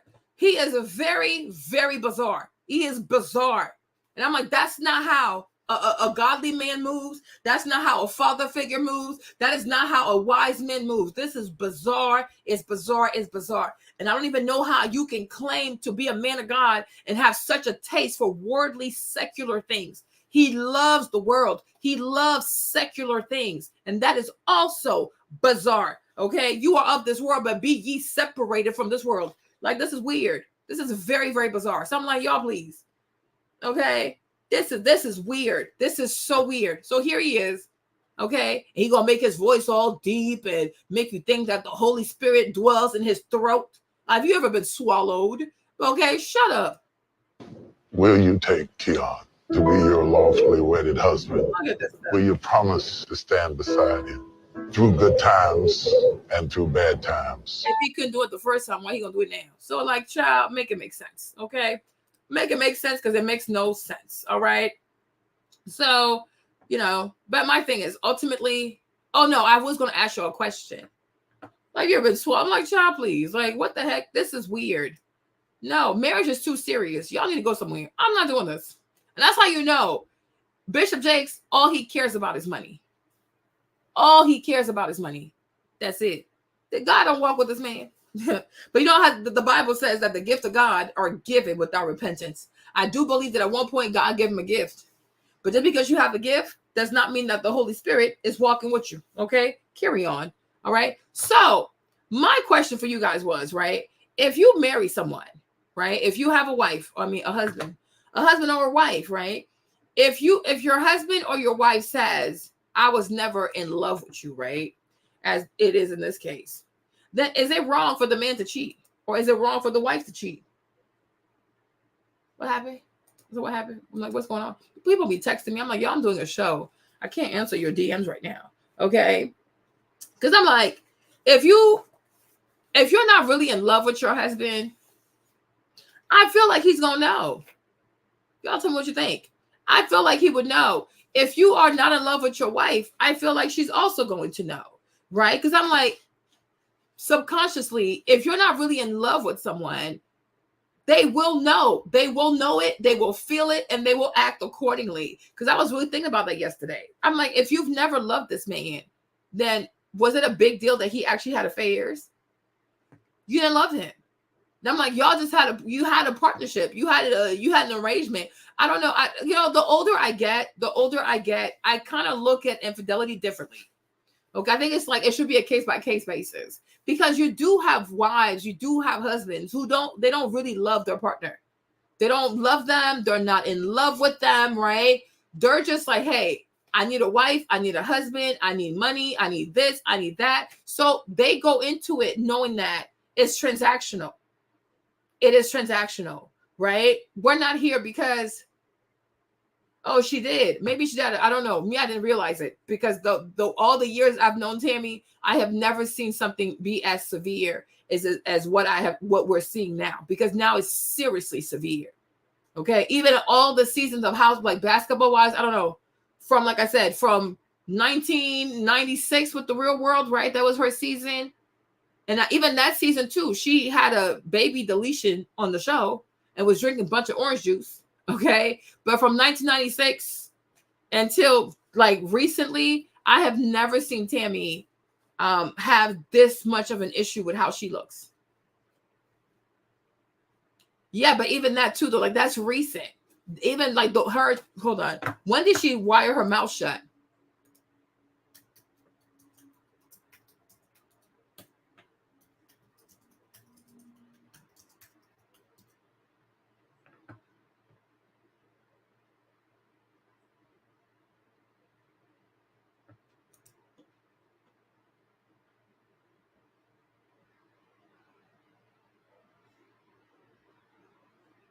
I don't know when she did that.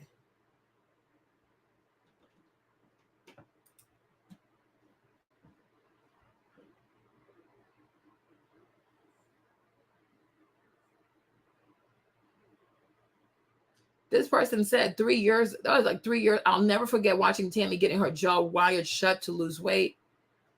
But when did this happen?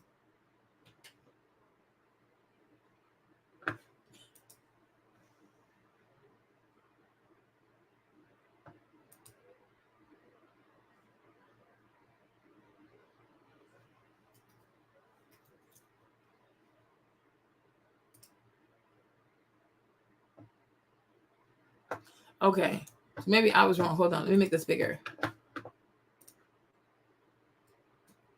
Maybe I was wrong, but I don't know. I still feel like that show, I feel like her being part of that show, I do feel like it triggers something in her. At 22, Roman was one of the most outspoken of the Los Angeles cast, but struggled with body image issues that amounted to getting her jaw wired shut to lose weight. So it seems like she was doing that at 22. That's crazy. Okay. Tammy reveals she suffered from body. Talks about getting her mouth wired in 1993 to be skinny. Okay. My God. My Lord. So I guess correction, but I still do feel like being part of that show, it triggers something. I think part of being basketball wise, I feel like it triggers something even worse. And I also feel like being married to that younger man, allowing herself to fall in love with a younger man, and then him saying like, oh, I don't care about children. Then he says, oh no, now I care about children. And then so she had to agree to let him sleep with a woman so he could have a child, whatever, I think that also messed her up. Reggie, I don't know if they're still together. Right? But I do feel like the show triggered something in her. Being married to Reggie, this young man who initially said, oh no, I don't mind if we don't have kids, because that's what he said initially. I don't want to have a family. I don't care about having children. I'm okay with no kids, blah, blah, blah, blah, blah, blah. And then one day he has a complete turnaround. He's like, oh no, now he wants kids, right? But it's like, she can't give you children. She's a lot older. So she had to make a concession, a compromise, and be like, okay, you know what? You can sleep with someone that can give you a child. I'm like, what? Okay. So I do feel like these experiences, they definitely have triggered something in her that most likely have made her feel inadequate, not pretty, not good enough, not beautiful, right? Because these are, I think doing a reality TV show, especially with a very toxic crew, can hinder you emotionally, psychologically. I think also being married to a man who doesn't know what he wants, okay, especially a younger man who doesn't know what he wants and who can still go out there and find younger women, I think that too can be very triggering. So like you put it all together, you have the perfect cocktail for foolishness. But it's really sad what she's going through. It's really sad. I really don't appreciate seeing her like this because it's really concerning. Initially, I thought maybe she had cancer. I was like, what is going on? Let me share my screen again. Sorry. I was like, what is going on? But when it comes to these two right here, and I'm like, can we really be mad at him for cheating though? Because I'm like, I'm sure he knew she didn't like him. Like, she's not really into me. Because I'm like, when I see these men who are like excessively promiscuous, who have like sex with anything and everything that moves, right? I'm asking myself, like, there's no way sex is that good.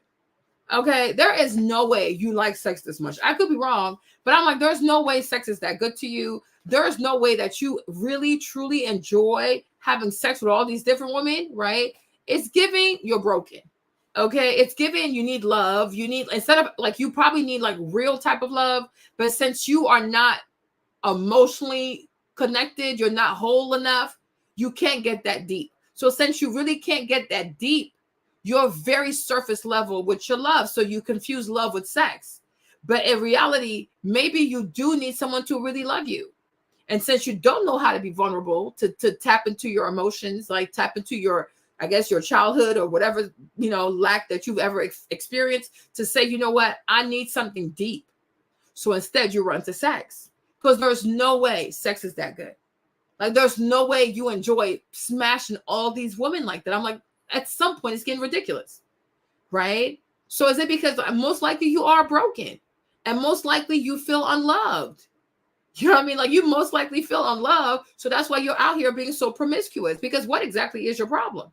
But I do feel like if you are married to a woman and she's not in love with you, I think you will know. Because does she care? Does she checking on you? Does she care if you come home? Like, I don't know. Right? So I was thinking about that yesterday.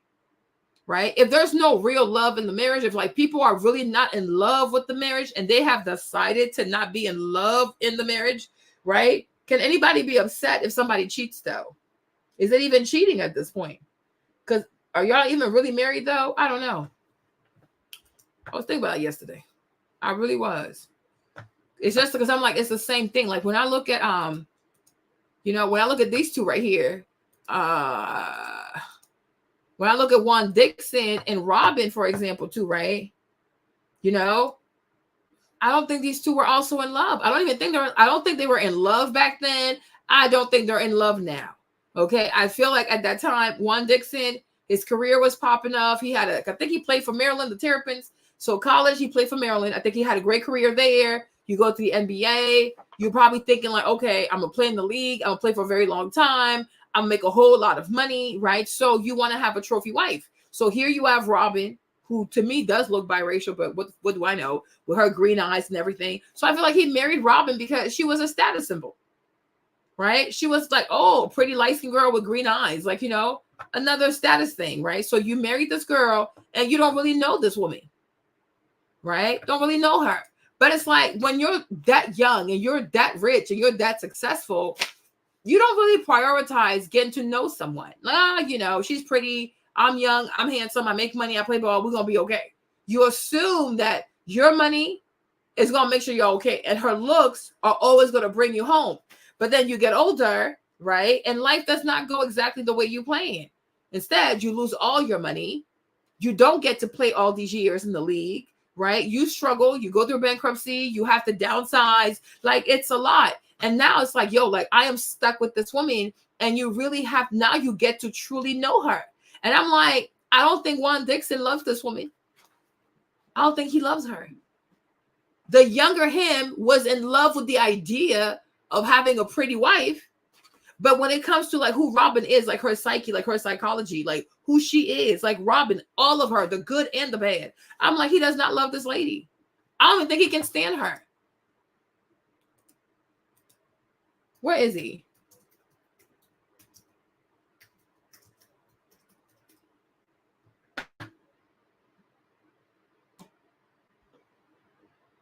Let's see. I'm about to watch Real Housewives of Potomac episode 2. But y'all, Robin has been with Juan since she was like young. Like, I'm talking about this is probably college? First off, look at Juan. That's the way she be. That's the reason why she act the way she act. It's the way you act. Okay. Act. It's because of how he look. Okay. Look. But think about it. Like, when you're young, it's on that Beyonce, Jay-Z type stuff. Like, you're so young. You have a soul tie to this man. You've been through so much. That's my first point. And point 2, I had to give another image reference. Like, she's still in basketball wife like mentality. Ride or die. Cheating comes with, the relationship. Okay, I'm about to watch Real Housewives of The question was posed like, do you put like an infidelity clause? I just feel like we both need to be okay. I don't think that's gonna be an issue. You just never know. You've been with me since I was how old? Let me see, 16, 17? Yeah. So. But I hear like you hear a big part of my life. You hear horror stories of. We're not those people. You don't know that. I hope you're not like that. I'm not, and I hope you're not. But I'm we not don't that. know. I'm not that. The question was posed like, do you? Okay, I'm about to watch. Either Real Housewives of Potomac star Robin Dixon is in an abusive relationship with Juan Dixon, or this is a fake relationship. In last night's episode, we are watching Robin again be talked down to by her new husband, second time around, Juan Dixon. Because she pretty much implied that because I spoke about your lawsuit, that's one of the reasons why you got fired. And that triggered, like, that really set me off. Why are you feeding into it? I'm not feeding into it, but that... I can't listen to this anymore because it's like so ridiculous. It is getting blown way out of proportion.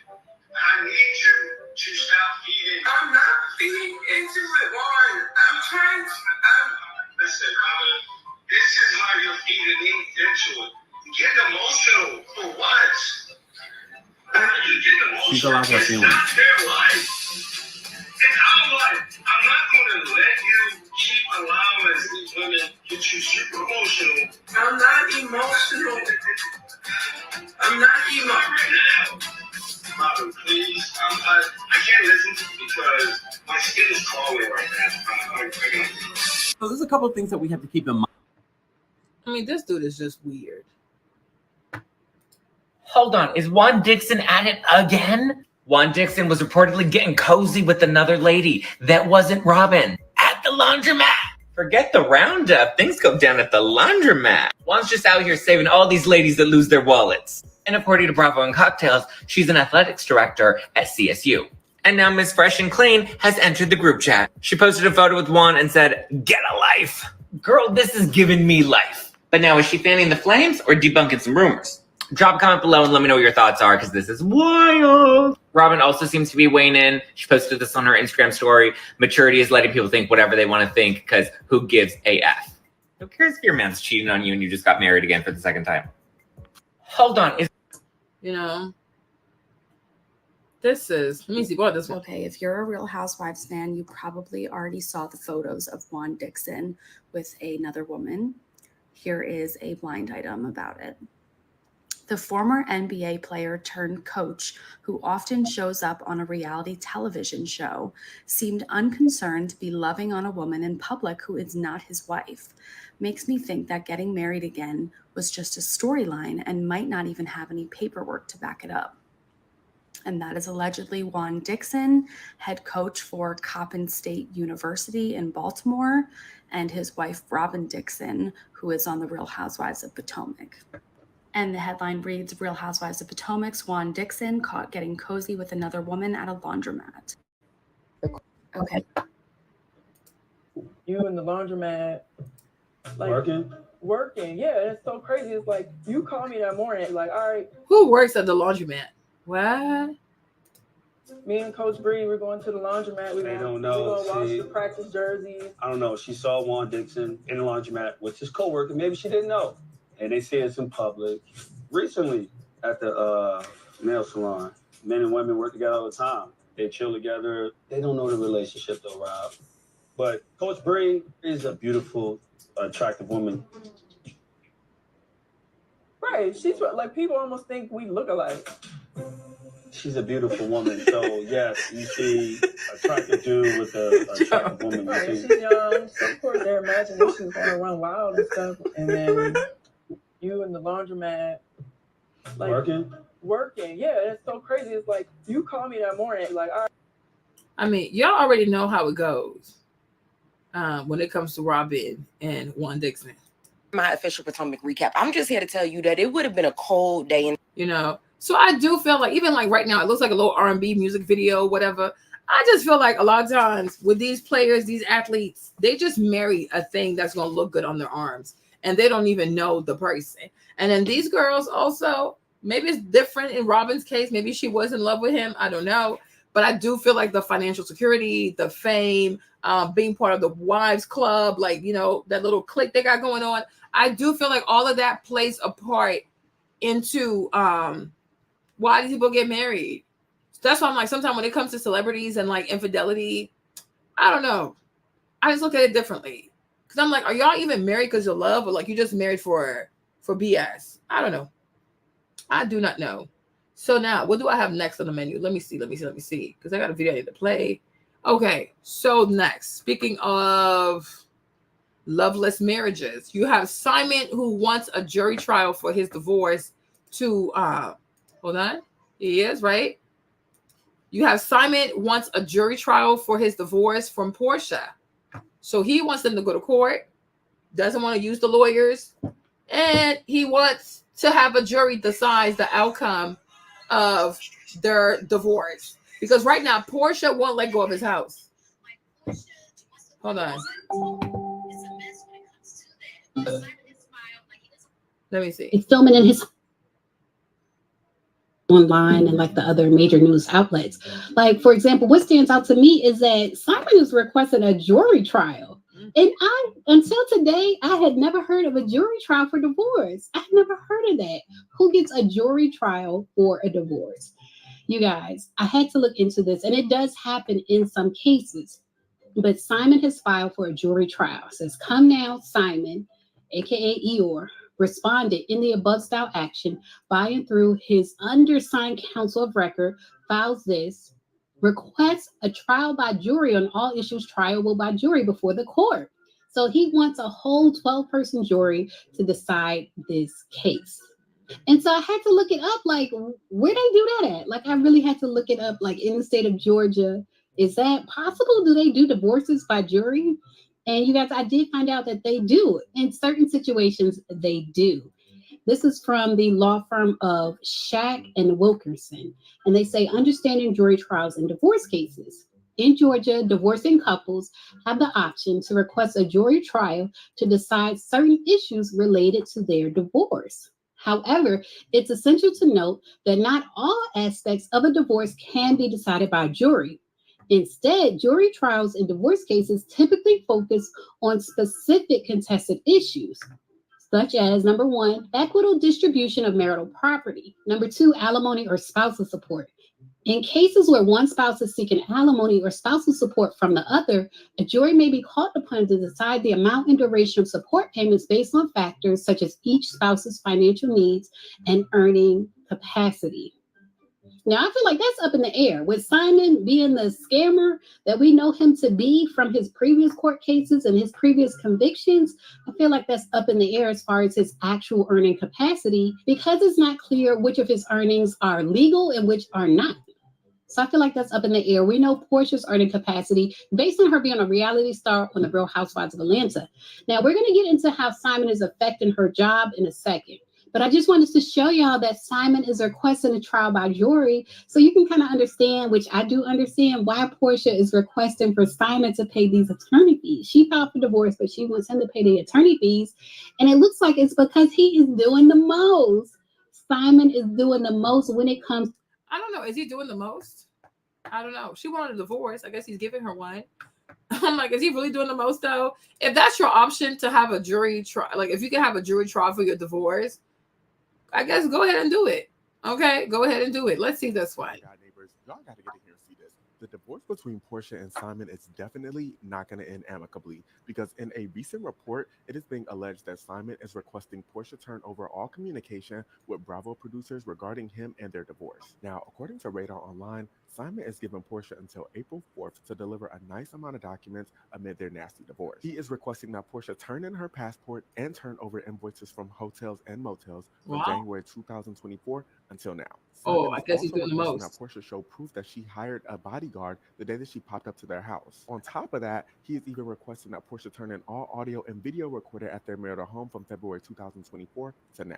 But the biggest gotcha is Simon requesting that Porsha turn over all communication she's had with True Entertainment, which is the parent company of Bravo. He's requesting she send over all documents that pertain to him, their marriage, their divorce, their prenup, or storylines that he is involved in for this upcoming season of Real Housewives of Atlanta. Now, neighbors, this entire situation is also crazy. We posted this on our Instagram, and of course, the neighbors had no problem chiming in. We got Mama D saying, I don't get in people's business, but he's been very petty. That's a woman. Just let her be free. You are a man. Why are you going after her? Leave her alone. Now, we got another user saying, when certain women going to realize that getting with a man for money doesn't work? On top of that, people go broke every day. It's not intelligent to get with somebody just for money. Now, the real Forever Grace says she posted those pictures with Dennis, and he is mad, honey. African men do not like it when you go back to your ex or flaunt it in their face, knowing he had been flaunting women on his page. We got Kat Harris saying all of this is corny and sad. Neighbors, this entire situation is also crazy. I'm low-key still in shock that they're getting divorced because everything happened so quickly. I'm curious to know what you guys think about this entire situation. You guys feel like Simon is wrong for requesting Porsha turn over all these documents, or is it all fair game because she filed for divorce first? Let me know your thoughts on this entire situation in the comments. So with these two, honestly, Porsha and Simon, I feel like Porsha met her match. I think she's crazy. I think he's crazier. I think she's scammy. I think he's scammier. I think she met her match. I really think she met her match. And I really think like he's going to try to get money off of her. I really think he'll try to get money off of her. This is why you do not mess with people with low ethics and low standards. Like, I get it. Even if Phelan was cheating, right? Because he said Phelan was cheating. He had the security footage that the man was coming to the house when he wasn't there, right? But it's like, but even if you divorce Phelan, if Phelan was cheating, you divorce Faye, do you have to go and then mess with her coworker? Do you have to then get married to Porsha, though? You couldn't find somebody else, right? So, good luck to them. Now, let's keep going with our show. While some are regretting saying I do and reconsidering what it means to be in love with your spouse, across the pond, some are celebrating love in excess, from pretty little things to pretty largely expensive. The son of Boho CEO Umar, who's also the CEO of Pretty Little Thing, spent $20 million, no, 20 million pounds. Hold up, wait a minute. He spent 20 million pounds on his wedding. I'm like, isn't that excessive? Okay, so let me see if I can show y'all what's going on. Let's come over here to TikTok. Pretty Little Thing founder Umar the heck? Kamani spent 20 million on his wedding to wife Nada. The wedding took place over 4 days with multiple ceremonies. The event started with a white party and barbecue before the first wedding ceremony took place, followed by an Indian service. Look, they just look stunning, don't they? They had plenty of celebrities in attendance, such as Naomi Campbell. Here she is posing with Anthony Joshua. Kate and Rio Ferdinand were there. You can see them posing together. Look at Kate's outfit, absolutely gorgeous. And of course, is it even a wedding if you don't have Mariah Carey to give you a private show? Andrea Bocelli also did a performance. And I never would have guessed this, but Ryan Thomas was the best man. Here he is with his partner, ex-Towie star Lucy Mecklenburg. It's like a little Only Way is Essex reunion here. Umar wore a dapper suit from Tom Ford, which retails for over £4,000. And his watch cost over £730,000. I would love to know how much they paid for Mariah to come to the wedding and perform and what she sang. Can you imagine being a wedding guest and this is the surprise performer of the night coming out and it's Mariah? Congratulations to the happy couple. Pretty Little Thing. So, congratulations. Let me play a few videos from their wedding. Hold on, because it was really excessive. Okay, so you see her coming over here. Now, what was interesting to me, it wasn't just like how much money they spent on the wedding, because they really spent like 25 or 30 million dollars on a wedding. That's just crazy. I'm like, it's never that deep. Like, you sell rags to people. I'm not trying to be offensive, but Pretty Little Thing, their clothes are trash. You sell rags to people and you're spending like 25 million on a wedding when the majority of your workers are in sweatshops and enslaved. Yeah, right. The thing I've read in the comment that really made it interesting is that, come to find out, okay, that his bride, the girl he just married, she was actually introduced to him by his ex. Where's the ex, right? So here we have Umar's ex-girlfriend. Okay, what is her name? Amy? Okay, so her name is Amy Reddish, because I got this from the comments, because I always read the comments because the comments are really juicy. Okay, so Amy allegedly was helping Umar to build the brand. Okay, she was there when he started the brand. She was there when he started Pretty Little Thing. Okay, because his dad owns Boho, so I guess his dad gave him money to start the brand. So him and Amy were working together to build this brand. Like, I'm gonna help you. I'm gonna be there. I'm gonna support you as a girlfriend, right? So Amy is the one who hired this one. I don't know what her name is, right? But she got hired by Amy to come to their headquarters, I guess, in order to be a model, right? So the girl hires her, you gonna come work, wear our clothes. While she brings the girl to be the model for the brand, this girl starts a whole sneaky link relationship with Umar. Next thing you know, Amy gets the boot, okay? Amy gets booted and tooted, okay? He dumps Amy, and now he's in a full-fledged relationship with this one, proposes to this one, and marries this one. Let me see if I have the video. All right? So let me play this one for y'all. Hold on. She'll do a better job at explaining than me. Let's get into it. On today's Lovepreneur News. Okay, congratulations are in order for this newly engaged lovepreneur couple, Umar and Nada. Okay, so what makes this beautiful couple lovepreneurs? Well, Umar, if you don't know him, he is the CEO and founder of Pretty Little Thing. Nada also is a lovepreneur, being a blogger turned model.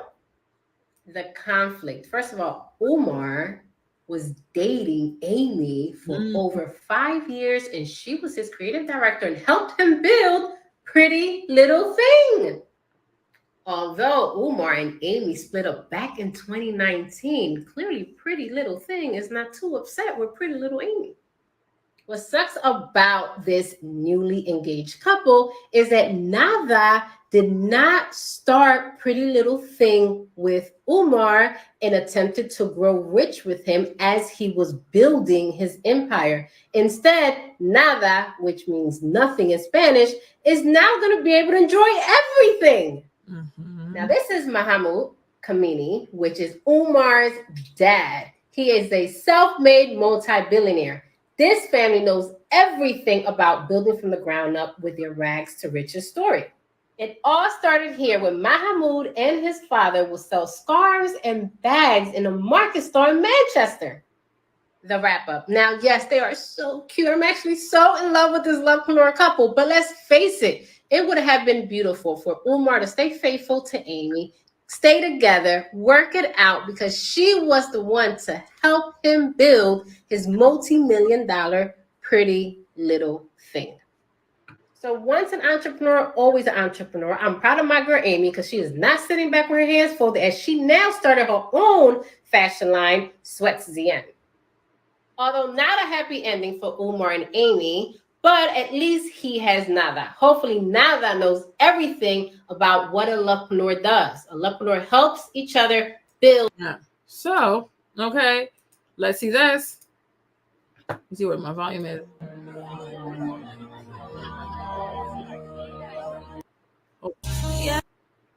Oh, this is her before. A lot of these girls are these girls like even naturally pretty, or it's just makeup and Botox? Because I'm like, this is what Nada used to look like before. Okay. Oh, she said Naomi also took her other billionaire man to a Rihanna concert, introduced them, then he left for Rihanna. Okay. So I'm like, this is the girl Nada before. This is her with the Botox, the surgery, the lashes, the makeup, the blah, blah, blah, blah. Like today's like, who is actually really pretty nowadays? Like everybody seems like, I don't know. Let's look at this. What are they saying over here? Yeah. Why is this doing this? I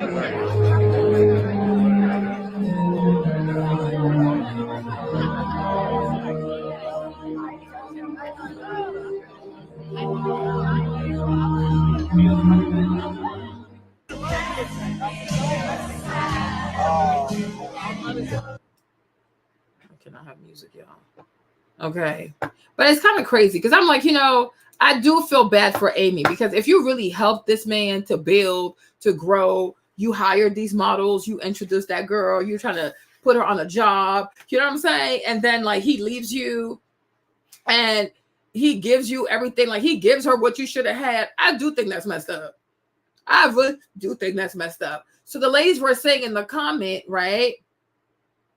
This is why you don't build a man, because once successful, he will leave you for his type, right? And I'm like, I can see why a lot of women are not interested in a build-a-bear relationship, right? Because I'm like, is she even really his type though? Because I'm like, if this is how she was actually born, hold on, she was born like this, and now she looks like this. It's like, your type, girl, bye. Or maybe he likes her because he can control her, you know? But I'm like, women have no shame though. Women truly have no shame. Okay, women truly have, well, yeah, they sell rags to people. Like Pretty Little Things, their clothes are not good. Their clothes are not good. They underpay their workers. They have a bunch of sweatshops, right? And then they take all this profit and they live La Vida Loca. Meanwhile, there are people living La Vida struggling, okay? And the people who buy their clothes can only wear their clothes once, right? But I'm saying, like, women really have no loyalty. Like, if you have something that a woman wants, she will take it from you.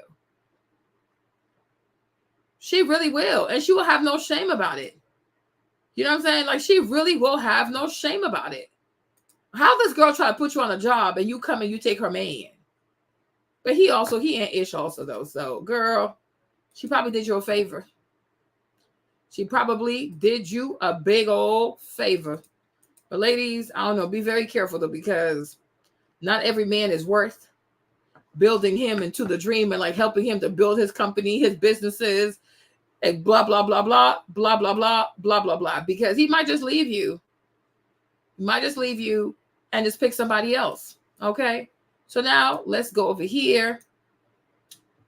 Ultimately, like I said, it's first to say that men and ish. Speaking of men that and ish, let me introduce you to the world's worst father, Brian McKnight. So Brian McKnight, recently his tour, he had a tour date that got canceled because the R&B audience is like, no, we cannot support a man who does not love his children. Okay. So I'm going to start with this video here. Let's watch this one. There's been a lot of discussion online lately about how I talk about my family on social media. Typically, I prefer not to give attention. I don't post about them. Instead, I post about the children with whom I do have relationships, with whom I am proud of, and about whom I want to share my pride in their accomplishments. I don't live in the past. I live in the present and the future. I am so proud of the man I am today, the husband I am to my wife, Leilani, and the father I am to our children. I'm so proud of our love, our family, our life. So I will, without apology, continue to shout about it as loud as I can.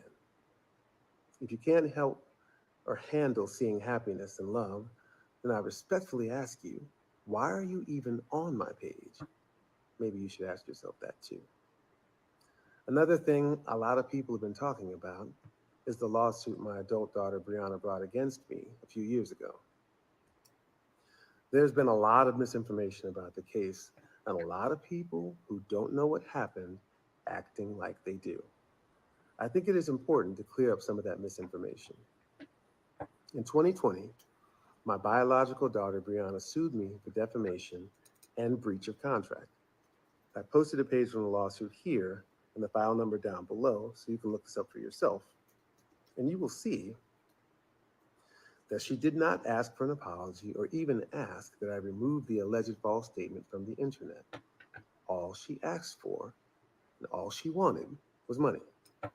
The case was dismissed before there was any decision whether my statement about her was defamatory. We settled the case earlier this year, and I agreed to pay Brianna some money, but here's the interesting part.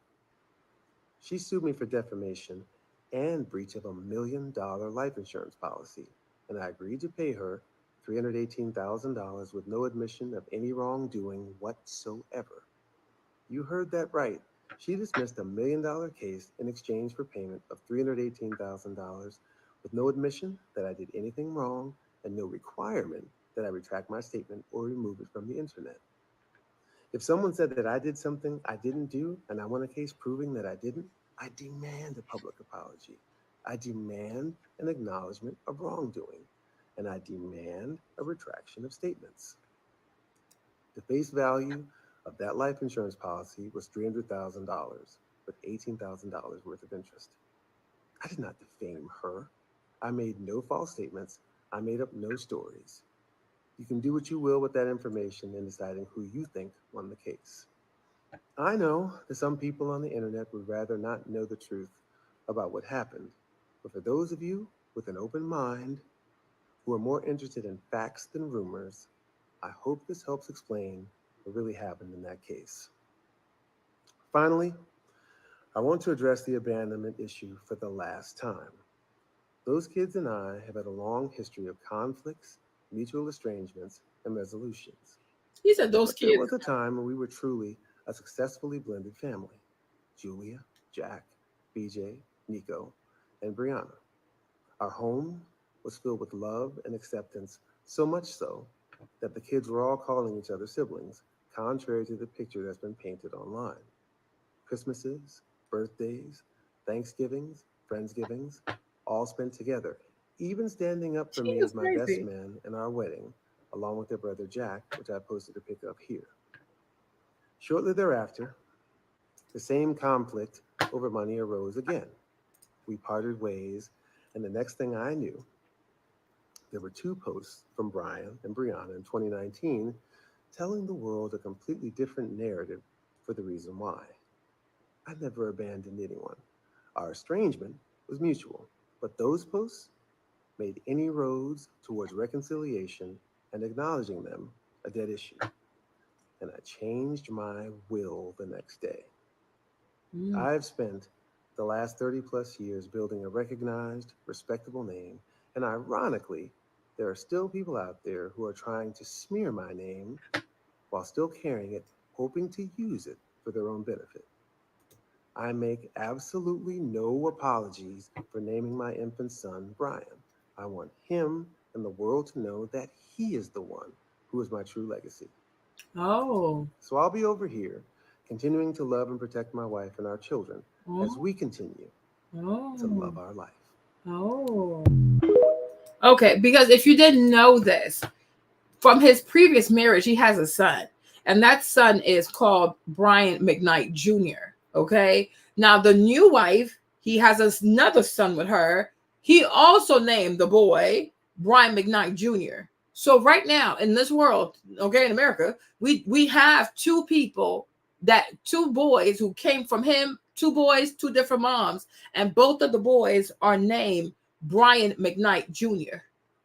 Make it make sense. You could have called one Junior and you could have called one the third or something. No, they're both called Junior because I guess he wanted to spite the other one, or like he said, this is his new legacy, or maybe he wants to let the first Brian McKnight Jr. know, like, you no longer matter to me. Okay. So we're not done. Let's keep going. Okay. Here we go. So lastly, this week, I want to big up my man right here. See, he gets it. In order to live a life that you love, you have to get rid of the evil and the negativity, even if that evil and negativity is related. We want everyone to live a life that you love. Our hashtag, that's what it means. Hashtag I love our life. But in order to do that, you have to get rid of all that evil and negativity. There's so many angry and upset and negative people out there. We want to use our platform as a place of positivity, a positivity platform. So hopefully, I mean, who knows, next week, maybe I'll only respond to positive comments. We'll see. We'll see you next week. Okay. So, all right. So he's calling them kids evil. He said that the kids were conceived in sin. All kinds of, all kinds of just, it's very cruel. I don't know how else to say it. It's some very cruel stuff. Hold on, let me see if I can find the stuff he was saying.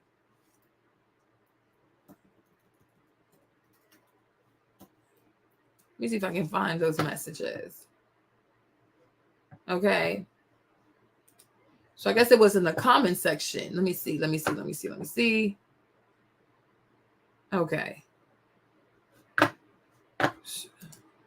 All right. Okay. So someone said to him, you have a daughter. I wonder how this post makes her feel. He's over here. He said, the same God said, honor your father and mother, also said, children are a gift from the Lord. They are reward from him. And to train a child in the way he should go, and when he is older, he will not depart from it. Your children are a reflection of the work and prayers and spirituality and moral compass that parents pour into the kids. You disown the kids that you created, and you are also against God, but judgment day is between you and your maker. So carry on. Then he responds and said, God wasn't talking about children that are the product of sin, which are these are the two. Okay. I didn't raise them. Their mother did. Oh, okay. Okay. One, God wasn't talking about children that are the product of sin, which these are, okay. Two, I didn't raise them. Their mother did. Three, know the whole story before quoting the Bible. Four, take your inaccurate negativity off my page and try being happy. All right. Oh, my Lord. So he is saying that these kids were conceived out of sin. I guess the first two were conceived out of sin. So maybe they were not married and so they got pregnant. Okay. Were you conceived? Were you conceived in a marriage though, Brian McKnight? You were also probably conceived. I can't even speak. You were probably also conceived, okay, in sin, your dang self. All right. He said, I didn't raise them. Their mother did. So isn't that a reflection of you? Why didn't you raise your kids? Why weren't you there to raise your kids? Because you were too busy chasing your career? Like this dude, take accountability. Okay, know the whole story before quoting the Bible. Then tell us the whole story. Okay, this man makes no sense. So as a consequence of his foolishness, a lot of his tour dates got canceled. Okay. I think it was Chicago or something like that. But the people, like his audience was like, no, we are not supporting you. Okay. They're like, we're not supporting you. You don't take care of your kids, we're not coming.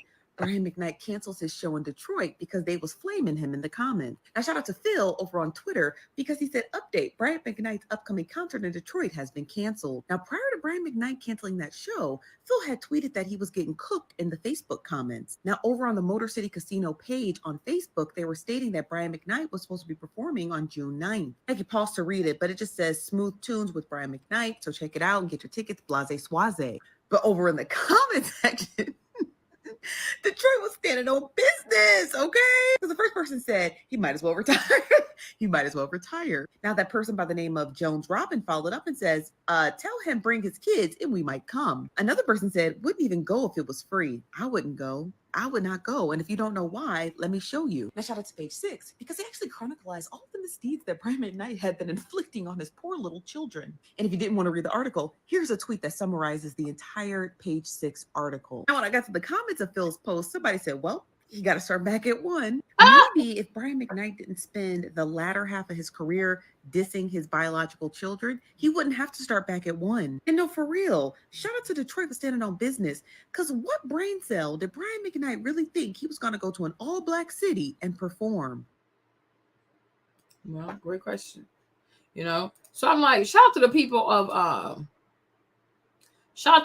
Detroit. Shout out to the R&B audience for really standing on business. Okay. And my thing is, I cannot say that the kids are perfect, right? I cannot say that the kids are perfect. I cannot say that the kids have not been disrespectful and things like that. But I do feel like as a father, though, it is your job to you got to keep your family together. You got to also take accountability for what you did to these kids, how much you were not in their lives, how much you might have used money, okay, to make up for the fact that you were not present, right? There's a reason why these kids turn this way. Even if their mom is putting things in their heads and blah, blah, blah, blah, blah, you can still try to have a relationship with your children, right? But to get on the internet at your big age, being that you are the father, and to say the things that you say, it really is in poor taste, okay? It's in poor taste. Those kids over there, you know what I mean? Them people over there, these two were created out of evil and sin. You know, like that's just weird. That is seriously weird.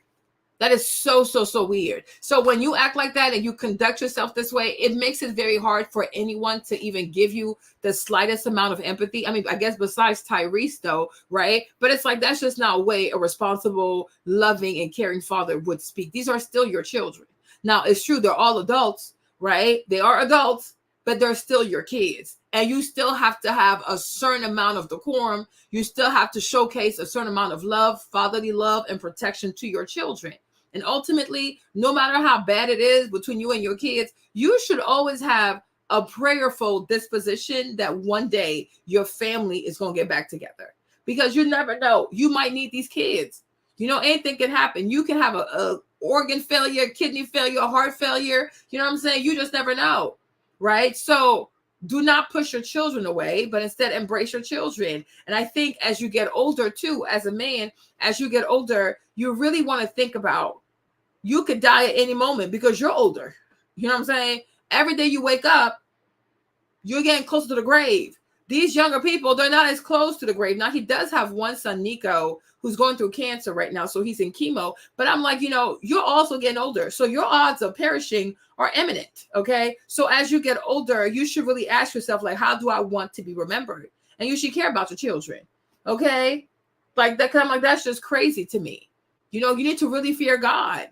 And you are responsible for these young people. But God forbid you were to die and you die in strife with your children. You would truly be okay with that? You know what I'm saying? But you're supposed to sing R&B and sing about love and this and that and that. But your whole life is nothing but strife and discord and intentionally saying and doing things that are truly hurtful to your kids. Like, you're really petty. Like, you're really fighting with your children. You're insane. So Toya got canceled. So now what happened was the wife, right? This is the wife. She also responded to him. Let me see.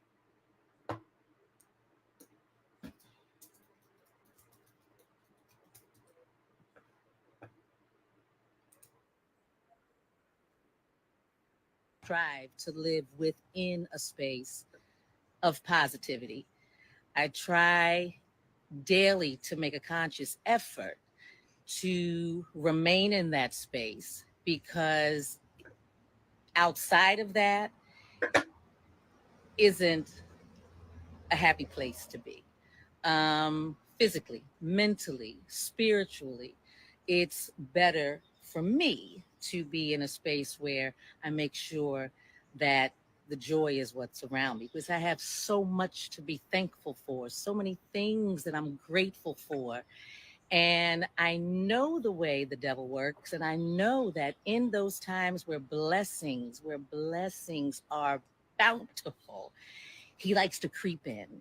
And he likes to use things that he feels will touch parts of you to bring you out of a space where your energy is brought to a lower vibration, lower level, because then you're no longer able to continue on a path where you are okay. That day and that time and that moment and in those seconds, it will and has been and will forever be in reference to my children. As I'm sure most mamas are, as I'm sure most daddies are. And at some point, it's just enough. It's just enough. And it has to be clear that, and hopefully it can help some other folk who might be dealing with situations where there's a constant gnaw of ridiculousness that's trying to get its way, almost like a rat that knows there's food on the other side that will nourish every part of them because they're not getting it. And with this situation, it's attention. So that rat just keeps digging and it keeps digging and it chews through wires and it chews through holes in any way it can find an end to hopefully get into your space, snatch everything so you can go running through the house and try to hit it with a broom. That's what their intent is. I want you, just as I daily am trying my best to do, is to find those spaces where you don't allow that into your space. Mm-hmm. And I know there's some that's going to say, well, you're addressing it now. Why? Because he said something about you. The things that have been said about me, you would not believe. The things that could be said. The point of it is nothing. I don't want to draw attention to anything. And if I ever do, it is only to help if there's someone who's in a situation who feels like they're being just pushed, prodded, probed. This is that type of situation where everything, of course, in me wants to run amok through every street in this city and that city and the other city, and that would do what? The point at the end of every negative situation, whether it's an illness, whether it's a fool that you have to deal with because they keep entering your life when you are no longer giving any more energy to it. It's to only keep you down to where they thought they had you because they knew that they were the author of an extremely abusive situation. And you know, the more she talks, like the more this lady talks, you know what's coming to me? I feel like one of the reasons why, because like Elena says, I think he wants to hurt this woman. I mean, of course, like if you attack her children and calling her children that they're conceived in sin and God does not care about them, like you'll definitely try to hurt her, right? So I do feel like maybe in their relationship, it got to a point where maybe she started to establish boundaries with Brian McKnight. And because he's full of himself, because you know he's a Gemini, so think of Kanye, okay? He's a Gemini. So I think like her having boundaries after a while, like her saying like you can't come in and go, like you just can't be Gemini in this relationship, right? I think it drove him crazy. Because I don't think he likes for people to say no to him. I don't think he appreciates when you have your boundaries. So I think when she started having boundaries with him, he just like went B-ish crazy on her, like bat-ish crazy on her. Like, oh, really? Okay. So I'm gonna start doing this and this and this and this and being toxic. He's using money and his money, his time, his proximity, his love. He's weaponizing those things. And he's like, okay, I'm just gonna starve you. Because it's giving like it got, I don't know, to me, what do I know? But it's giving like there was a point where she was like, no, we need to start having boundaries in this relationship. Like, it's too much. You are too much. You know what I mean? Because it's an air sign. You know they can be toxic and possessive. So let's go. Emotionally, mentally. And they're no good at not being the center of that attention anymore. So when everybody pulls that away, it's like a kid who throws a tantrum. I'm going to do more. I'm going to raise up. I'm going to raise. My voice is going to get louder until I end up on the ground kicking and screaming. And then I'm going to show you that, you know, I got you. No. Okay. You continue to stay in that space that keeps you cool. And I'm telling you this from experience because this is a time where I do understand that things can hit here. And at this point, on a day like today, it's here. So it's beneficial to kind of bring it in a space that makes sense again. I am so proud to have raised these men. I am so proud to have raised these men that God allowed me. Me, knowing that I wouldn't get everything right. But he allowed me to raise them. And he allowed us to be in a space where, yes, I did have the helms to raise them predominantly on my own, with the help of my family, with the help of my friends, with the help of my community. I'm so glad we had that tribe. And I want others to feel that. So it's giving he was an absentee father. He wasn't there. He was chasing his career. He was chasing his career, smashing a bunch of 304s, do all kinds of foolishness. Like he was not there. He was not present. So I guess maybe that's why the kids also, they don't truly have an emotional connection with him. That's probably why the kids don't really feel like, yeah, you're my dad, I should respect you. But it's like, yeah, but we barely knew you. You know, if you're a father and you're a consistent figure, like you're really present in their lives, I can see children having more respect for you, like respecting more your authority. But when you're like, you come and go, they see you once in a while, you call, you text, you send some money, right? Like, it's not the same bond. It's not going to be the same respect. It's not going to be the same connection. So they see you, maybe they see you as an ATM machine. Now, you could be hurt by that, but at the same time, it's like, you got to understand where they're coming from. It's like you were not active in raising them. You okay? You came when you wanted to. You bought the things you wanted to. But I feel like most of the time, their time with you involves some type of transaction. So then they grow up to look at you as an ATM machine. And you can't be mad because you weren't there. You weren't there. You were starting back at one with your career. So, you know, you weren't there. And that's what we're here to do. We're not here to gossip. We're not here to keep things rolling and keep things a mess. We're not. And that has been made clear by the fact that you just really haven't heard much, have you? And that's okay.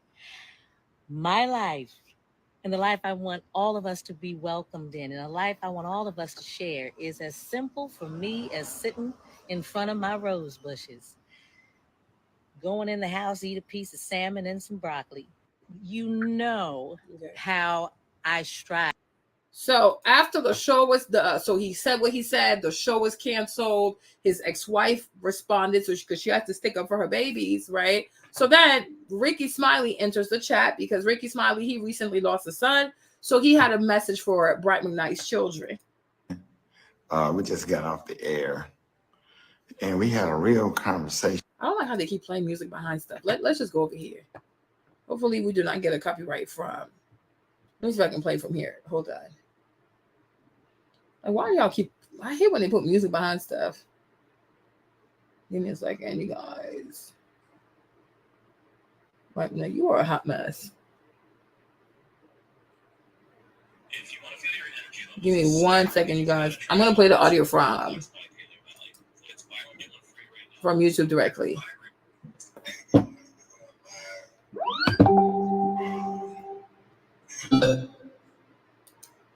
We going live this morning.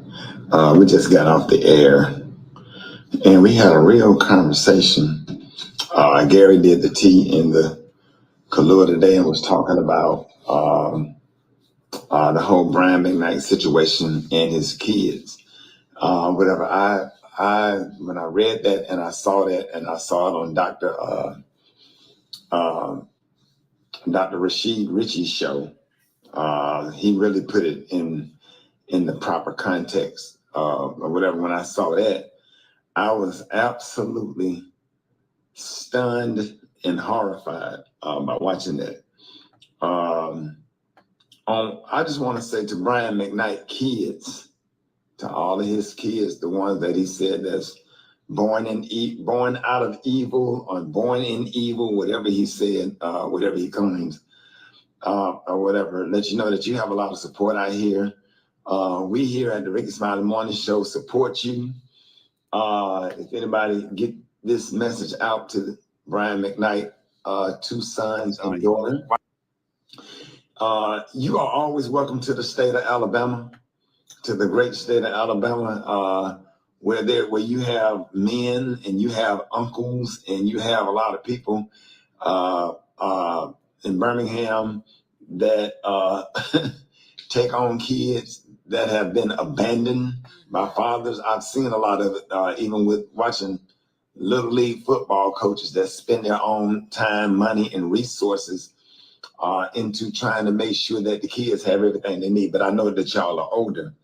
But if y'all ever feel any kind of way, or you feel unloved, the need male figure, father figure, there's people out here like myself, and I know I can vouch for my brother from another mother, Ben Crump and others.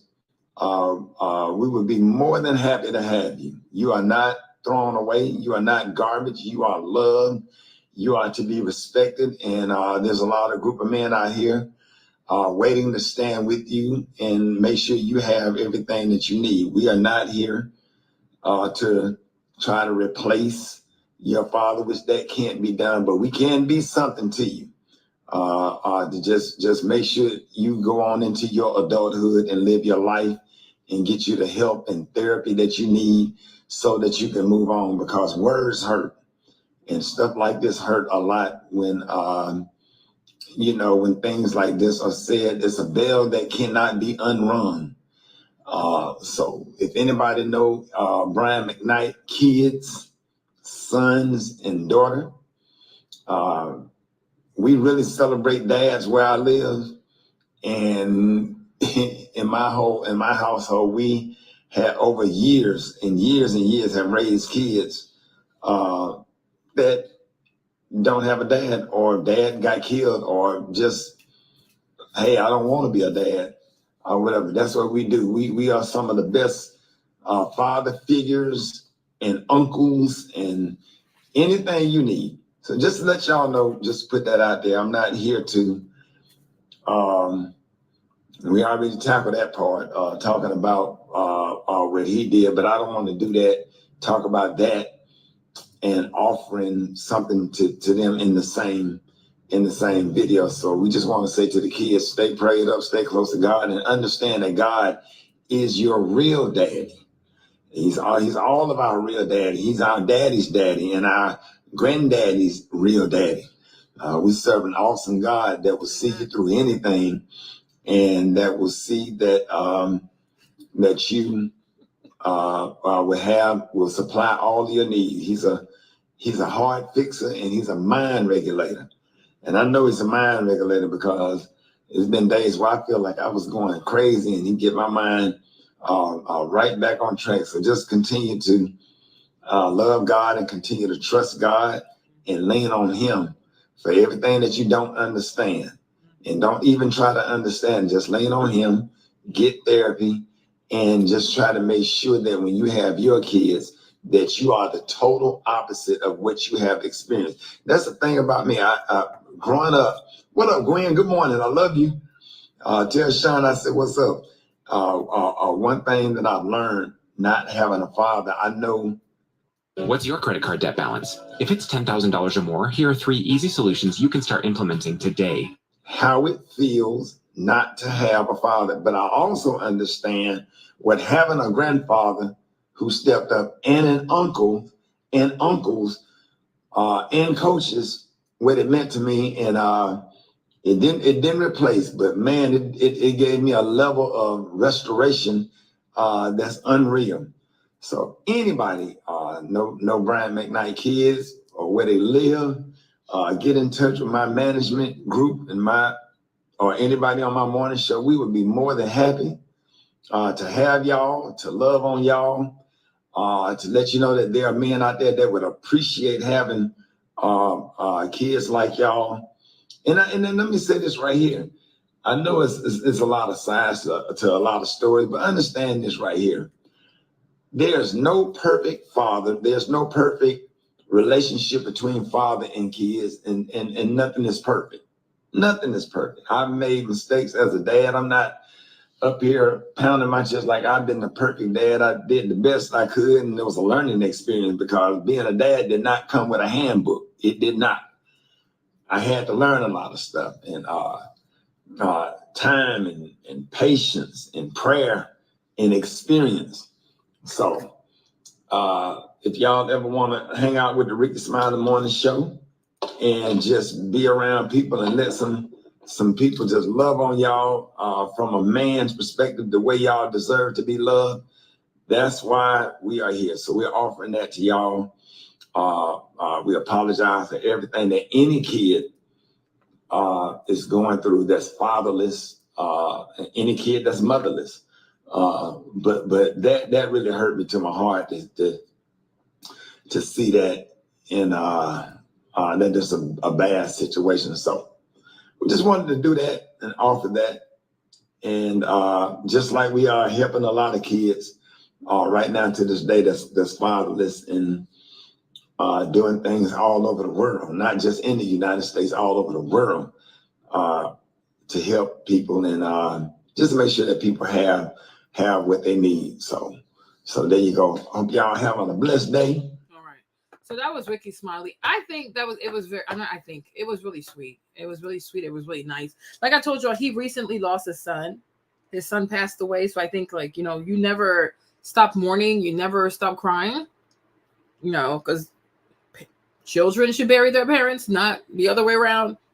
Right. So it was very beautiful. Now, somehow somehow, this Sagittarius, okay, Tyrese, had to get involved and just make it about himself. Like, he's just weird. I told y'all guys, I told you guys, I'm like, there's something about Tyrese. He's a controlling narcissist. Like, he is extremely controlling. Go back on your meds, you weirdo. So here we go. Let's listen to this idiot. Oh. In my grown man opinion, to say that man and his ex-wife and the mother of his kids, which are now grown adults, past 30 years old, whatever their specific dynamic is, there's a bunch of things that have been said and done over the years that is nobody's business, that has contributed to where they are. This is not fair to say, well, they my kids, or they grown, they adults, and so I ain't gonna ever turn my back on my kids. I ain't gonna ever not provide or be there or support. What I want to address is I want to talk to my brother Rickey Smiley, and I want to say to you that it is unfair, in my grown man opinion, to say that man and his ex-wife and the mother of his kids, which are now grown adults, past 30 years old, whatever their specific dynamic is, there's a bunch of things that have been said and done over the years that is nobody's business. And I'm like, did he just want to jump into the conversation? Because I played the entire 6 minutes of what Rickey Smiley said.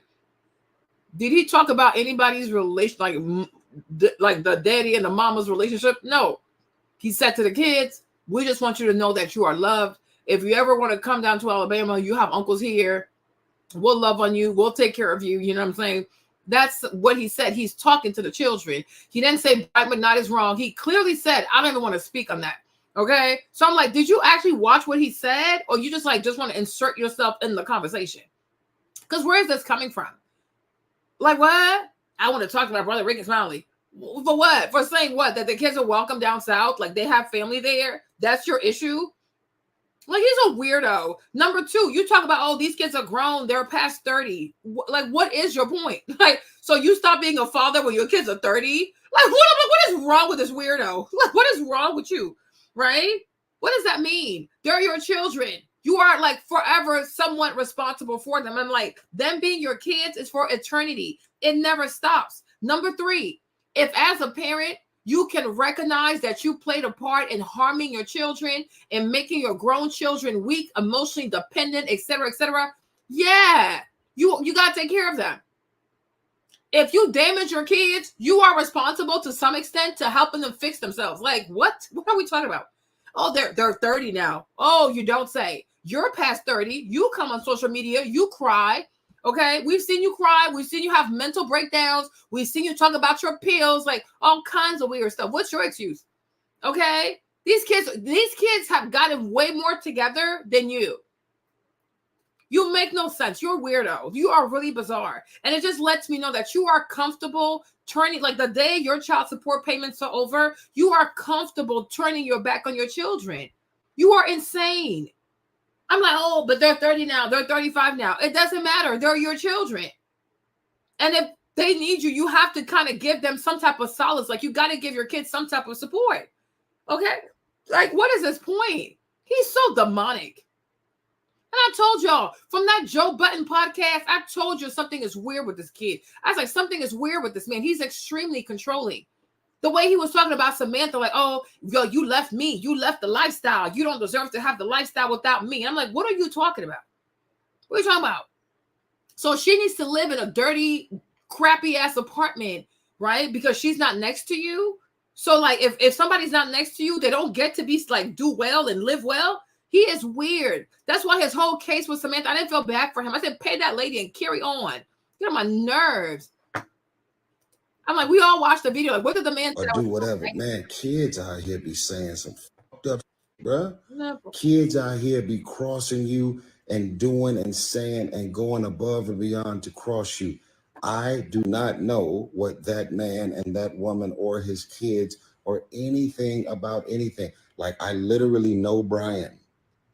I have not had one conversation with Brian McKnight about his wife, his kids, or anything that went down between. Why not? Why not?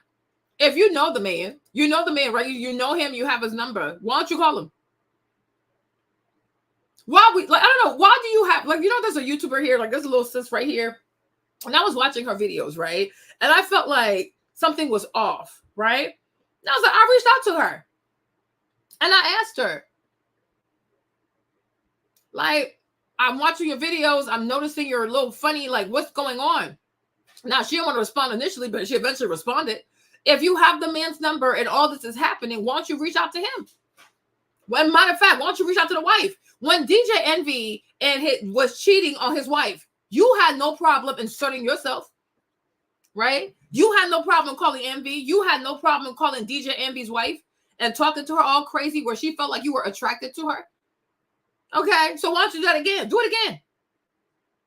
Why is it that you make it your business to fix DJ Envy's relationship after he done cheated on his wife with Erica Mena, right? But when it comes to Brian McKnight and his children, why don't you get involved? Why don't you call his ex-wife too? Find out what happened. Call him. Why don't you ask the man what happened? Or is it because you low-key don't want to hold them accountable? Because if you hold them accountable, then you got to hold yourself accountable. Because y'all be on the same BS. Which one is it? Because Tyrese, we know you to be a mediator. It's like, what's stopping your ministry now? Go all the way with it. You like, I know him, but haven't called him. Call him. Why are you on the internet? Call this man. Get all the details, and then come tell us what he said. Like, what in the world? You weirdo. Between them, nor is it my business, nor is it my place to ask him. What? And why are you talking? And why can't you not ask him? He's talking about on social media. Why can't you ask him? What happened, man? What's going on? This and that. None of my business. What I am addressing and talking about is I feel like it is not fair to act as if relationships between men and their children that at some point become adults can't fall apart, can't become extremely volatile and toxic. Listen, man, I know dudes that are in jail or do whatever. Man, kids out here be saying some fucked up shit, bruh. Kids out here be crossing you and doing and saying and going above and beyond to cross you. I do not know what that man and that woman or his kids or anything about anything. Like, I literally know Brian. I have not had one conversation with Brian McKnight about his wife, his kids, or anything that went down between them. Hell, for getting in full-on fights with their kids who grow up, who think they can talk to them and treat them any kind of way. But why? This just triggers me. Like, I swear, this is why I can see why a lot of people don't respect black men. I'm not trying to be funny. Shoot. What is happening with y'all? But my thing is, right? Children do not just grow up to be disrespectful. Like, it's like, we have to stop this madness, right? We have to start, like, a lot of you black men, you got to grow up. Tyrese, grow the hell up and start actually being intellectually honest. Like, I'm getting sick of this. You're sitting here willfully being dishonest with people. Like, stop doing that. Children do not just grow up out of nowhere and become disrespectful, talk to their parents crazy, talk to their parents sideways. No. In the foundational years of raising that child, something went left, right? Because no child is ever going to get up, oh yeah, I'm going to talk to my parents crazy, right? You did something to that child, or you were absent in that child's life. Your behavior, like between the things that you say, I'll give you a good example. Talk about me let me talk about myself, okay? All right. Me and my dad, for example, it got to a point where it's like, you know, okay, kind of lost it, right? Why? Because between the things you say and the things you do, it doesn't match. It doesn't match. right? And so when what you say and what you do, it don't match, especially for me, as I get older, I get more mature, I get more spiritual, I become more of a stoic, right? I have a harder time taking you seriously when you say one thing, but you do another. You understand? And it's like and that's why what the Bible says, like, yeah, kids, like children, honor your parents and your mother, but it also says, like, parents, do not go triggering your children, right? But it's like, if you have a good child and then one day the child just starts acting crazy, talking to you crazy, you did something. And what most Black parents want to do is gaslight you into the Bible says. The Bible talks about all of us, not just children. It talks also about parents. We all have to be good people. We have to be good role models. And not just that, we have to learn to apologize. Parents, Black parents, I need you people, okay? I need you Negroes to legitimize, normalize, apologizing to your children. I am sick. I'm oh my gosh, I am truly sick. I am truly sick. And I am truly exhausted of Black parents, especially the Christian, the spiritual ones, thinking that, oh, because the Bible says, or because I'm your parent, you owe me respect. No, stop this mess. Okay? Like, seriously? You want your children to respect you. You want your children to continue to love you and to put you in a standard, in a pedestal, right? You got to give your children so many reasons to respect you and to love you. So many Black parents are unlovable. Like, they're seriously unlovable, you guys. I don't know what else to tell you.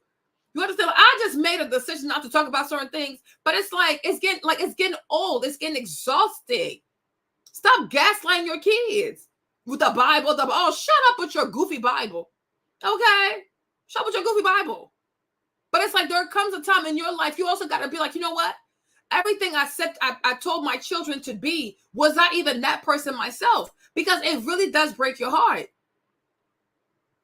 You know what I mean? Like, I'll tell you this. I'll talk about myself, because I think it's like, sometimes you got to talk about yourself also, because talk about other people all the time is too much, okay? You got to talk about yourself. But if I talk about myself, you know, there was a season in my life where honestly, like, yes, like my dad broke my heart. And I was so confused because, you know, like initially, people, when you talk about heartbreaks, you think like, oh, like a man broke my heart, like a love interest broke your heart. You never think that even your own father could break your heart. Like, damn, I think my dad broke my heart. You know what I'm saying? And it was so devastating. It was so hurtful. And I didn't even know if I should talk about it, say so. It was just so weird. It was just so weird. I was like, wow, like, this is crazy. I did not know that a person could have a heartbreak from a father, especially if I don't come from a broken home and like a 2-parent house, like, you know, a single mom. No, my parents are married, right? But even in that though, my dad broke my heart, like for real. And I think I'm still healing from it, right? I really do. But it was really hard because all my life, I put my dad on a pedestal for real. You know what I'm saying? I really did. But the way, like, my dad, he just disappointed me in such a way I can't even explain. Like, it really hurt me. And even one time he said something to me and I looked at him and I was like, Dad, you gonna say, like, you of all people, you gonna say that to me? Are you kidding me? Like, are you like, I'm so dead. I don't know. Like, I am so serious. You know, one time, even recently, you guys, I was sleeping. Oh my gosh, it was so weird. I was sleeping. I started crying in my sleep. I'm sleeping. I don't know how to explain it to you. I wake up. I am just weeping. I was like, what the heck? Is this like the pregnancy stuff? I don't know. You know what I mean? I was just so like, what the heck? You know? And one day we really got into it. Like, I had rage on the inside of me. Like, I don't know, y'all, it was real. I think I told y'all this. I said, oh, they tried me. I told you, I didn't tell you everything, but I did tell you. I said, oh, people don't try me. People tried me. And I mean, I felt bad, but it was like I had rage on the inside of me. I was so hurt. Because all my life, I'm 39 years old. All of my life, I've loved my dad so much. I've put my dad on a pedestal. You know, I've always compared my husband to my dad. I mean, so many things. And I'm like, why are you doing stuff like this? And it really hurt me But then I said, you know what, Marlene? You gotta let it go because this man, he's in his 70s anyways. It's not worth it. All you can do is you can control yourself. But y'all, it got to a point I started practicing not talking to my dad. So that way, if he dies, I'm not gonna hurt. I'm not gonna cry. I'm like, this is not even normal. This is not even normal behavior. And I had to tell him that. I was like, you have no idea. The reason why I don't call you, I don't text you, I don't talk to you, because I'm preparing myself for the day that you die, so I don't cry. I don't want to cry for you. And it's so sick because all my life, I never thought that, like me, Marlene, when it comes to my dad, I never thought I'd be this person. You can ask anybody. If I go crazy, if I get upset, if I can't be controlled, they're like, oh, go get Marlene's dad and she'll calm down. Because that's how much my dad meant to me. But where we are today, I was like, child, please. I don't care. And I have learned, that's what I say, Aquarius, I have learned, I have a weird detachment style. And when I'm gone, I'm going. I'm like, you know what, this is it, I'm done. You know what I'm saying? I'm like, maybe it's for the best. But it's the weirdest thing. It's one of the weirdest things that has ever happened to me. And I have learned when it comes to like the things I need, whether it's my mom, my dad, I have learned to be emotionally self-sufficient. Because one thing I don't appreciate being gaslit. You know what I'm saying? And that's what Black parents, African parents, they do that stuff a whole lot. I don't appreciate people not being honest. It triggers me. You know what I'm saying? It triggers me. I'd rather you say, Marlene, you know what? I can't do da-da-da-da-da. Don't tell me one thing and you do something completely different. And then when we talk about it, you want to make it seem like it's me. You understand? Like, that's crazy to me. That is so crazy to me. And I swear, like recently, it was like maybe like last year or so, like my mom and my dad, they really triggered me. And I was so hurt because it's like, I try everything.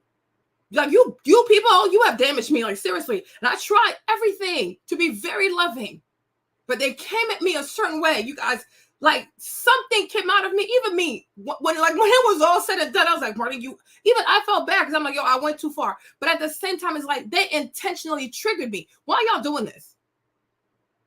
Why y'all doing this? Like, what do you get out of this? What do you get out of this? Like, why do people trigger people? I really don't get this. You know what I mean? Why do you trigger people? You know, ever since I moved back to Virginia, because you know me, honestly, I didn't want to move back to Virginia because Virginia to me has caused a lot of PTSD.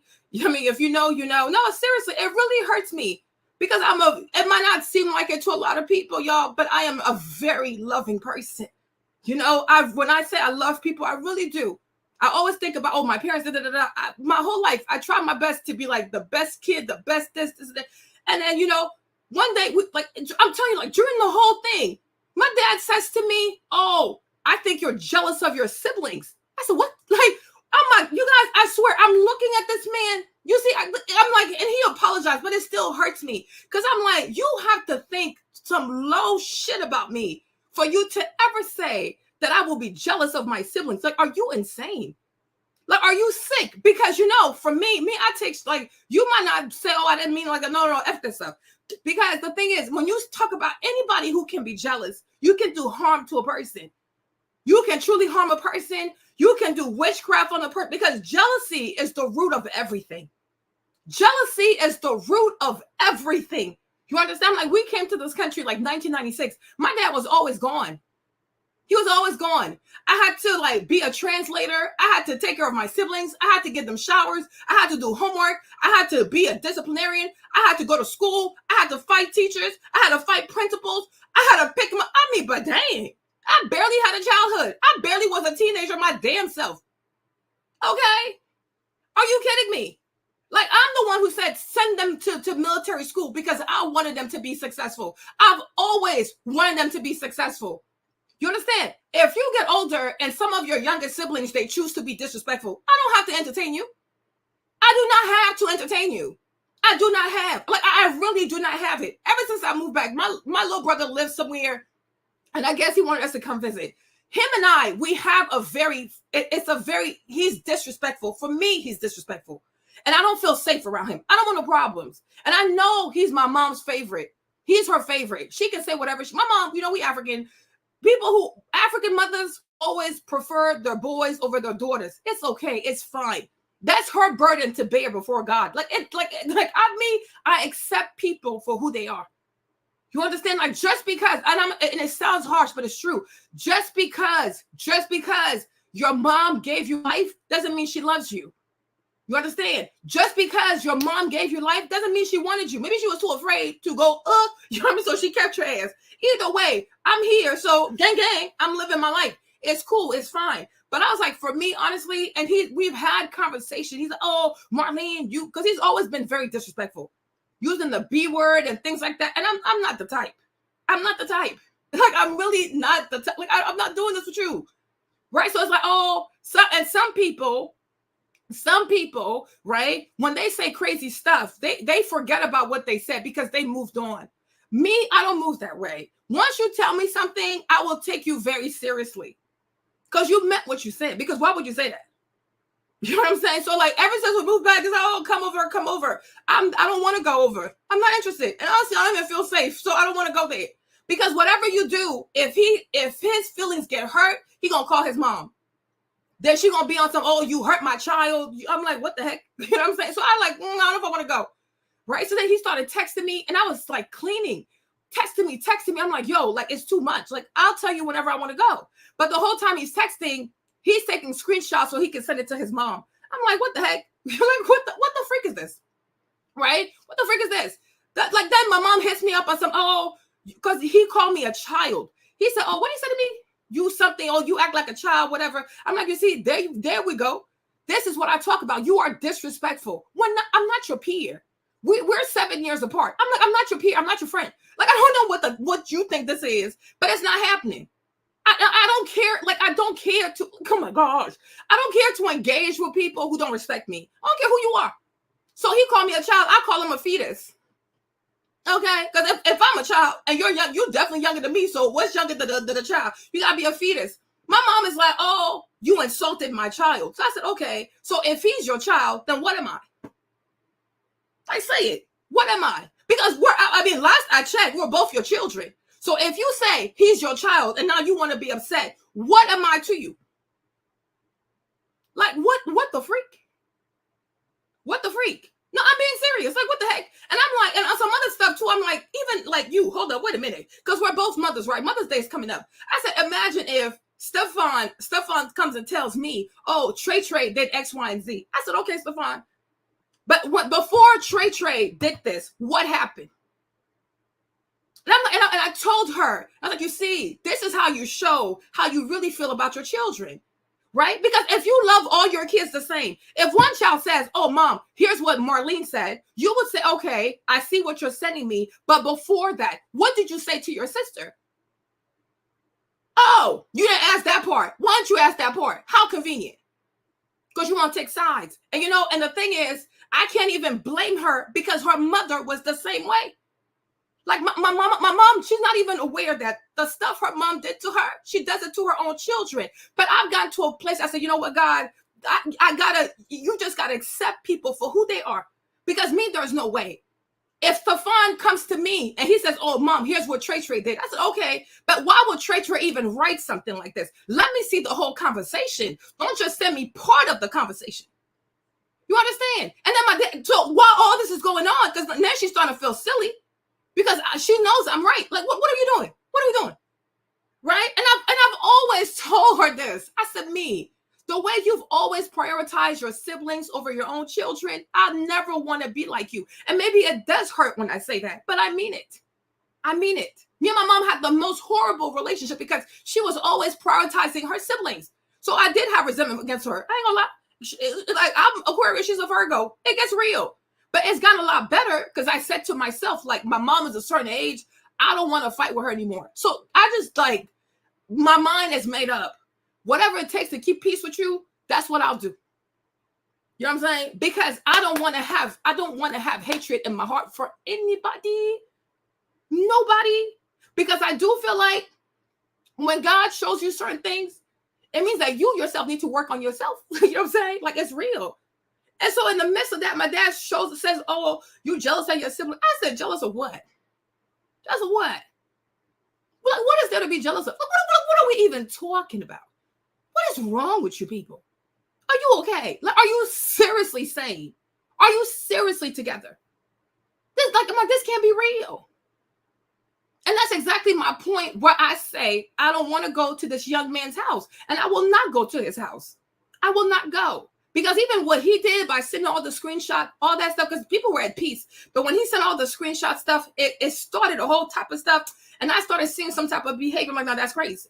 Because if you and I were talking, even if it gets heated, for me, it stays between you and I.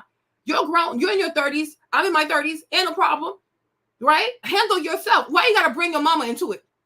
Make it make sense. And then you, why are you picking sides? Did anybody get hurt? I'm like, the word fetus got you triggered. I'm like, of all the things I could have said, fetus got you triggered. Girl, if you don't like me, just say that. Because that's crazy. You know what I'm saying? Then she started crying. And my mom likes to cry, though. Every time you call her out, she'll cry. She'll do all this. I'm like, yeah, here we go. She's a Virgo, so we'll go through the motions, right? But I'm like, oh, this is just gaslighting. The tears, tears don't move me. Because when you mad, the stuff you say when you're mad, you meant that shit. you really meant it. You know? And so I told my dad the same thing. But I'm like, and you, I was like, you for real though? Like, you call me jealous? Daddy, seriously? The way you, I'm like, if you compare me to you, the way you've handled your siblings versus the way I handle my siblings, no. I told him, if we were to stand before God, you will be in trouble, not me. And it's real. Y'all, I don't play. I'm like, I'm so done with people now. I don't know how to say it. I am so done with people. You understand? But I'm like, one thing I understand is like, children don't just grow up and just have certain attitudes or certain behavior towards the parents, right? The parents do stuff to their kids. Then they want to play in your face like you stupid. No, I'm not stupid. Like, I am really not stupid. Right? And I also said, like, because I'm pregnant, I want to have a peaceful pregnancy, y'all. I don't let anybody trigger me. I do not. So then after the fact, I went and I apologized because I said, you know what? For as much as I was mad, the things I said, I went too far because I made a promise to myself that you two, I was not going to entertain like that. And I betrayed because you guys, I felt attacked. I don't even know how to explain it. I felt so attacked.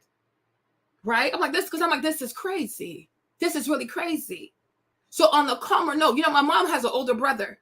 And it's like, she's always felt like he should have been more involved and he should have been more in this. I don't know. It ain't my problem. Right. But I said to her, whatever expectation you have of your older brother, don't put that on me. You understand? Just because I'm your firstborn does not mean I need to run behind this child, No, these are your children, sis. I've done enough. You understand? I don't care. No. Don't do that. Because that's another, I don't know. But I do feel like definitely with like African people, that's the thing too. Like when you're the eldest, they feel like you got to carry all these children on your back. I don't want to. They can call me too. It goes both ways. Everybody can check on the other person. But to say, oh, because you were born first, which is a complete act of randomness. I could have been born last. Like, what the freak? Okay, I could have been born last. It's a complete act of randomness. Oh no, because you're born first, I've done this as a young person. I've done this as a teenager. I did it while I was in college. I'm checked the F out. I'm done. I'm through. I don't care. You understand me? Listen, if you text me, hey Marlene, I will respond. I don't have a problem responding to you. Like my little sister, she'll text me, she'll send me stuff. I'll respond to her. I don't have a problem. But I don't run behind people. I don't run behind my mom, my dad, I do not run behind people. You are free. If you want to be around me, I welcome you. If you don't want to talk to me, either way, I respect energy. But one thing I don't do, I don't chase behind people. And I said that to her. Don't put your expectations of your older brother on me. That's not fair. Whatever you wish your brother had done for y'all, that you have the right to have all these ideations. That's not going to be me. I'm Marlene. I'm my own person. And I don't like to be forced to do things I don't want to do. Now, I'm sure she was in her feelings because some people, you have some parents, they like to control you, control your behavior, make you want to go where they want to control your whole schedule. No, because when they do their schedule, they never say, hey, Marlene, would you like to join us? Would you like to da-da-da? No, they do whatever they want to do, when they want to do it, how they want to do it. But when it comes to me, it's like these people have decided that they need to subdue me, like subjugate me. I'm like, no, it will never happen. It will never happen. I would rather swallow a knife than to have you try to subjugate me, because that's not my nature. No one subjugates me. No one will force me to do anything. And the way my mindset is, there is not a younger sibling that is going to walk over my head. Nobody walks on top of my head. Nobody bullies me. So you definitely not going to be all the way behind me and think that you're going to subdue me. You will not subdue me. You want to have a relationship with me, you're going to have to learn to be kind, respectful, and loving. And you're going to have to learn to give me my time. When I'm ready to let you in, I will let you in. But you cannot force me. You cannot force me. And I said, that's what I said. Oh, I say to myself, I don't have issues with nobody. But even that too, it triggers y'all, right? Because you think I'll be outside. I don't want to be outside. And I don't want to be outside with y'all. You know, because I do feel like as we get older, not everybody practices self-awareness. Not everybody says to themselves, you know what? How can I be a better person? How can I be more considerate of other people? How can I be more mindful of other people? People want what they want when they want it, and you just have to be there to give them what they want. I will not do that. And whatever it costs, that's fine. I'm okay with that. But one thing we're going to do over here, we're going to learn boundaries. Okay? We're going to learn some boundaries. The toxicity of you black people in your culture, I'm telling you, like black diaspora is just sick, okay? The toxicity that y'all have from Africa, you're not gonna put that on me. You're not gonna put that on me. My mom spent her entire life catering to her siblings. She has nothing but scars and I guess high blood pressure to show for it, because it's not healthy. It's not healthy because she never had healthy boundaries, because she wanted to prove to her mom that she was this awesome sister and she was fighting for her siblings. And I'm like, oh, please. Oh, please. You have, girl, bye. Well, everybody's an adult. You know what I'm saying? Everybody's an adult. So I'm like, what are you trying to say? Like, I was really sitting here like, jealous of what? I was really confused. I'm like, what are we talking about? I'm like, Joseph, what is there to be jealous of? I'm happy for them.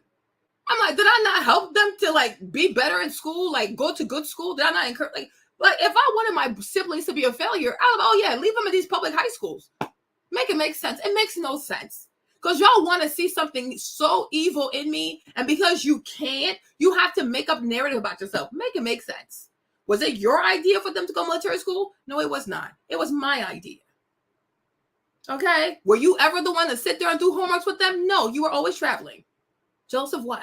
Or because my little brother had like the second boy, he had a wedding in Malibu. Okay. I mean, it was big, it was fancy, but okay, life goes on. Like, okay, like it was big. It was really, really big. Okay. It was very pretty. Okay. I had a small wedding. One thing, womp. I don't care. Because even me, I'm not the type to plan for parties. Like it stresses me out. I would never, unless I'm like, I don't know if I'm like mega rich and like people plan everything. I don't personally want to have such a big wedding because it would stress me out. People are even asking me, Marlene, what's your registry for the baby? I'm like, oh, child, it stresses me out. Somebody else asked me, you gonna do a mother shoot? I said, oh no, that's too much work. You gonna do a baby shower? Oh no, that's too much work. Okay, I don't even like parties. I'm somewhat antisocial. I like things to be small, quick, and efficient. I went to the courthouse. We got licensed. We got married quick. It was over. Okay, cool. That's my style. Like, you know, so like that's just me. Yeah, that's not my type.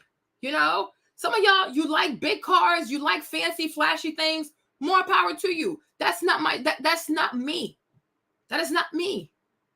You know what I'm saying? Like, what? I don't care. When it comes to education, like, I'm like, what degree you got? I ain't got. Like, what are we talking about? Like, what the heck? No, out, y'all. When my dad said that thing, oh no, I guess he regretted it because baby, I lost it. Because one thing I don't allow people to say about me is that, oh, you're jealous. Jealous of what? What is there to be jealous of? Please, like, break it down for me. You are crazy. You are seriously crazy. Anybody who knows me, even people that I meet randomly on social media, whatever, they'll tell you, like, I'm always encouraging people, like, oh, believe in yourself. Go back to school. You can do it. Start a YouTube channel. Like, I'm like, Joseph, what is there to be jealous of? Whatever I want, especially when I make up my mind, God's going to give it to me. A lot of times it's just me. I'm like, the past 2 years, I'm like, you know, I'm really tired. Like, my mind, everything, I'm just exhausted. I just want to rest. Right? But I'm like, Joseph, what? Like, what is there to be jealous of in the first place? You know what I mean? And he's like, oh, but you're mean to them. I'm like, I'm mean to them how? Because I don't entertain them? I don't care to. I don't care. I'm not going, like, what? If they need me, text me. If you don't, then oh well. Because I don't chase behind your fiancés and your wives. I don't, like, I don't care to be friends with these girls. I don't wish them harm. But I don't need a friendship with people that are like 10 years, 7 years, 8 years younger than me. For what? For what? Like, how does that help me? You know what I'm saying? And then the other thing is, a lot of people are goofy.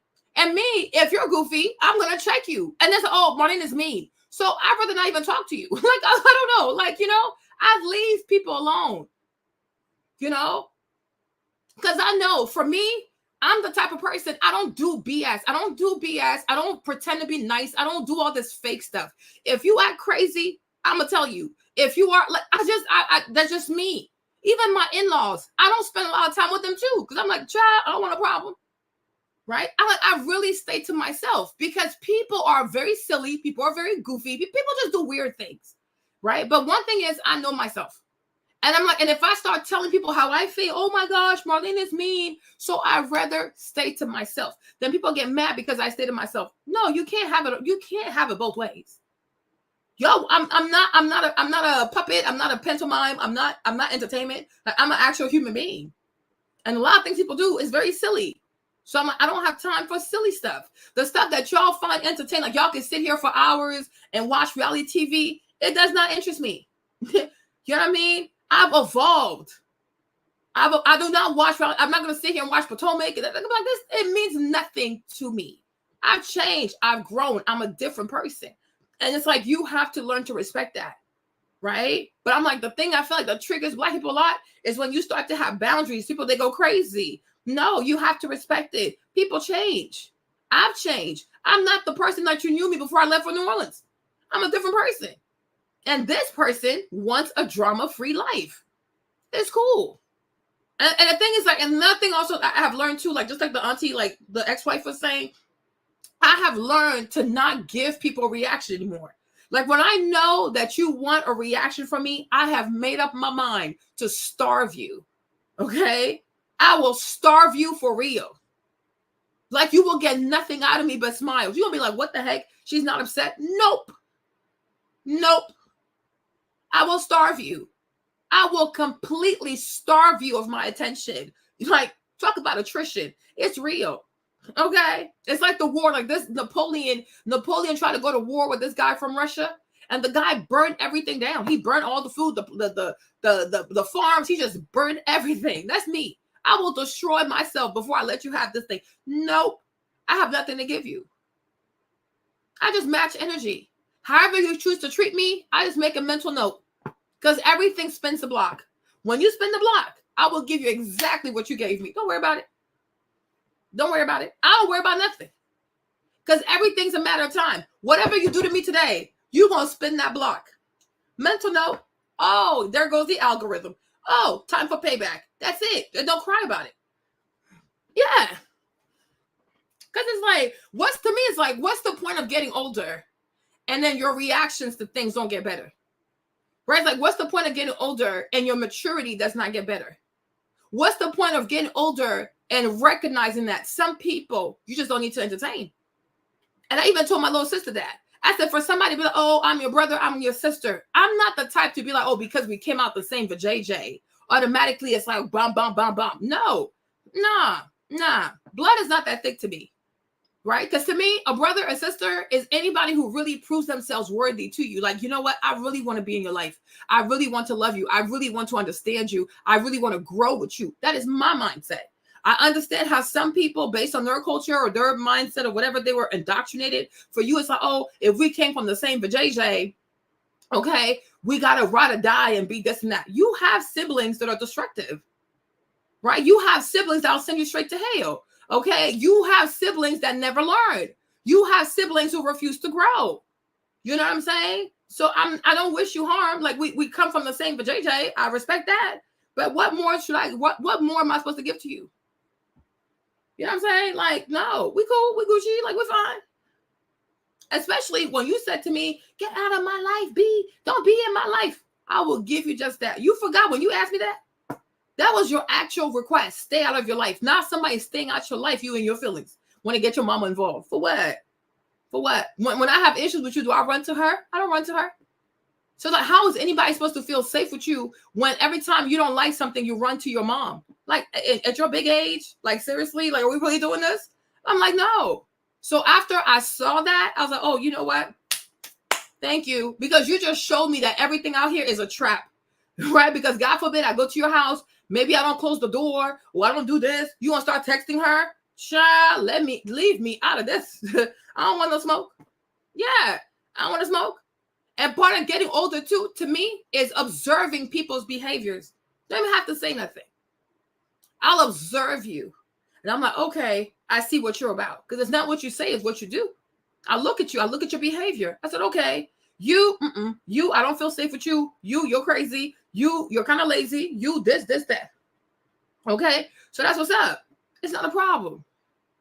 And I promise you, like, I don't take offense. I really don't take offense because I have recognized that people will be themselves and everybody's on a different journey and everybody has a different growth pattern. Like everybody is different. You understand? And I'm like, to me, it does not bother me. But I told her, Mom, do not put your brother expectations on me. And just because I'm your firstborn does not mean that all of a sudden I have to be this person. You need to dead that stuff. Let it go. Let it go. I don't know if she was in her feeling because my mom has an issue with controlling people too. But you will not control me. And it's so sad because you would think almost like 40 years, like she would know, like this girl, give her space. My space matters to me. My freedom matters to me. My autonomy matters to me. Right? I don't want to be involved. Even Christmas parties, I don't get involved. Like Thanksgiving stuff, I don't get involved. I just want to stay to myself. Because I'm like, a lot of people, they don't practice self-awareness. A lot of people don't think about, no. So it's like, me by myself, it's really fine. Because when you stay to yourself, nobody can say, oh, you said this to me. You were mean to me. You did this to me. Womp. No one can say that because you're by yourself. You stay to yourself. But I've also had to realize that even when you stay to yourself, people are triggered. Because I don't know, it's like because you're self-sufficient, because you're not impressed, because you're unbothered. I don't know. But one thing that does matter to me, though, is having my personal space. Leave me the hell alone. Leave me alone. Okay? I don't want to be involved in nothing. I don't bother people. I wish everybody the best. I really do wish everybody the best. Life, everybody in this life, there are things that are predestined for you. Whatever you're meant to have, you're going to have it. Why would I be jealous? And the thing about jealousy is when you start being jealous of people, you're saying that God is not fair. You're saying that God is not just. And you're saying that God has nothing in store for you. I don't believe that. I really do not believe that. Another thing is I'm in competition with no one. Like, I love my life. I don't know how to say this, but I'm like, I truly, truly do love my life. I don't have the most exciting life. It's a very simple life, but it works for me. It truly does work for me. You know what I'm saying? It really, really works for me. Like, I truly love my life. It's very quiet. It's very, very quiet. You know what I'm saying? But I love it. It just makes me happy. I enjoy my own company. I enjoy my own time. I love it. And I'm very chill. I'm not trying to, I got to have this. I got to prove this to people. I got to drive this car. I got to do one. I don't care. I don't live for other people. I live for me. And it's like every day I'm really happy. I'm so happy. That God is good. That's it. Everything else, whatever. You know, I'm not against certain things, but I'm not obsessing over it also. I don't have an obsession for things. I really don't. My life is very chill. You know, and I feel like the biggest gift God could ever give you is not things, but it's to really have quality people in your life. If you have quality people in your life, you've won. You truly have won. But things don't matter to me. My name being plastered all over the place, having a whole bunch of friends and being all the way outside all the time and doing a bunch of stuff, it gives me anxiety. You know what I'm saying? It really does give me anxiety. Some people like to be outside. I don't like to be outside like that. You know what I'm saying? People are crazy. So I like my personal space. So my point was to say, you know, that kids don't just grow up and become belligerent or just grow up and be mean to their parents and just grow up and just disrespect their parents. Like, no, something happened. Something happened. And what a lot of parents do is gaslight people instead of saying, like, you know what? I wonder where I made the wrong turn. Where did I make the wrong turn with this child? Oh, see, was it quicker? Yeah. Are you happy? Are they happy also? Oh, you just kept giving me mine first? I called him the same one. Okay. Yeah, you know what I'm saying? So it's like, you know what I'm saying, you guys? So that was my little experience. Yeah. So I like, and it's other people get so triggered, like, oh my gosh, you don't like to do this. No. You know, like even when I sit here and I watch these girls who do all these vlogs and they're always traveling, I'm like, there's no way you're not miserable. Because I'm like, there's no way, like, always being gone, always traveling. Like, yeah, traveling once in a while is actually fun. But when you're always in a plane, the dry air in the plane, like the landing and the takeoff, having to go to a new place, packing your suitcase, opening up your suitcase, coming home, doing laundry, I'm like, that's too much. I'm like, there's no way these girls also are not miserable. Because there's nothing that feels as good as being rooted, like being rooted somewhere, right? When you're always traveling and going places, I do feel like you're running away from your life.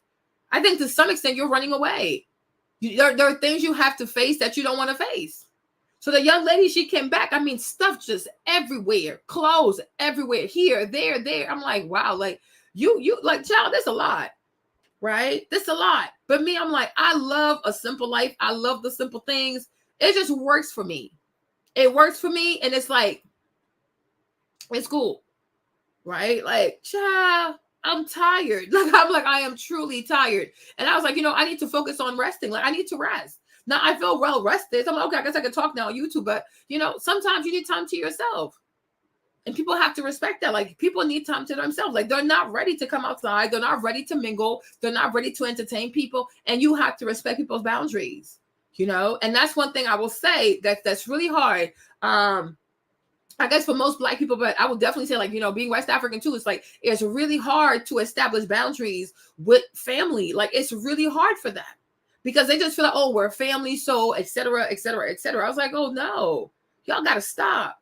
They think they can talk to your husband, call your husband, do this. I'm like, you need to learn some manners. Like, it's excessive. Because ultimately, we don't have the same culture. Like, even though the person is Black, he's not African Black. Okay, he's Black American too. Like, y'all got to respect people. Like, you have to respect people. And I can understand why Jay was upset at Jeannie because, I guess if you're Black American, you probably wouldn't get it as much. But like me, being African, I understand the Vietnamese people better. Because I'm like, they're more like African people. Like, they will overwhelm you. They just be showing up. There's no boundaries. They think your husband is their friend. And, like, it's just too much. So I can see how he was overwhelmed. I get it. Because it can be really overwhelming. And I had to tell my dad that. Like, you got to chill. You understand? Like, just because he's a nice person does not mean that you always have to, like, you do too much. You do too much. You know what I'm saying? So when you talk to him, I need you to be careful how you talk to him. Don't mishandle my husband. Don't do that. He's like, oh, but he's part of the family. I said, Dad, he's my husband. Did you go fetch a husband and give it to me? Okay. Do you even know how I got a husband? Don't do that.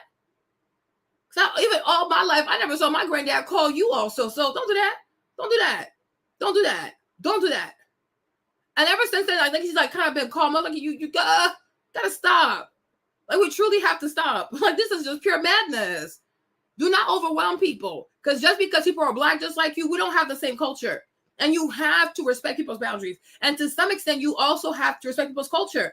Just because somebody married your daughter does not mean that you get to put your culture on him. That's not fair. That is not fair. You gotta be mindful. We all need to be mindful. Be more mindful. And that's how y'all get upset when people just turn their backs on you because you refuse to be mindful and you refuse to have boundaries.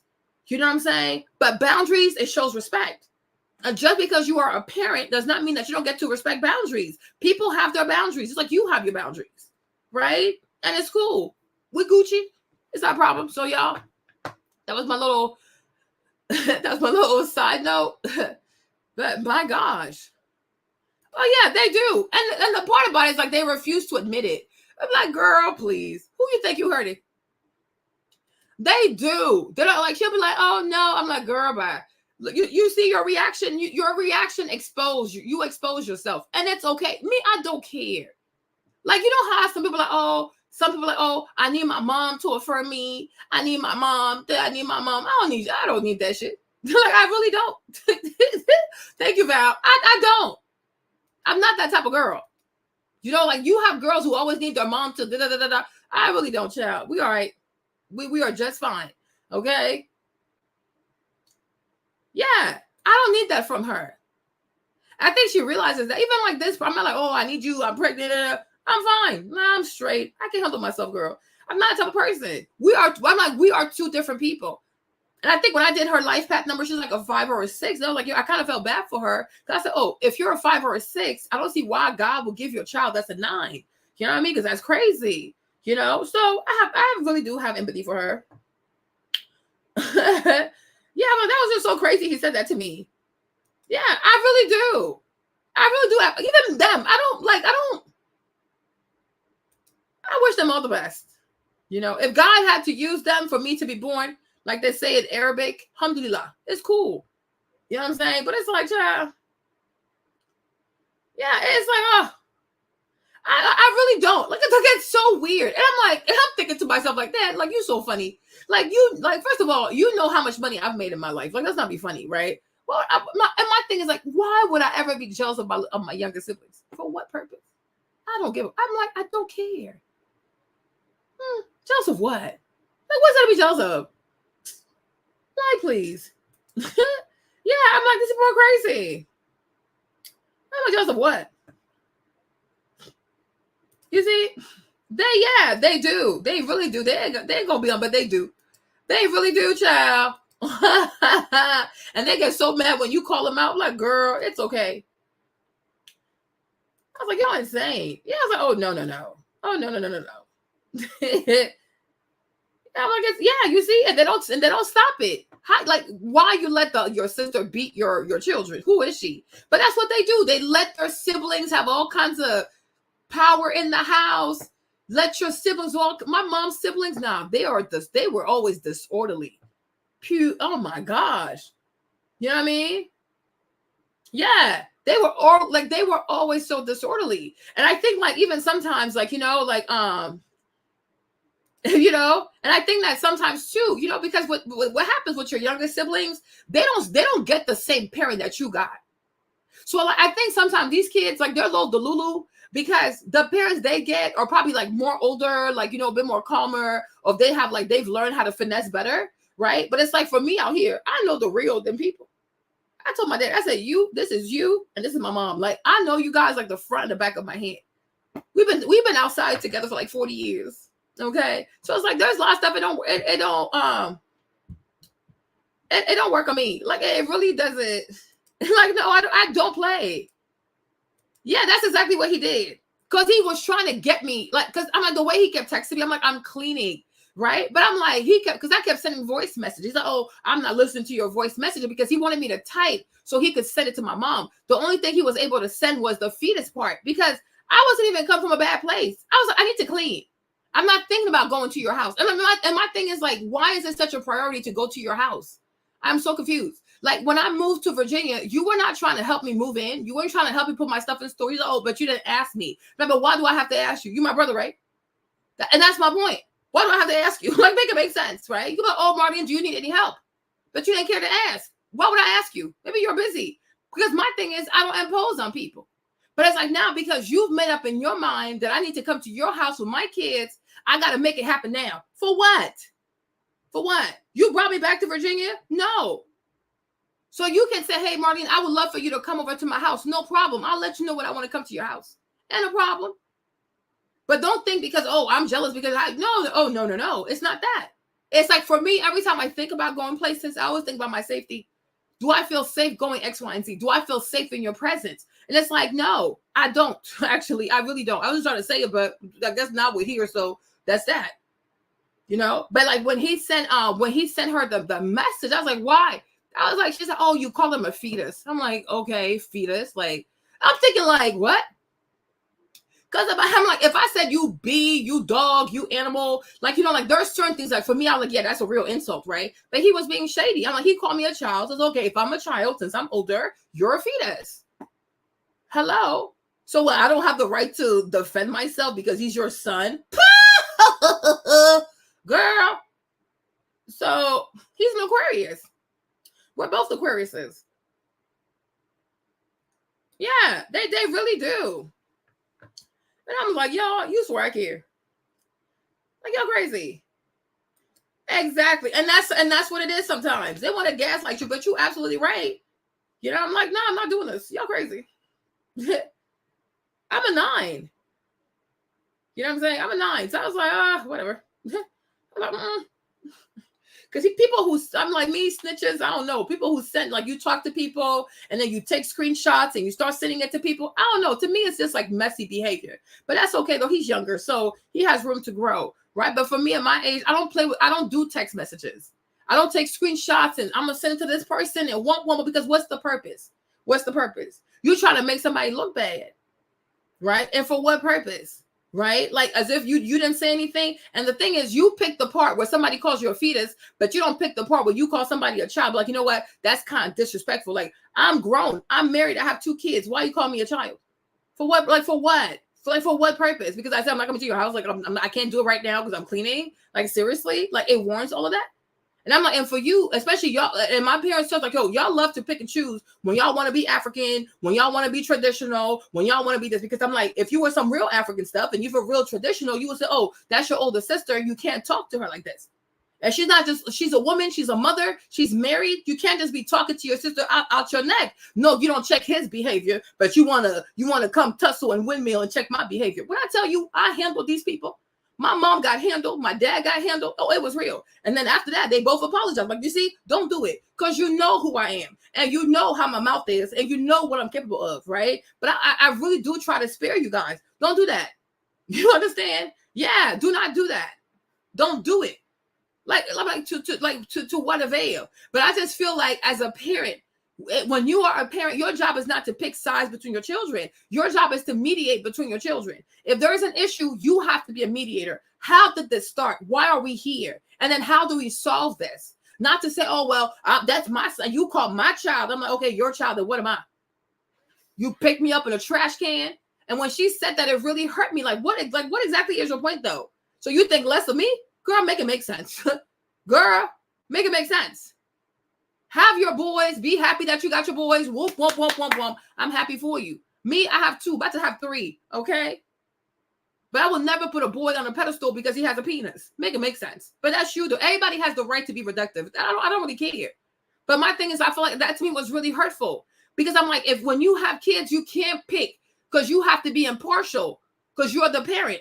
Okay, the children might want you to pick. The most immature one of us all might want you to pick a side because that's what immature people do. Oh, pick my side, pick my side, pick my side. No, nobody should have to pick anybody's side. Stand for what is true. And so the best thing you do as a parent is, okay, how did it start? Started first because did she just come out of nowhere and called you a fetus? But you don't even care to know, don't even care to ask me like, oh, how did this happen? All in all, there's 6 of us. From my mom, is 4 of us. Okay. But like you don't even ask. So you were biased already. So how can I take you seriously? And then you don't see how that affects our relationship. Like, oh, Marlene, I wish we were closer. I wish you would come more and talk to me. I'm like, no, girl, thank you. I don't feel safe around you. I do not feel safe. That was really hurtful. Y'all. I was like, what the heck? I'm like, you couldn't even ask me first. At least pretend. Okay? At least pretend. Ask me. Oh, Marlene, your brother said this to me, or he sent me this. No, she was like crying. I'm like, why are you crying? That you call them a fetus. And I'm like, that's why you're crying. Their baby's dying in Palestine. Like, sis, what? Like, what the heck? And why are you involved? And I'm like, okay. And then on top of that, you're like, oh, you want your kids to get closer, your kids to have a deeper bond, but you keep getting involved. Why are you involved? Like the day God calls you, you're going to do what? Come back as a ghost and do what? Okay, you're not going to be here forever. So if we do have issues, let people figure out their own issues. Why are you intervening? Did anybody put their hands on anybody? Did anybody say anything like seriously mean or evil or nasty? No, you read the word fetus. Oh my gosh. How will you cope? Like you're crazy. Like I'm like, this is hilarious. This is too funny. I was like, whatever. Marlene, I was like, thank you. So after that, I was like, child, please. I'm tired. And my thing is also, and I told my dad, if you feel like I'm jealous of them, why would I go to their house? Why would I go to their house? If you really feel like I'm jealous of my siblings, like on some like I'm like, people make no sense. People truly make no sense. And I really feel like when people don't know, like people want to say bad things about you, but they are empty-handed, like they really have nothing bad to say about you because you stay out the way, they will actually manufacture stories about you. They'll make up lies in their heads about you. Because if you truly felt like I was jealous of my sibling, you felt like I was jealous of this one brother in particular, then why would I go to his house?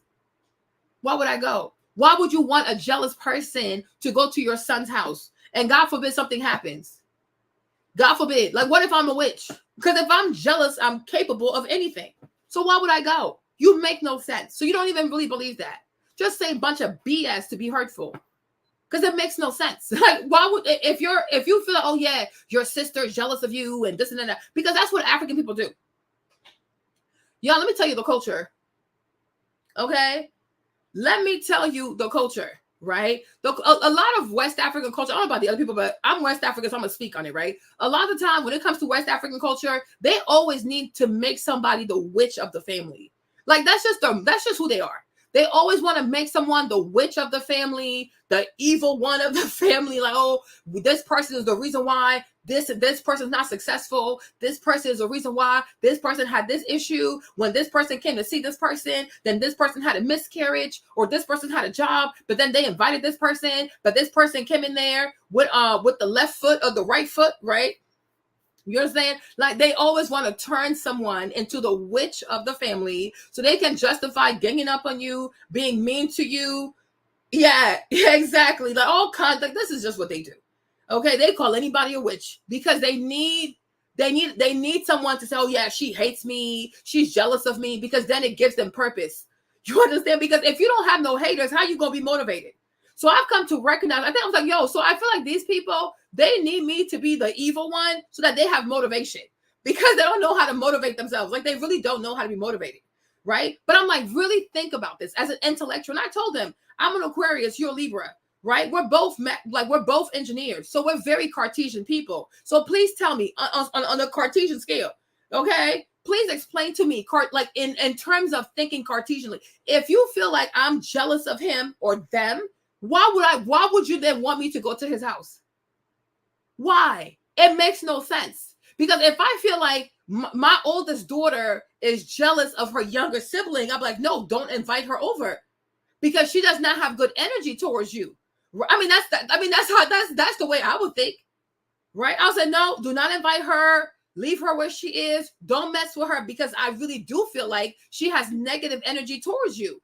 But no, I'm jealous, but you want me to go to his house. You don't even believe the crap you're saying. Like, you're legitimately manufacturing defamation. I'm like, this is salacious shit.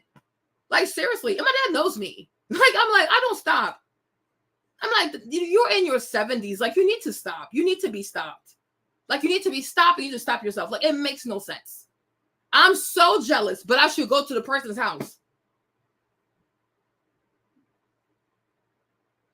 I'm like, seriously, I kid you not, Kevin. Like, seriously, make it make sense. Like make it make sense. If you feel like one of your children is so evil and so jealous, because like I said, to me, Marlene, jealousy is the root of all types of witchcraft, wickedness. Like, because if you're not jealous, how can you have all these like evil things? But I'm glad you didn't, though, right? You know what I mean? It makes no sense. So you don't even believe it. Then why would you say that? You're just saying things to be hurtful, right? Just saying things to be hurtful. Okay. But I said to him, since you want to be hurtful, then let's go there. Before God, you could say that you treated your siblings better than I treated my siblings. Okay. Okay, then. Like the Bible says, do not judge unless ye be judged. For the same manner you judge, you're going to be judged the same way. Don't say things that when it comes down to it, you're going to be punished way more than I am. Because this is pure madness. And then it gets to a point like it actually becomes comical. Like you actually laugh at it. Like, child, please. You don't even believe the stuff you're saying. You do not. I don't care. Like, I really do not care. I have met people who were multi-millionaire, all kinds of money. And they also, I guess, they want me to be jealous. I'm jealous of what? You have money. Good for you. I'm actually happy for you. Somebody should have some money. Somebody should have some money. I don't care. Like, I feel like life, it's like, I don't know, destiny. It is what it is, right? You have money. Does that mean you have the key to everything? You have the key to everything? No, you have money. Wumpty wump wump. Are you happier than the next person? Do you have more joy than the next person? Like, are your kids better than anybody else? Like, nobody cares. I'm happy you have money. Next, you have a horrible behavior. You're horrible to people. You are cruel. You're very mean. So if that's what money looks like, then I don't want it. You can keep it. And people get so triggered. Like, I'm telling you, especially if you ever deal, maybe it's a black people thing, it's an African people, I don't know. But it's like they want you to be jealous of them. They're so obsessed with this whole jealousy thing. It's like they truly want you to be jealous. They're like, jealous of what? Like, seriously, of what? The car you drive, it's just a car. And that same car can kill you. Next. Big house, big problems. Next. Like, next. Like this, that's like, no, it's just like, I mean, it's just insanity. It's insanity. And if you don't have, like, if you're not strong, if you're not mentally strong, if you're not resilient, and if you don't have enough conviction within yourself, you will actually think that you're doing something wrong because everybody around you wants to gaslight you. That's why I told Jimmy, like, me, when it comes to moving back to Virginia, like, it gave me anxiety because I truly know my people have not evolved. And it's going to take me back to 2012, you know, because some people, you leave them, you come back and you find them the same. Like, people haven't changed. And I'm like, yo, I've grown way too much. I've been through way too much, you guys. Yo, when I tell you, let me tell you something, y'all, for real. When I tell you, your girl, I used to make money out here, y'all. I was making money. Like, I was making money. American Express Platinum card. Yo, I had so much money, you guys. I mishandled the money, not because I wanted to, but, you know, it was my first time, so it is what it is, you guys, right? But it's like, I've seen money. I've had money, okay? Like, what is it? I'm serious. Like, it's like, like one day I really had to sit here and I had to be like, what is it that I have asked God and he hasn't given me? Seriously. And that's why I said to y'all, like, a lot of times too, if I'm being honest, it's not like, oh, God didn't give me this, or God liked this woman more than me, or God liked this person more than me. No. I clearly said to y'all, one of my biggest issues is consistency. One of my biggest issues is consistency. That's why I don't have to be jealous of anybody. Because if I say, God, I want something, he will give it to me. It's just that I get scared or I just quit. So it's like, it's on me. That's why it's like, when it comes to like money and things like that, it does not scare me. Like, it really doesn't. It's not, oh my gosh, she has all this money, or she has this car, or she has this. It don't bother me. If I ask God for this car, I promise you, give me 6 months, I have the car. I just don't want the car. You know what I'm saying? Or even like money too. I could ask God for money and I promise you it's going to show up. The problem is, from my last experience with me not handling the money right, I got scared. I got really scared. So it's like, when I think about, do I want to make that kind of money again? It scares me. It really does scare me. So I do, I probably self-sabotage or whatever, right? But it's like, come on now. Like, I went from like somebody who could barely do any math to like graduating magna cum laude with honors and all kinds of scholarship. Somebody who could barely do like negative numbers. Like, I'm like, jealous of what? Like, where's there to be jealous of? Me and God, like, we're locked in. I don't have to be jealous. My biggest issue for me personally, Aquarius over here, my biggest issue is consistency. If I could just be consistent with at least one thing, I'll be okay. But it's like, but at the same time too, I guess because I'm an air sign, I got to feel it to want to be consistent, because you can't force me to do stuff. If I don't want to do it, I'm not going to do it. Right. But it's like, one of my biggest issues is being consistent. But I don't need to be like, jealous of what? Like, come on now. I told my dad this. What homework you helped me with? Like, seriously. Can you truly say, like, oh yeah, I played a part in my daughter being a math major? Nah. My dad was like, oh, you shouldn't do this because people are gonna make fun of you. He's like, oh, when you're in big meetings, like, nobody asks what the math major thinks. I don't know. He said some crazy. I'm like, I ain't gonna listen to you, right? I did it for myself. All the research I've done, the honors I got, you didn't help me. I was like, you didn't help me. Like, you never helped me. Like, what are we talking about? What are we talking about? The way I got into the statistics department on a full scholarship, what did you have to do with it? Nothing. Like, what are we even talking about? Like, what are these people even talking about? You are just funny. You're entertaining. You are seriously funny. I don't know. I mean, he's a high earner, I guess. Right? But I'm like, what? You're crazy. You're really crazy. Like, you're really, really crazy. Like, you are. I'm like, these people are too funny. They are funny. I said, God, I can't even believe I'm going through this. Like, this is like a Twilight Zone. Like, what is happening? This is wild. Right? But I'm like, Laying lashes, I built my own business. Nobody helped me. But myself. You didn't help me. I'm like, you like what? I had staff. Like New Orleans, I got to a point, I had like 15 people working for me. I had payroll for 15 people. You didn't help me? Like, do you even know what it is to hire people and pay all the taxes and stuff like that? Like, what are we even talking about? You know what I mean? I'm like, what are we talking about? Make it make sense. Make turn it into $1 because it don't make no sense. Like, I'm so confused. Like, I am really, really confused, y'all. I'll just be so confused sometimes, you know? But that's why I say, like, you know, you just got to get to a point where, like, you just make peace with stuff. Because otherwise, it'll get to you. And I refuse for things to get to me. I absolutely refuse for things to get to me. You know, like even yesterday, I was watching this thing right here with Tiffany Cross, and it's like all these it was like her and 2 other Black women, and they were talking about like their trauma that they had with their mothers. And I'm like, it's crazy how so many Black mothers across the world have just damaged their daughters. I was like, maybe we'll watch this one on Sunday or something. But I'm like, child, it's crazy.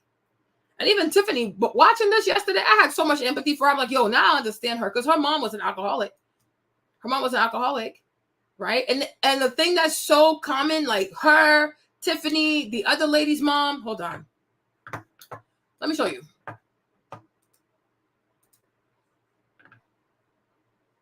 This can play without. Okay, there's an ad.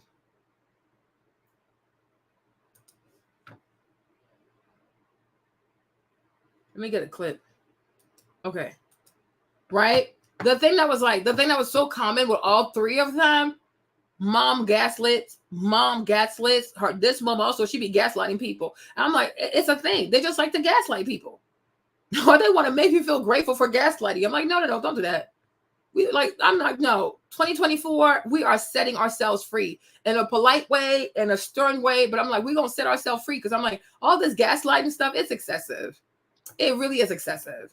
Weaponizing your title. Oh, I'm your mother. I'm your father. Like all this is just like, you're just weaponizing your title.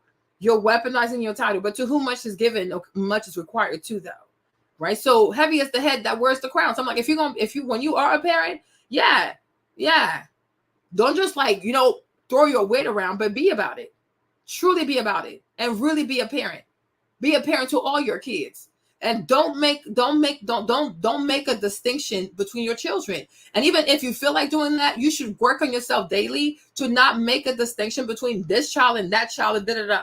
You know, because it really hurts people. It truly does hurt. Right? I just thank God. I'm an Aquarius, so listen. I will be my own mom and my own dad in my own head. Like I'm very self-sufficient. I'm very self-sufficient. Like I really am. And I'm not the emotional type also, so like I could care less. Yeah, I'm tired. So let's go. Stealing money, flirting with their girl or their wife inappropriately while they're in new relationships, crossing the line, doing all kind of that can make the dynamic between you and your daughter or your son completely off limits. Let's go even further. And I know a thing or two, so consider me a professional in this department. I want you guys to Google these words that a lot of you guys have never heard of. All the therapists, all of the psychiatrists, especially all of the family law attorneys, please chime in. Parenting alienation. The hell? Google it. Why? Enmeshment. When kids fail for getting in full-on fights with their kids who are young adults or even grown folks are enmeshed and there is parenting alienation, between the man trying to alienate the child or children from the mother, or the mother brainwashing, poisoning, or trying to brainwash and alienate the kids or the adults from the father. That is a real thing. When you are enmeshed, which again, you should Google it by definition, read it on the airwaves to educate people. When parents are enmeshed with their kids or teens or young adults or adults, they lose sight of the dynamic between being a parent and a child or children. They talk to them about everything. They go into all of the specifics and details, or young adults, or even details about the cheating or infidelity or the physical, emotional, psychological abuse. They're going on and going into specific details with the child or children because they do not understand the line between being a specific parent. A father and a mother is not friends with a child. You can develop a friendship with your child or children, but that is not your friend. That is your son, that is your daughter. Not to ever have the roles or the dynamics of the roles to ever be crossed or blurred. You can't go out tonight. Why I can't go out tonight? I'm blah, blah. I don't know what it is. And kids, today's kids are out of their minds. Tells about the cheating or infidelity or the physical, emotional, psychological abuse. They're going on and going into specific details with the child or children because they do not understand the line between being a specific parent. A father and a mother is not friends with a child. I just want to say to Brian McKnight, kids, you can develop a young adult, forget or do whatever. What I want to address is I want to talk to my Tyrese is toxic. He's just toxic. So and you listen to him, he puts everything on the child. Everything is the child's fault because you're a child. Because you're a child. Because you're a child. It's like, my thing is, let's even say that we agree that parents should not talk about infidelities and things like that with the kids, whatever. But I'm thinking like, you don't think that a child can notice that you're cheating, right? You don't think that a child can notice that you are behaving differently, or that you're not coming home, or that you're very distant now because you have a love affair? Like, kids are not stupid. Kids are not dumb. So whether the mom wants to talk about it or the dad wants to talk about it, I'm like, eventually these kids are going to figure that out, right? So my thing is, why are you even cheating in the first place? Okay. Oh, but these kids today are disrespectful. Okay. But my thing, like I said, no child just grows up to just be disrespectful. Not every child is influenced by this ratchet culture. You have kids that are very polite because they were raised right and they have loving parents and they feel safe and they feel respected. They feel valued. So if a child just goes and starts being crazy and disrespectful and the child wants to attack you and go back and forth with you, yeah, something happened. Something happened. And because you're the parent, because you're the leader, right? Like you said, we're not friends. But some of y'all, you forget that you're parents and you do go back and forth with your kids as if y'all friends fighting, right? Respect yourself. Walk away. But you're not going to. So, like, stop blaming everything on the children. He's such a weirdo. So then, what's it called? So then Nico, Brian's son, responded. He said, Tyrese, you used to sleep under our pool table when I was a kid. I know the 90s R&B brotherhood blood is thicker than anything, but you should sit this one out, champ. You have relationships to fix with your own children and your own past decisions you've made on behalf of vagina and power. The allegiance to those two things is what keeps you guys from seeing that the only thing that matters in the end is family. Real man can see past the BS. Let me stop, though. This 46-hour chemo infusion has me ready to fade Jody. That's not right. Okay, so he's one of this. So now this is Nico's Instagram. So as you can see, you know, he is in chemo. He's in chemo right now. So prayer for his healing, you know, but he's sick. And I'm like, so your son is going through chemo and you're doing all of this and saying that he was born out of sin? Are you insane? Okay, are you seriously insane? Are you seriously insane? So I'm like, no, something is off with you, sir. Something is seriously off with you. Okay, you're crazy. Tyrese, go on and build her life. Okay, so moving on from R&B feuds to rap feuds. Okay, what we got over here? Oh, JT and Sukiana. So these two have decided to, I don't know why was he on the pool table because I guess he had no place to stay. So these two are going back at it over somebody eating crab legs and breaking her veneers on the crab leg. I mean, it's a mess. It really is a mess. Okay. So JT released a song. In the song, she talked about a girl who's eating crab legs and she broke her veneers off eating crab legs. So then Sukiana comes out and says, because I was locked up when the song came out. I come home, I look at my phone, everybody keep tagging me. They keep tagging me. And they tagging Cardi too. They said JT was trying to diss me in a song or Cardi B. So she said in the song, broke her cheap veneers on some crab legs and she always been talking shit. I did. Now, we all know I done broke my teeth on some crab legs. I love crab legs. Shit, that's normal. I ain't have to post it. I post it because I'm a real bitch and I live my truth. But I don't talk about I always show love. Never hate on a bitch or call a bitch name. Always show love. And I was at JT's birthday party. It was hugs and giggles. So I don't feel like my me. And I don't take her as the girl that just start trouble with random people when she dropping a song. So they say there's trouble in paradise for her and Cardi. Trying to hype me up to roast the bitch. I can't. I ain't going. I'm ain't going. You feel me? Like, JT, just clear it up. Because I know you see the people keep tagging me and Cardi. You're only tagging me and her. Can you let us know who you're talking about? Because I know Cardi broke her soup on a bagel. But I just don't feel like me and you got no tea, no shade. So they let me know. So I just... Okay. So then JT responded, you kept writing me back to back. You could have DM'd me, but you was trying to distract me and use me to run up your stuff so you can run a special off your page, promo, sucker, something. And to clear the air, Sukiana, you knew I was talking about you. I would have answered quicker if you didn't try to do a 2-for-1 special. I never knew your tooth fell out from eating crab legs. You go viral for stupid stuff daily. And to think I'm scared of you when I'm a Zoo subscriber is sick. Okay, you definitely was at my party uninvited as always. Always want to be seen and heard. B. Sukiana, search my page. I've been supporting you. Never had an issue with you. So why would I enter a booth and think of you? Sewer. She called her sewer something. Sewer vagina or something.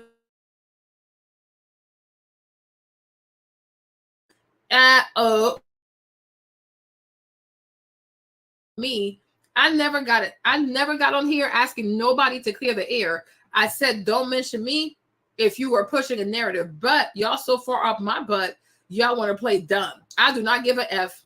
All you heifers, read this again. Okay. So that's that. Okay. And then JT went live with, what's his name? Ramonte. Okay. And this is what she said. Let's go. Y'all always saying the same thing about me, and y'all all let's start this challenge. Don't mention my nigga. Bet y'all can't, because y'all have nothing else to say, and I don't be offended by that because he can buy y'all PUSS. Your child needs these 3 key factors to get into an Ivy League or top 25 university. SYSELLING. Did I just spell that right? HOES. So cut it. Ain't no BITCH who said they would suck a DOGDICK. Slow down, bitch. CK. Slow down, bitch. Because it's gonna go down. So no B that would say something. Oh, it's bad. And saying she will put. I never, like, I swear to God on my life, y'all can say what y'all want to say, bitch. I never said that. Never will do that. So me and you don't even live the same life for us to be beefing with each other. I know a lot about you, Stanky. Stanky, you are like the fun. You are a fun girl. You are who get the party started in whatever way somebody want to get the party started. If it's drugs, if it's sex, if it's talking loud, it's you. It's who they go get. Me, babe, I'm in pajamas by 11 if I'm not at work, and my dogs are fed, and I'm popping up from biting my toes. That's what I do. I be at home. Stop, get down, sit down. While y'all are outside sucking Fucking. I know what that is. Every night. So y'all can't talk about me. And that's why y'all jealous. Clock that T. Jealous because I don't do the things that y'all do.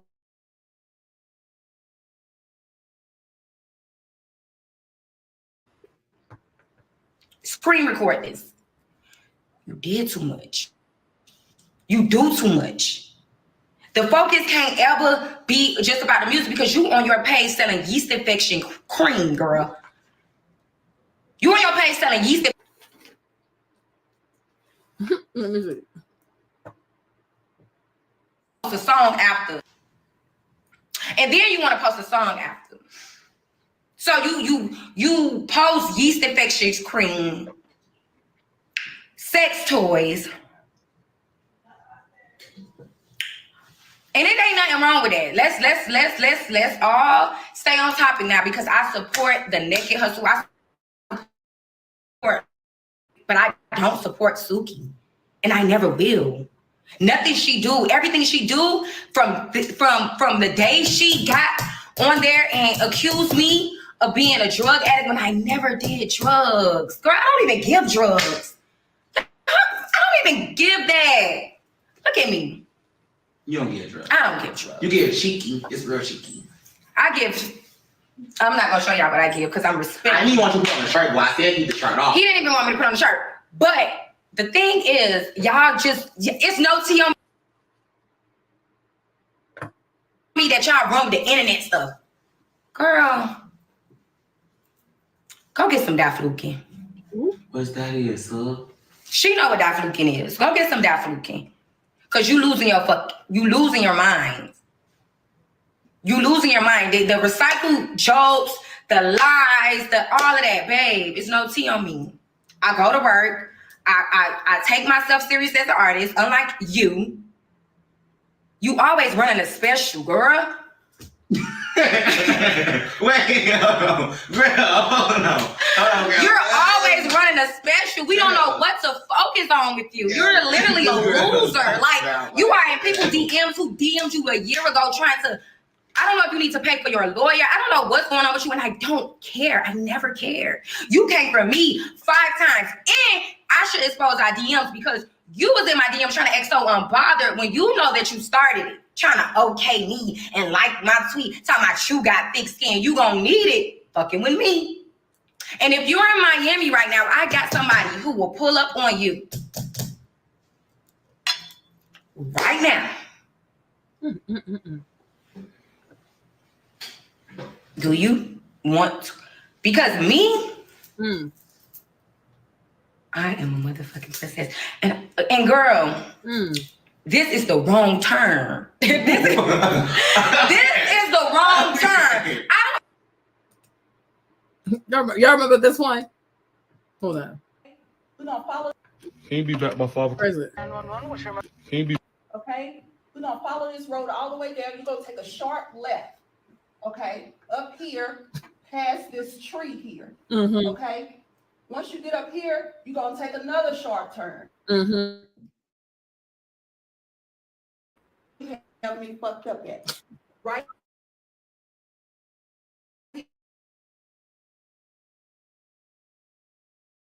Why you thought this was the right turn? I don't know who gassed you. I'm too pretty. I'm too witty. I'm too witty. Wherever you want to take it, I'm gonna take it there with you. Talk about something. You're gonna see who really know how to rap. Girl, please, like we in here, cupcake eat you up. You always doing them corny rings. Nobody gonna take you serious. Nobody gonna take her serious. She don't even take herself serious. So this is the end of that. Okay. So then after that, when JT said that, so then Sukiana responded by somehow she had a diss track. And I'm like, how is it that you just came out of jail? You two been going back and forth for less than 2 days and you already have a diss track though? So I'm like, Suki, were you waiting to insult this girl and start with this girl? So the song is called Cocaine. Okay. She said, I was finna roast the F out of Floptavia, aka Miss Something, girl, during her coke rant, but I'm gonna take it to the booth and show you I can really rap. Bump ad, long titty, bed butt looking wench. Yeah, sure. Oh my God, these girls are just so negative. Okay, so I'm not gonna play the song, but here are the lyrics to the song. I'm like, y'all just so mean to each other. Like, that's just crazy. How do you just do this in 3 days? I really think first of all, I didn't think she wrote this, and I think she was waiting. She was waiting to be mean. She was waiting to be vicious. She was waiting to be malicious. So she said, you a crunchy, black, long titty B, you got scabies, okay? All that eczema you're hiding under that coat, I know you hate it. You've been hating on Carisha since a baby. You got booked 3 years. You were stealing out of Macy's. I ain't arguing with no that's effing punks. Okay? Girl, you're crazy. So I guess she's calling Uzi a punk because he's like, I guess LGBTQ. I don't know. Girl, you're foaming at your mouth. Is it rabies? I could tell by that white tongue that you eat salad crazy. Everybody in Miami says you lazy, demonic ass heifer. Tell him how you worship Satan. But I'm like, Suki, were you not on the internet telling people that you signed your soul to the devil, like you signed your soul over to be successful? So don't you both worship Satan then? Okay. Pray to God through your bed. Now you come home and you hate him. Old thieving, angry beaver looking mofo. You was mad at Ice Spice because your man wanted to sleep with her. Girl, you know you're not a scammer. You was boosting out of TJ Maxx. Good hole, so why? What? You ain't lying when you say you look trans. Your man only messes with you because you look like a man. Old pothead heifer, you snorting lines off a man's butt. You old pee-pee butt. Remember when you was 13, you used to pee in your bed. Cocaine, cocaine, cocaine. Girl, you on cocaine. I don't give a F about these heifers got to say. About me, B. I know who I am. All you heifers be coked out and okay. After I came out of a man's booty, cockeyed, nipple, deformed, armadillo-looking mofo. Girl, what? Thinking I don't know your man. B, left and right, left and right. Your man wanted to eat this sewer pee right through my pants. Heifer, I'm a coochie. Let me tell you about hate. Pussy heifer like to smile in your face. I can never trust a dope fiend anyways.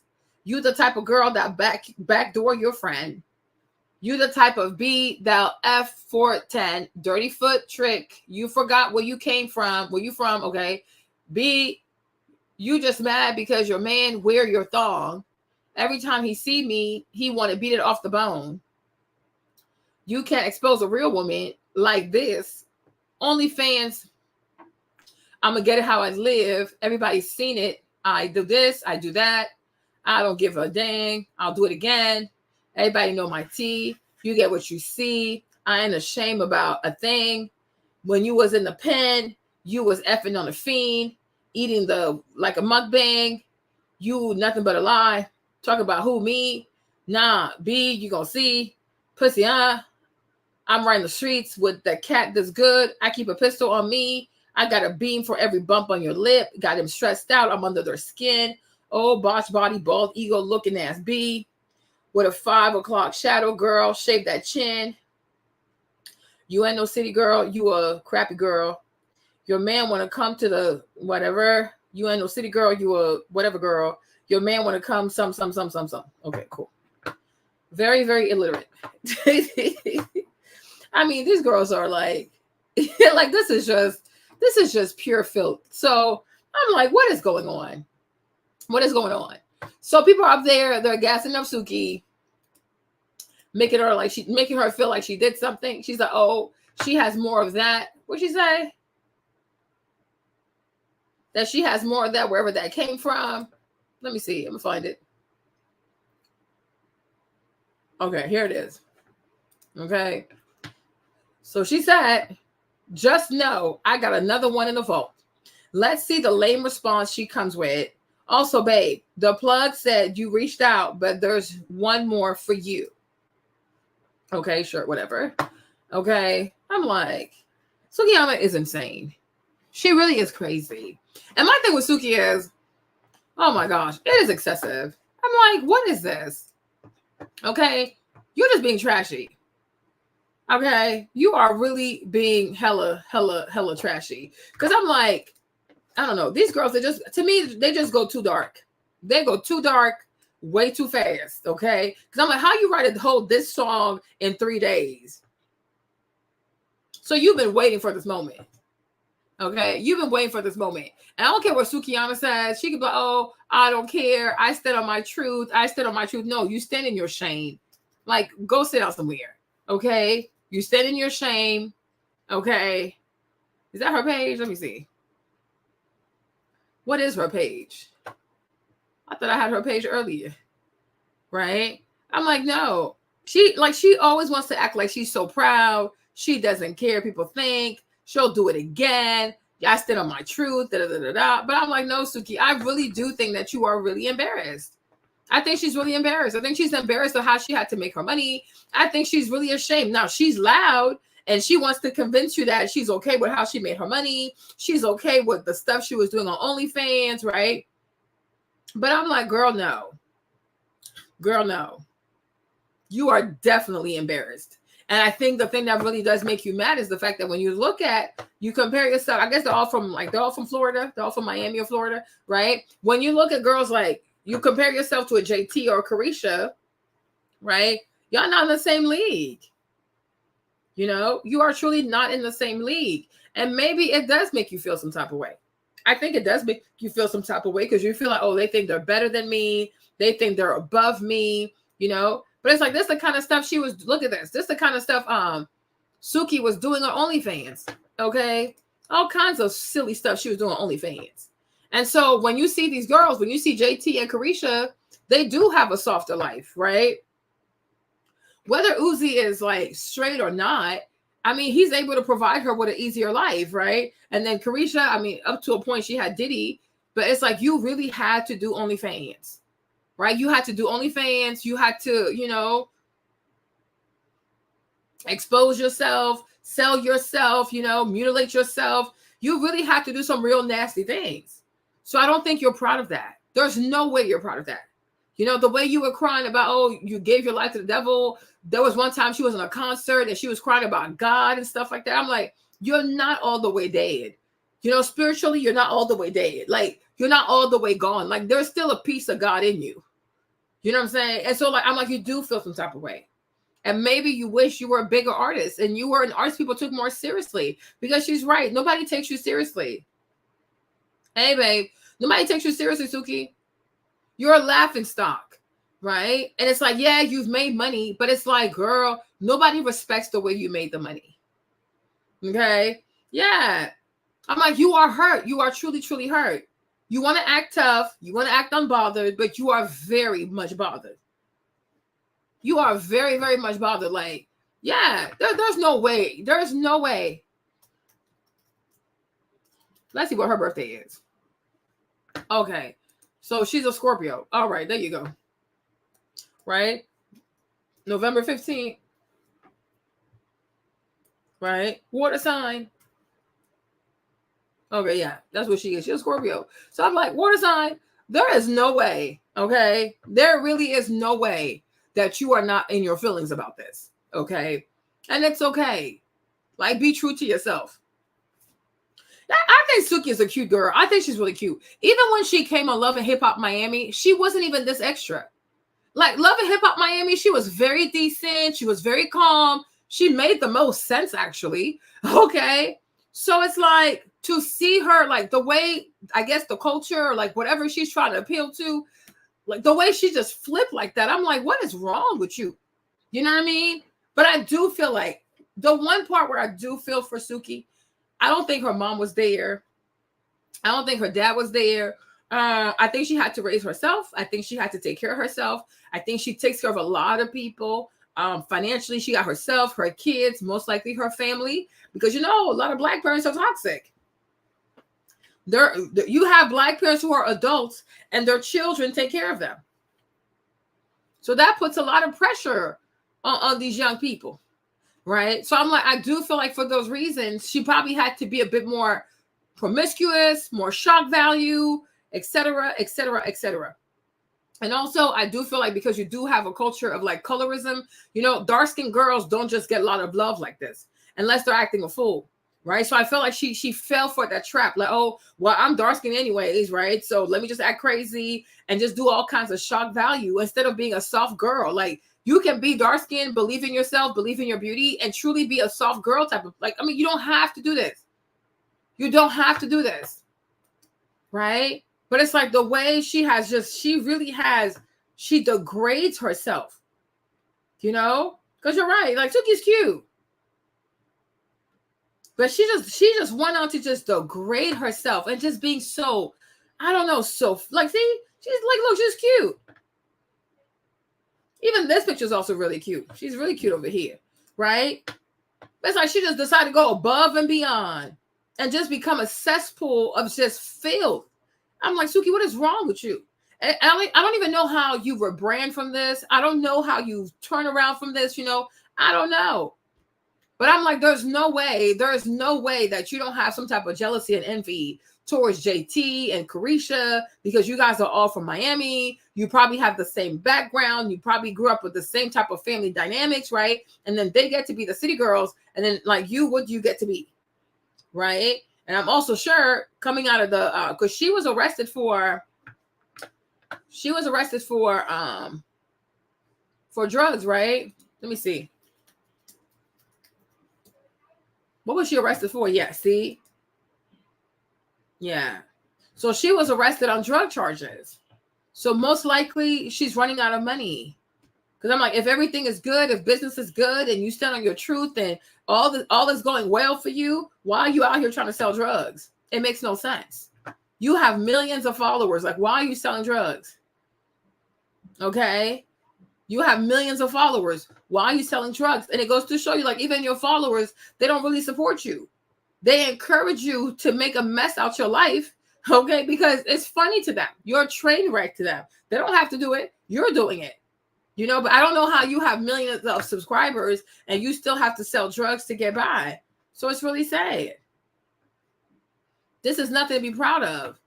And sometimes when it comes to Suki, I really do wonder if she does not have a learning impediment, you know, because some people never got diagnosed. But it's really sad. It really, really sad. I'm like, you girls got to do a lot better. Okay. Putting all this negative energy out there all the time like this, y'all really got to do better. Y'all have a lot in common. Some of y'all come from the same struggle, right? But then you get famous and you decide to start, like, you know, going in like that. I'm like, it's really dark. It really is dark. Okay. Now, hold on. What is the song again? Let me see, you guys. Oh, not like us. Okay. Sorry.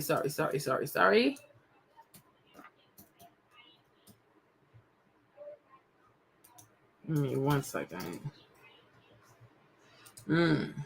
Okay. So now let's go on to the next feud that we have between Kendrick and what's that boy's name? Drake. You guys, I am so happy that Kendrick is coming for Drake. I can't even explain to you how happy I am. Okay. Yeah, it's sad. Yeah, it's really sad. So now let's move on. We have another rap feud that is breaking all records. This one is between Drake and Kendrick. Okay. We obviously know that Kendrick, Mr. Gemini, won. Okay. Kendrick just, oh my gosh. This deserves like a whole video by itself, but let's just focus on this, right? So Kendrick recently dropped a song, and this song is like breaking all kinds of records. This song is called, oh my gosh, hold on, give me a second. This song is called Not Like Us, right? Yo, you guys, I read this song yesterday. I was like, oh my gosh, this song is something else, right? It said, I see dead people. Mustard on the beat, okay? Hey, Mustard on the beat. Debo, any rap? He a free throw. Man down, call the ambulance. Tell him, breathe, bro. Nail a man to the cross. He walk around like Tizo. What's up with jabroni butt? Okay, trying to see Compton. All right, y'all, okay. The industry can hate me. F all them and they mamas. Okay. How many ops you really got? I mean, it's too many options. I'm finna pass on this body. I'm John Stockton. Beat your butt and hide the Bible if God is watching. I said, Kendrick, you are crazy. Sometimes you gotta pop out and show people. Certified boogeyman. Okay. I'm the one that upped the score with that. Walk him down the whole time. I know he got some in him. Pull on him. Extort-ish, yeah, bully, death row on him. Say, Drake, I heard you like them young. You better not ever go to the cell block one. To any bee that talk to him and they in love, make sure you hide your little sister from him. They tell me Chubb's the only one that gets your hand-me-downs. And party at the party playing with his nose now. And Baca got a weird case. Why is he around? Certified lover boy, certified. Okay. Wop. Wop. I'm gonna do my stuff. While you trolling like a bee, ain't you tired?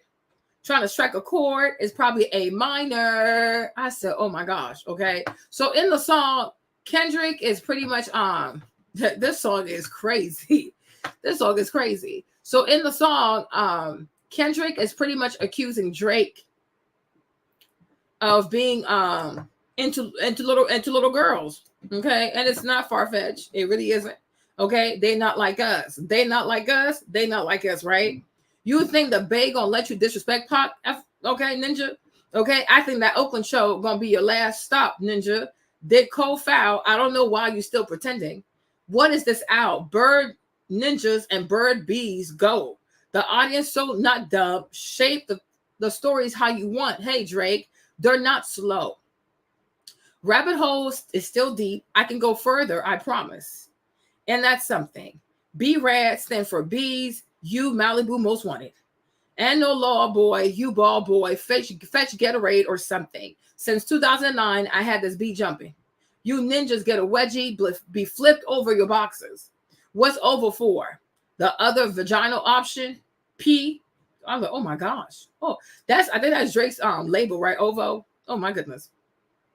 Ninjas better straighten up their posture. Got famous all up in Compton. Might write this for the doctorate. Tell the pop to start quit hiding. F a caption. One action, no accident. I'm hands-on. He F around, get polished.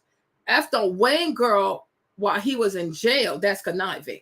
So he's saying that Drake was smashing Lil Wayne's girlfriend while he was locked up.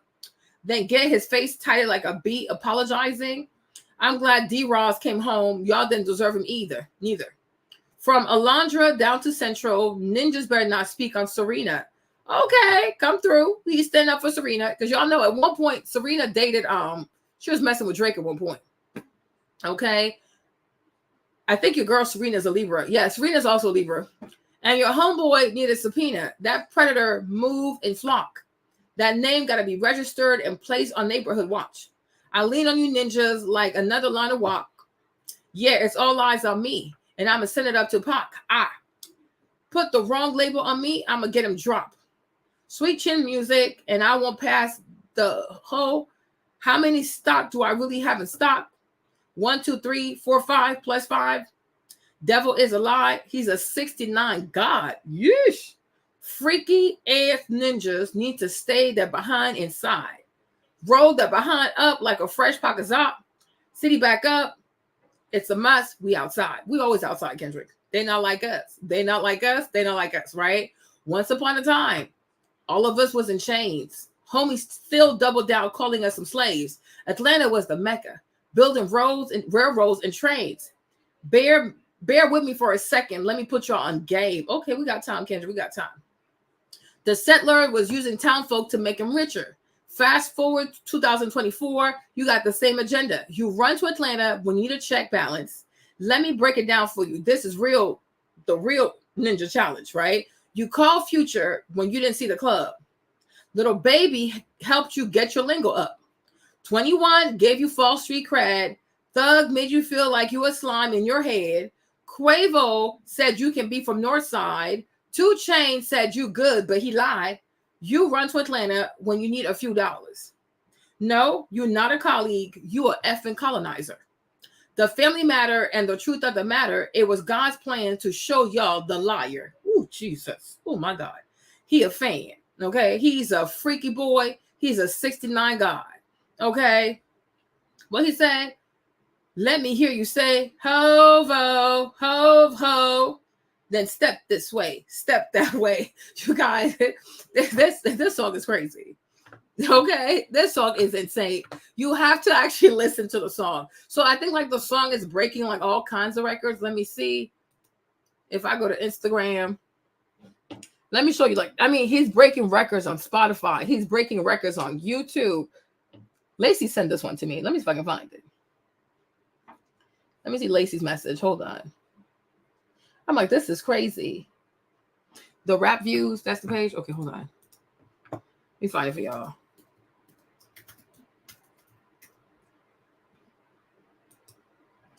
Okay. They got it. Like Kendrick is, I think that's also his number one. It's like his first number one. Happening.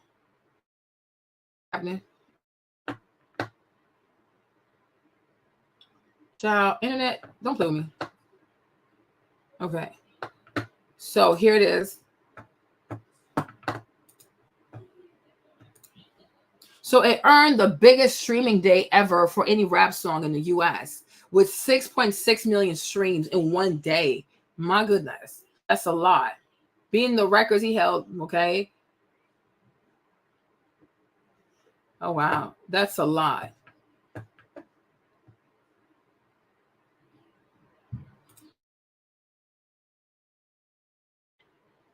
This song is doing really well, y'all. The song is doing really well. So what they say?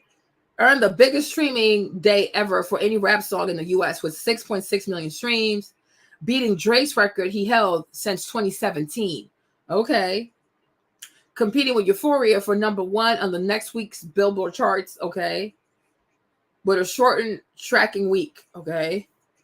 Broke the record for most streams in a single day for a rap song in 2024 with 11 million streams. Wow.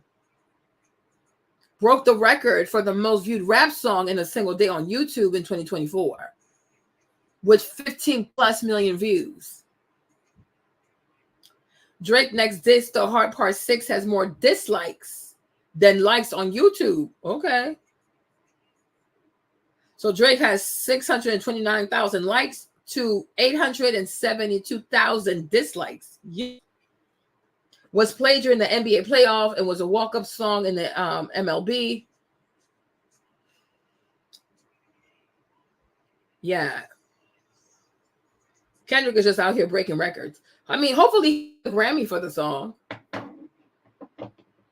Yeah, hopefully he gets a Grammy for the song. Because the song really is addictive. I just kept playing it. I was like, get him. Okay, get him. Because a lot of people, you know, a lot of people think that Drake is a person who touches children, you know, because he's always in these weird friendships with like these little kids. Okay.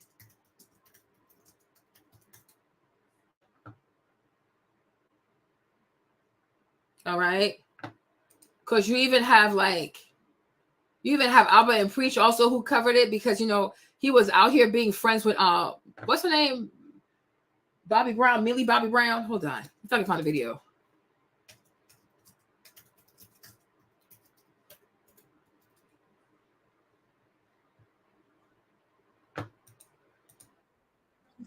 With Drake. Tell me about your friendship. How did this all come about? I love him. I met him in Australia and He's honestly so fantastic and a great friend and a great role model. You know, we just texted each other the other day and he was like, I miss you so much. I was like, I miss you more. He's coming to Atlanta, so I'm definitely going to go and see him. I'm so excited. Yeah. What advice does he give you? Like, what does he say?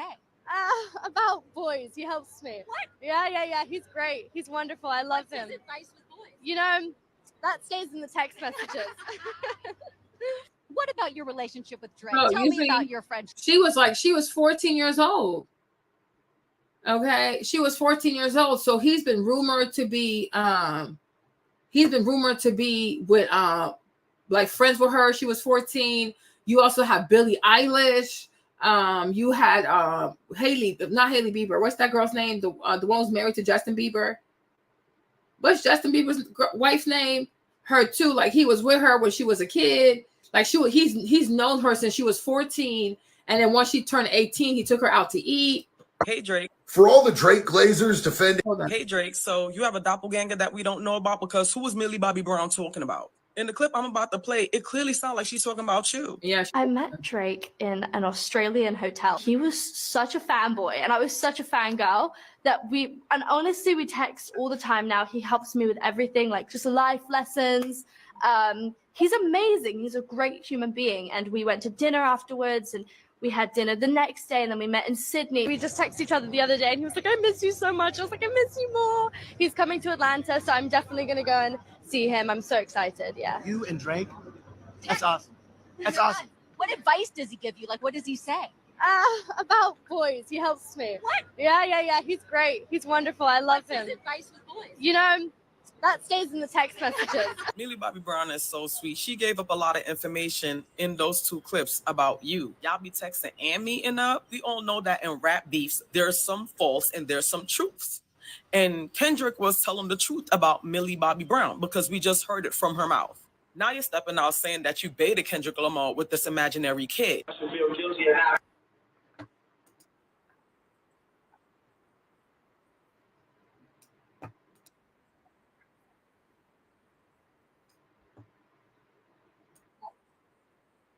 And nobody's accusing you of doing anything. We had dinner the next day and then we met in Sydney. We just texted each other the other day and he was like, I miss you so much. I was like, I miss you more. He's coming to Atlanta, so I'm definitely going to go and see him. I'm so excited. Yeah. You and Drake? That's awesome. That's awesome. What advice does he give you? Like, what does he say? About boys. He helps. He's great. He's wonderful. I love him. What's his advice with boys? You know, that stays in the text messages. Millie Bobby Brown is so sweet. She gave up a lot of information in those two clips about you. Y'all be texting and meeting up. We all know that in rap beefs, there's some false and there's some truths. And Kendrick was telling the truth about Millie Bobby Brown because we just heard it from her mouth. Now you're stepping out saying that you baited Kendrick Lamar with this imaginary kid. So are you baiting us with Millie Bobby Brown as well? Because we just saw the video. You can't unsee and unhear the video with Millie Bobby Brown. And nobody's accusing you of doing anything with her, but it just make us look at you a little weird. Hey. Now you have this one. I had one, like the living breast feel against my chest. Just want to thank you.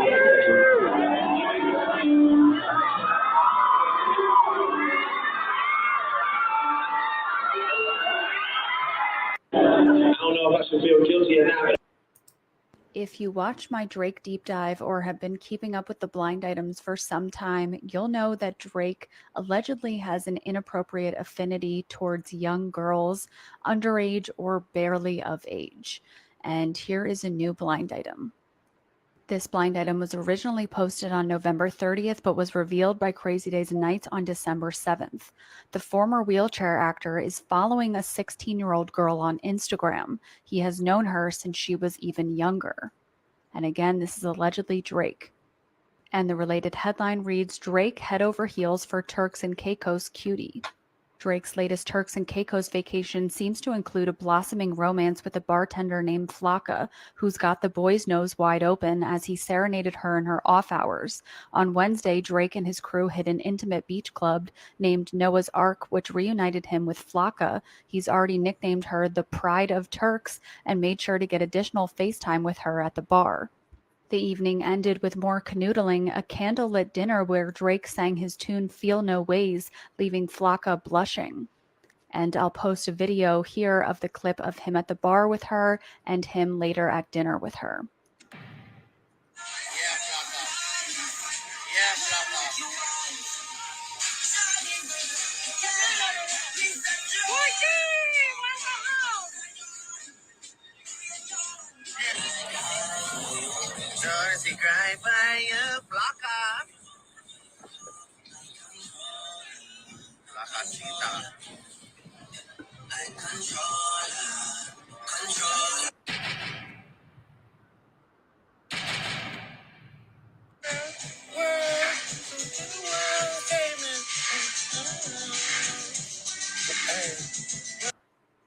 That dude is a weirdo.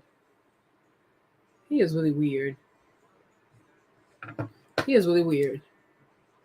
Oh, let's go here.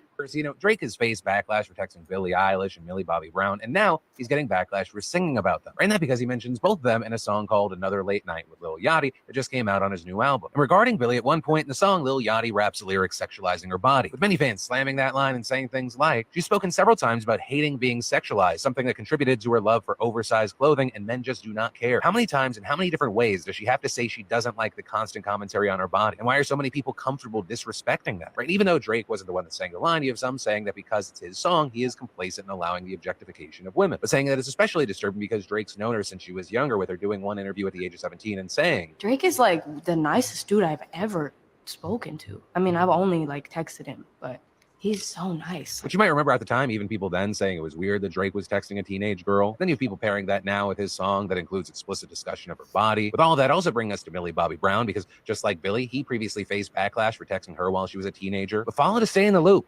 In entertainment news and controversy, you know, Drake has faced backlash.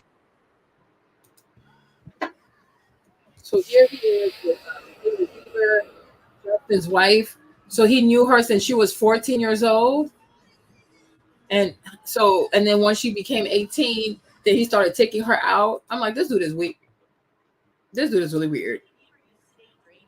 Wrote a song about it. One of the Hailey Bieber used to date Drake, and he even wrote a song about it. One of the song lyrics was, "You put the no in monogamy." The song is called Bahama Promises. And here are why fans think it's about Hailey Bieber. The lyrics of Bahama Promises says, Hailey, spelt Hailey. It's sad that I know all the tea. Broken pinky promises. You up our Bahamas trip. I know that you're not for me. I'm tired of your apologies. You put the no in monogamy. You know that you're not for me. You're living in my mind for free. And for someone you don't miss, I sure feel like somebody you need. You should have been with me. Guess I'll see you in my dreams. The two were linked back in 2016. And of course, Drake's still not over it. But the tea is where Justin proposed to Hailey. Because he proposed in the Bahamas. And they definitely dated because fans said that Drake used to wear Hailey's H necklace. You can see it's the same necklace here that they both have on. And like, there's no H in Drake. And then supposedly Justin recorded his own version of Hotline Bling because he was jealous of Hailey and Drake's relationship. Hailey and Drake were pretty close. TMZ used to spot them out all the time back in 2016 on different dinner dates. And then Justin snagged her up. And Drake's still not over it. The whole thing's kind of interesting, especially the lyrics in the song and the way Hailey is written. It's not Haley, it's Hailey. Okay, so just a weirdo.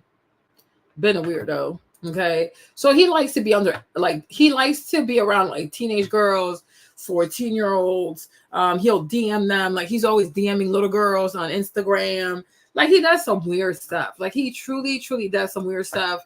I think Abba Preach did a pretty good video about it, but I was like, this dude is very creepy. And I didn't even know that he was connected to Euphoria. So the show on HBO with Zendaya, right? He's a producer. He's one of the producers of the show. He's an investor on the show. And it's like, it's a bunch of teenagers that are like full of drugs, constantly having all kinds of orgies, and like I think it's a toxic show. I even think one of the actors on Euphoria like took his life because he had a drug addiction.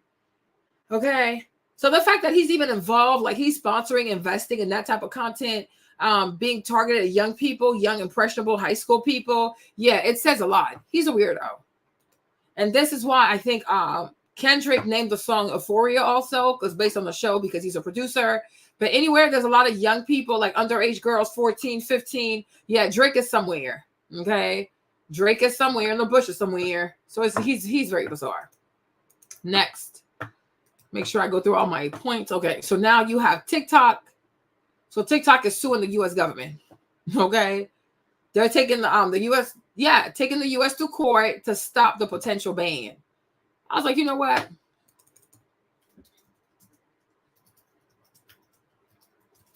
I'm like, you better go ahead, fight for your business, child. Fight for your brand. Okay, so let's see. Let me play this video. Well, the moment we've been waiting for. Honestly, TikTok wasted no time with this, but you read that right.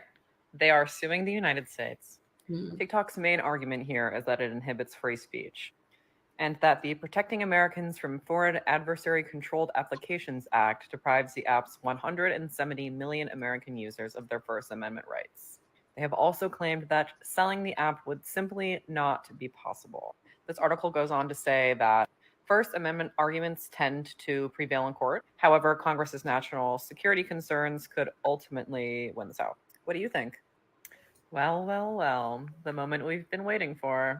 TikTok and its Chinese parent company ByteDance filed a lawsuit against the U.S. government in which they are trying to take aim at that legislation that was passed by Congress and signed into law by the president a few weeks ago that says ByteDance would have 9 months to divest the company or else it's banned. So in this filing, they argue that that legislation is unconstitutional. They say that it violates free speech rights and that it unfairly targets the company. Moreover, they also argue that, well, this is letting the other social media companies that are based in the U.S. play by a different set of rules. So from the lawsuit, quote, Congress has never before crafted a two-tiered speech regime with one set of rules for one named platform and another set of rules for everyone else. All of which is to say this could be going through the court system, which could take some time.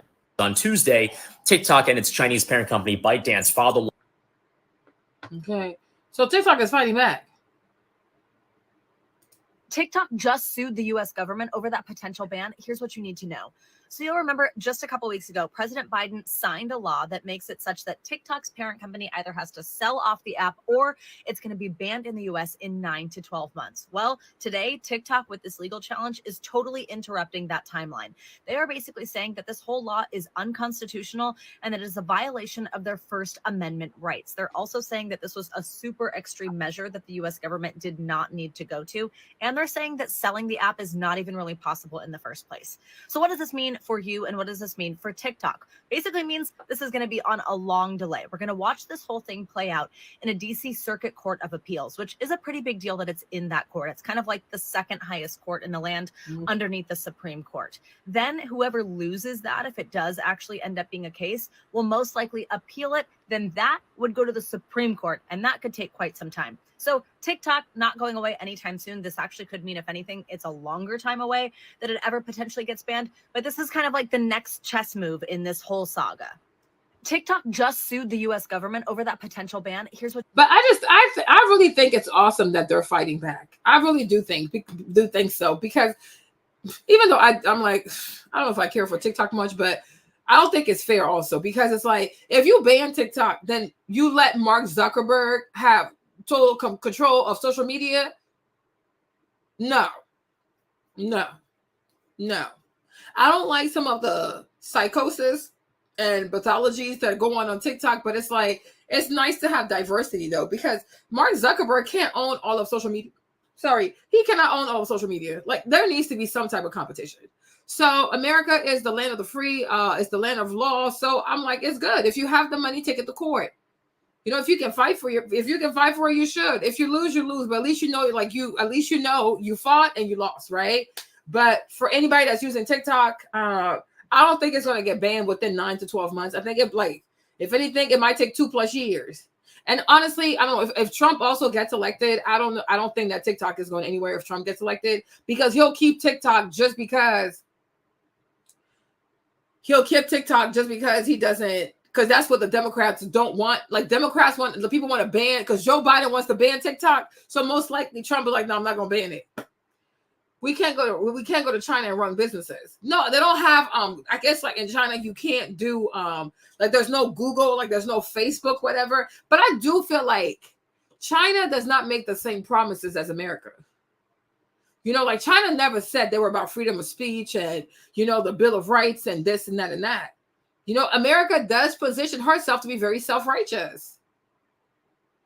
You know, but China, they don't care about your freedom of speech, and they don't care. And they never said they care. You know, but over here in America, though, it's like they take great pride in, oh, we shouldn't censor people, First Amendment right, freedom of speech, da, da, da, da. So I feel like you do have to hold America to task. Like, you know, if the American people want to use TikTok, I mean, I'm not crazy about TikTok like that anymore. But if you have over 100 million people, 155 million people who love using TikTok, right? Is it fair for the government to remove TikTok from them?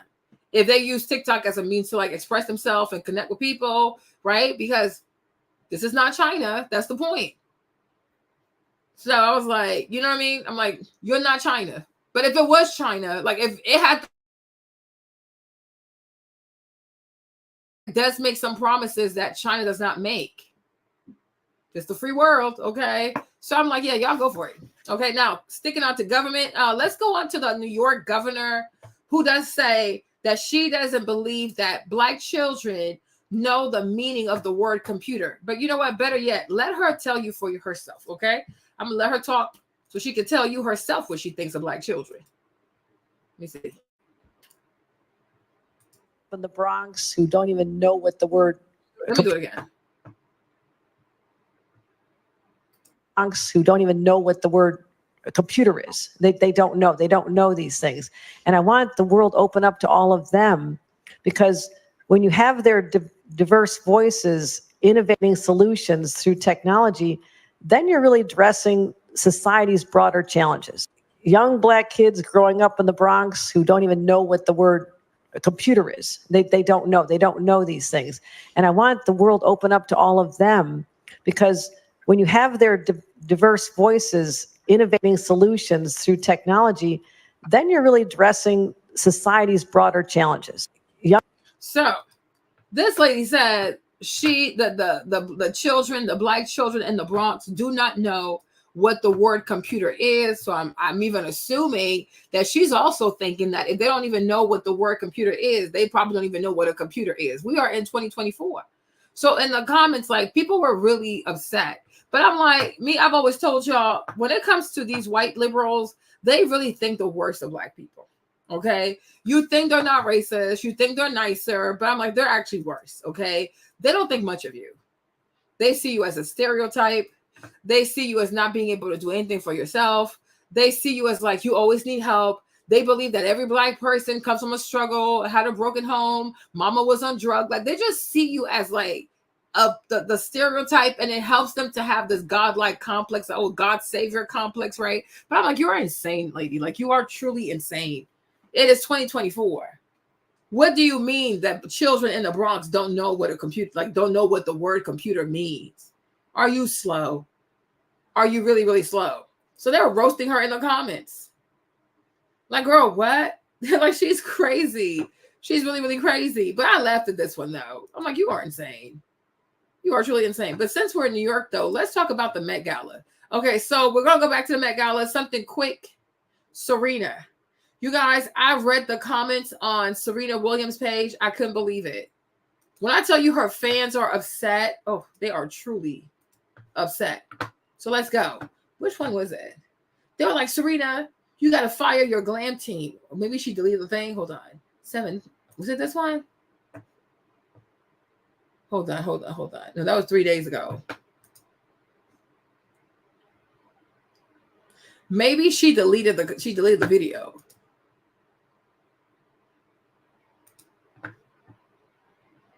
Because the people were like, girl, you need to fire these people. Oh, there you go. They're like, fire your entire glam squad. They have y'all looking a messy mess. Okay, hire Fantasia or Tamara Hall's glam team. Those two always look fierce, on point from head to toe. Hold on. No, this can be. No, I think she deleted. Oh, was it this one? Hold on. Oh, yeah, it was this one. It was this video. You guys, when I told you the comments were crazy, let me see if I can see the comment. Like, the comments were just insane. They were like, girl, you need to fire your glam squad. Hold on. Let me see the comments. people were not happy. People were not happy. They're like, girl. Okay, see, Serena, I love you. You are beautiful. That being said, I fear that you don't have people around you that see you the way you're supposed to be seen. With no disrespect, please reevaluate your glam team. You better fire all these people, okay? The stylist is so overwhelmed with the power, the beauty. I do agree that whatever Serena does, she is a trailblazer. I believe this queen needs a custom creative stylist team that understands her features, her bone structure, and and face. I'm glad to see y'all telling the truth in here, 100%. Okay, please find black stylists at MUA, please. You're beautiful, but you keep the wrong team around you. Okay, baby, I love you. But please get rid of those people that's doing your hair and makeup. No white woman should be doing your face, Ma. We love you, we love you, we love you. But they gotta go. You need a new team. Okay, nah, it looks like foil paper. Please find a better glam team, a better glam squad. This ain't it. All this said with love. Okay, just fire the entire team. Get you a real good makeup artist who can trim your brows and make them look cute and not so wide. Okay, so the people were right. You got white people doing your makeup and hair, just all over styling, and they miss every time. Okay, so the people are really upset. Like Serena, girl, The people are truly, truly upset. Let me see.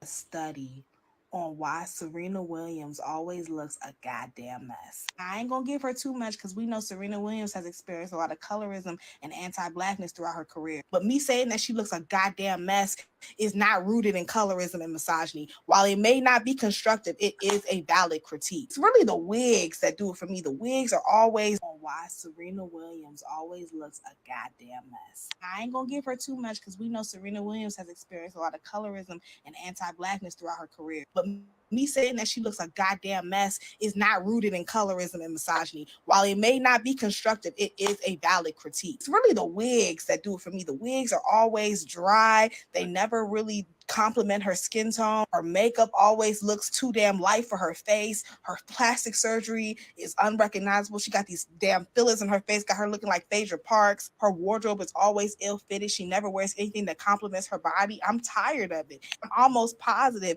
that she has non-black people styling her. The people who are styling her do not know how to style dark-skinned black women. It's a fact. And then it's like, you're rich. Serena, you got way too much fucking money to be out here looking like this. You gotta represent. You gotta represent for the dark-skinned girlies. You've been looking a mess for the last 20 years, and I'm fucking tired of it. I want her to take that goddamn blonde hair out of her head. You're not Beyonce. It's not giving. I want her to go back to her roots and start wearing natural hairstyles. Start wearing braids. You ain't got to wear the beaded braids, but start wearing more braided and more like natural hairstyles. I think that would compliment you a lot more. She needs to get a black stylist, preferably a black gay male stylist, and stop trying to look like a white woman.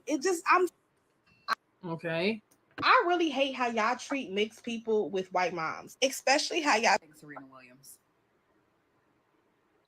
Your stylist has got to go.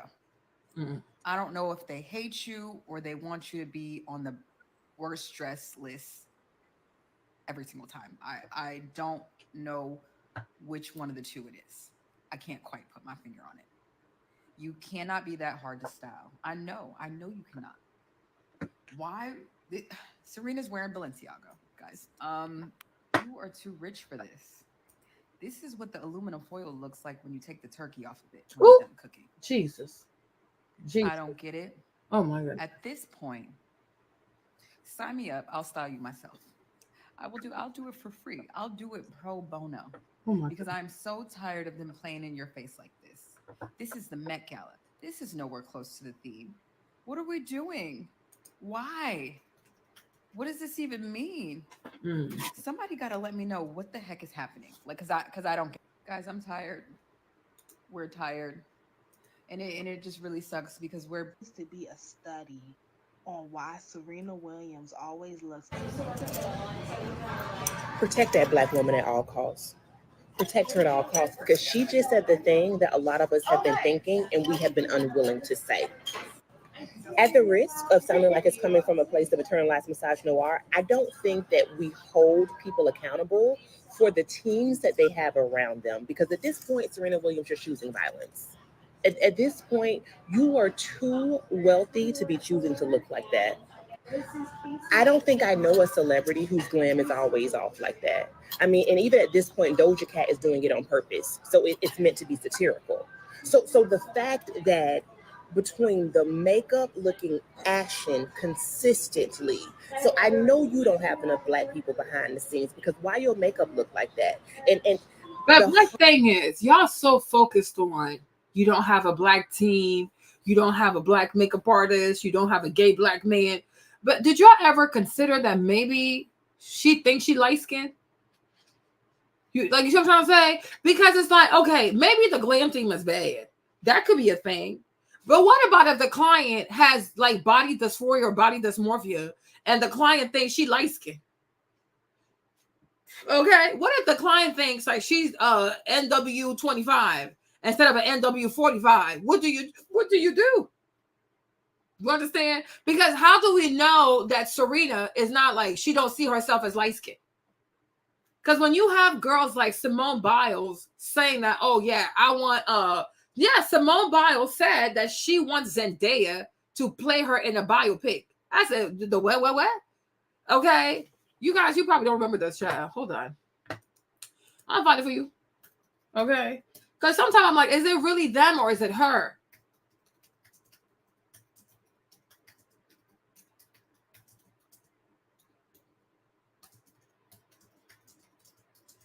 Hold on, I'm trying to type this fast. Right? But that's what she said.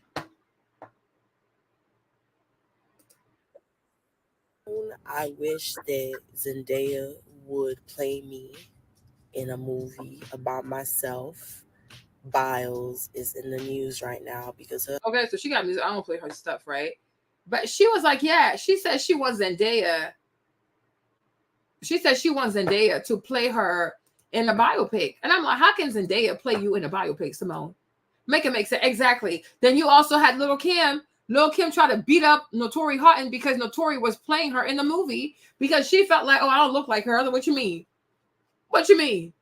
Okay. So sometimes I'm like, how do we know that she doesn't think that she light-skinned, or maybe she thinks she biracial? You know what I'm saying? So it could be the makeup people, or she could be the problem. Maybe she wants that lighter foundation. Maybe she's the one who has these blonde wigs have her in a chokehold, right? Because it's like, it's ultimately, I guess she's the client, so you do what she wants you to do, right? But it's like, maybe that's what she loved. Okay?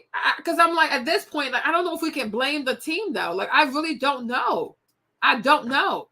But I'm not going to assume that it's because the people are not black, like they're doing this on purpose and they're sabotaging her. Because it could be that Serena herself thinks that she is 5 shades lighter. She is 25 shades lighter than her actual complexion. Yeah. And they have that joke like that. If you wear dry wigs, you get you a rich white husband. So maybe it's all part of that. I mean, I don't know. Because I'm like, she could be the problem. Serena could be the problem. Serena could be the one that is preventing these professionals from actually achieving a look that is suitable for her. Because if you have a client who looks in the mirror and she has convinced herself that she's light-skinned, that she is 5-10 shades lighter, what can you tell her? It's the same thing with clothes, right? A lot of women, they be a size like 12, 14, but they want to wear a size 8. You're like, girl, it don't fit. But she wants to be in a size 8. It's like, oh my gosh, like you just go destroy this dress. Like, it's just not going to fit. So I feel like she has the same issue. Like, she could be the problem. She truly could be the problem. Harshness of her face already because of the plastic surgery is enough. But a good makeup artist who knows about contouring black skin could at least soften it up. And it's just giving Billy Blanks. I don't like the taboo of it all. And have you ever met anybody that you thought to yourself, you would look so much better if you just leaned into who you are? It's kind of like black folks who wear blue contacts. You know, like Just lean into who you are, because the resistance is not working. So give me some braids. My God, please. And whoever is making those wigs needs to be arrested and put up underneath the jail. Because at this point, TikTok Shop has better wigs as well, right? Give me some braids. Give me some curves. Give me style that feels like it harkens back to who you are. I don't think everything is performative. Yes. I don't think she wants that. I really don't. Now let's see what Big Sis Fumi got to say. Let's go. Somebody who just looked like a deflated parachute was my beautiful Serena Williams. I have to believe that she's dressing herself, because there is no stylist on the face of this green earth that would do this to their client and demand payment. It was atrocious in every sense of the word. I'm not going to spare her because I have been trying to be so kind, constantly. Hot smoking mess in Balenciaga. Oh, why?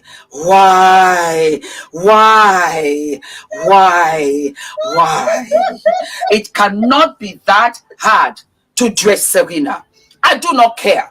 Why are you doing this to this girl? Or Serena, why are you not hiring stylists to style you? Every single time you come to the Big says she's the one who's not listening. I'm serious. I really don't see these people doing this to her. I really don't. I truly don't think these people are doing this to her. I really don't. She's doing it. She thinks she's light-skinned. Like she really I think all these years of playing tennis against these white, blonde Russian chicks really messed her up. Right? I think like seeing who her exes have gone for, like Drake, Common, and stuff like that, I think it has messed her up. I don't think it's those people. I don't think it's those, but she's the boss. What can they say? If this girl thinks she's an NW25, what do you say? Right? Like if your client wants to go lighter with the foundation, like what do you say? I don't think she's listening. You know, and they're probably too scared to be like, you know, we love you, but we can't do this. The red carpet. She said a deflated parachute. So Serena Williams in this gold metallic Balenciaga. I am very much confused by this. I'm not understanding how it's on theme. I'm not understanding how the whole look in itself is not cohesive at all.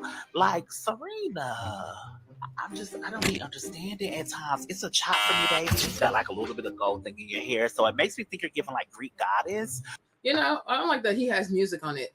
My honest opinion, gowns, beautiful, beautiful gowns, but that wasn't one of them.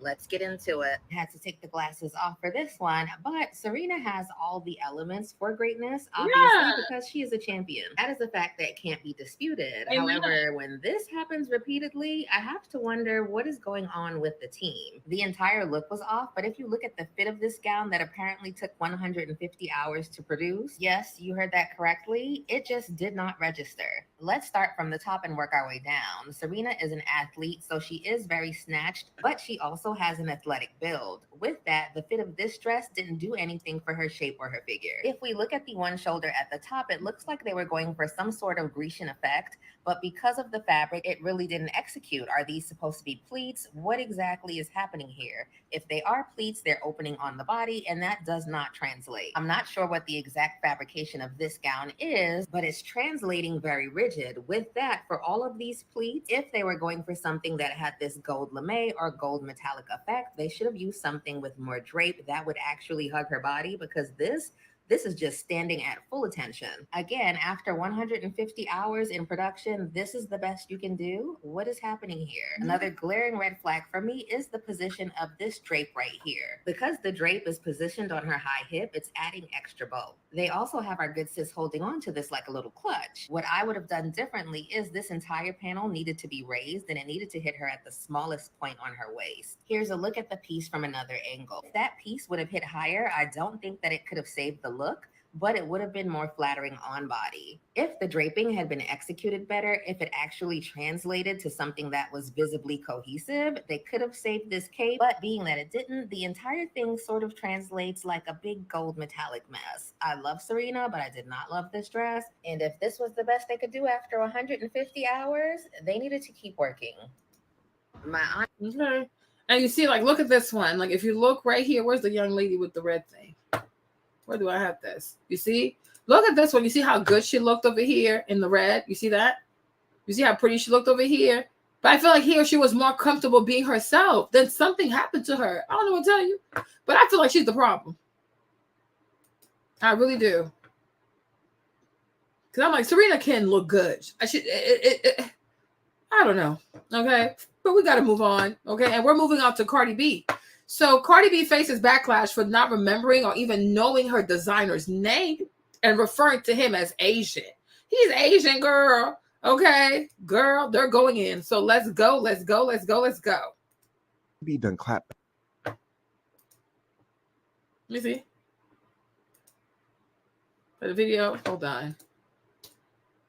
Let me see what's that. Oh my God, y'all got to get in here and check this out. Cardi B done clapped back at the former Vogue director after he called her out for not name dropping the person who designed her dress on the red carpet of the 2024 Met Gala. Who made this? I feel in designer, they're Asian and everything. Now, he previously said how disrespectful it was for Cardi B not to name drop the person who designed her dress because they spent months prepping. She said the name of the person who designed her dress was Sin Lee. I'm guessing Cardi B saw this because she wasted no time hopping on social media to respond. Now, I want to go ahead. Cardi responds to everything. Oh my gosh. Like, girl, sometimes just apologize and keep it moving, Libra.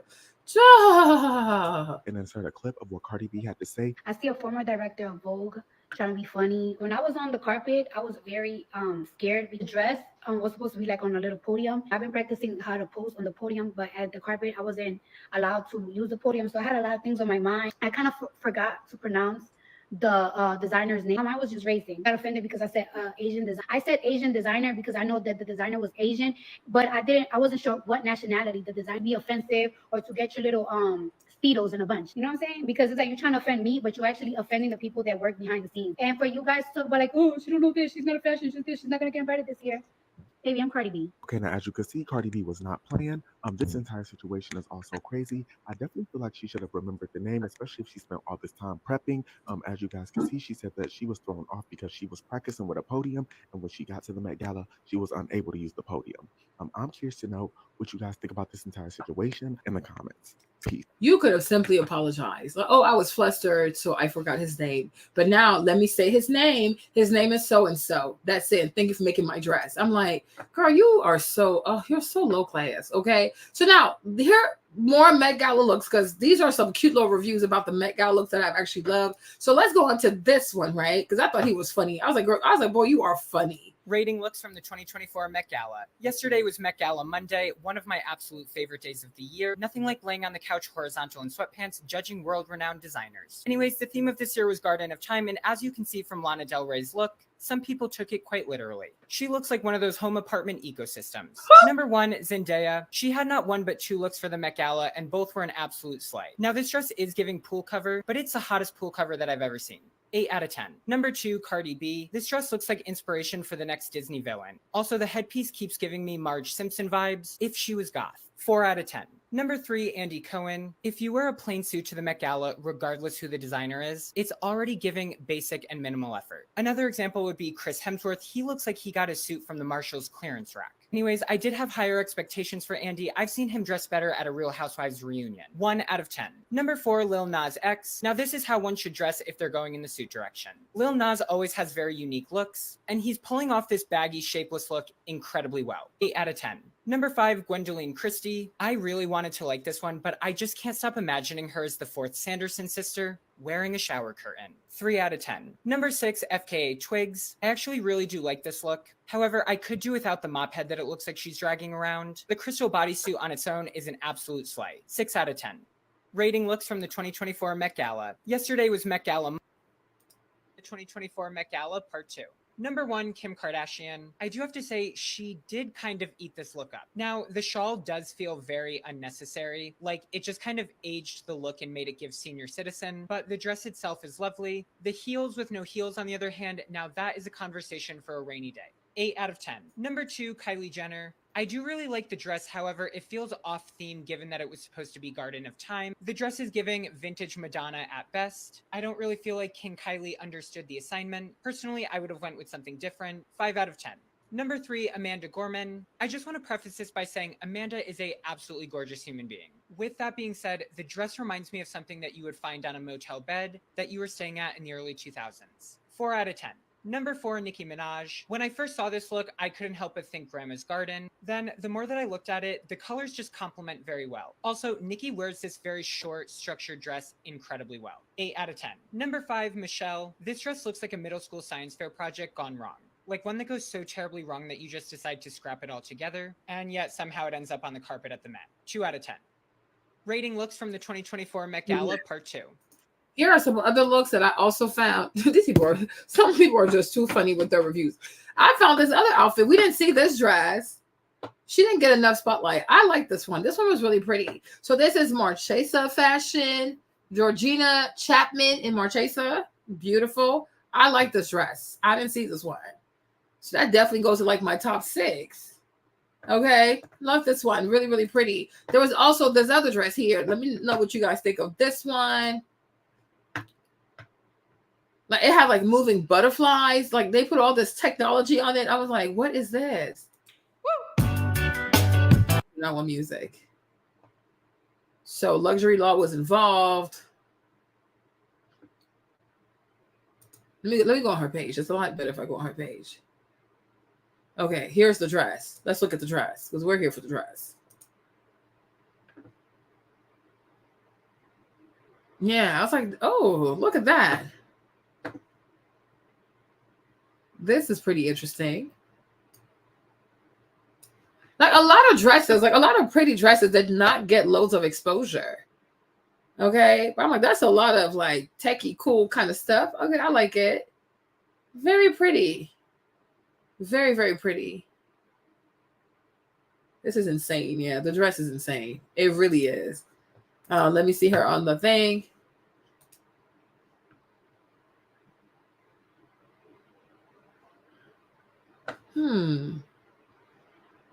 Beautiful. Okay, so now I got like my top 7. Okay. All right. You also had, I guess, what's her name? Davine Joy. She just won an Oscar recently. So she wore Zach Posen because he's with Gap or Banana Republic. I don't know. But it was all denim.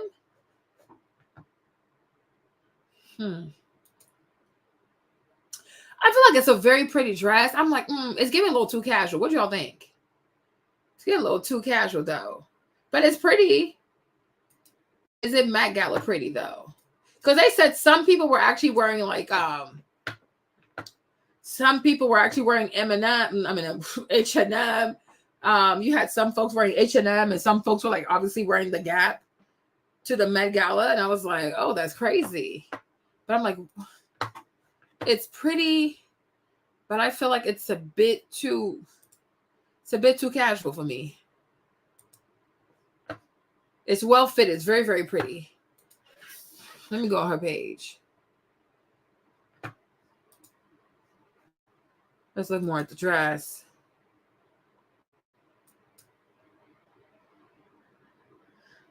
Yeah. And like no jewelry, nothing. I don't know. I just feel like it's just too very pretty, but a little too basic for the Met Gala. But definitely, they should definitely sell this in store. I mean, not with all the like va-va-voom stuff. Yeah, her makeup is amazing. But what's her name? Officially, Sheeks did her makeup.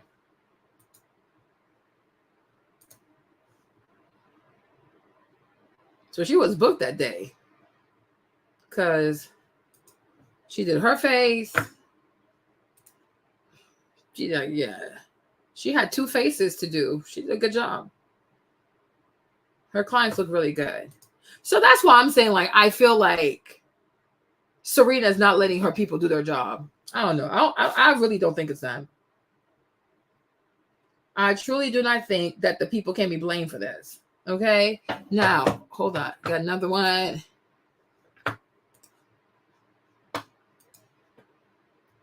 Now, this one, I was like, girl, I don't like this on you. Hold on.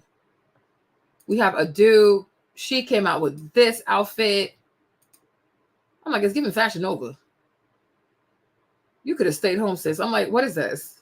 This is not flattering. This is giving Fashion Nova. I'm like, if you're not going to plan your outfits, please stay home. Okay? If you're not going to be on theme, you're not going to put any effort towards it, you're not going to be on, like, you know, like, this is not flattering. And people got to stop thinking that everybody wants to see, like, the little titty, like, right here. Like, we ain't trying to see all that. Like we are tired. Okay? So this is, what's his name? Laquan Smith. I mean, Laquan, if you paid $75,000 to be there, you could have made something a bit more memorable. Okay? This is not impressive. I am not liking this. And this, like, super white lace on her complexion, it looks very cheap. Okay?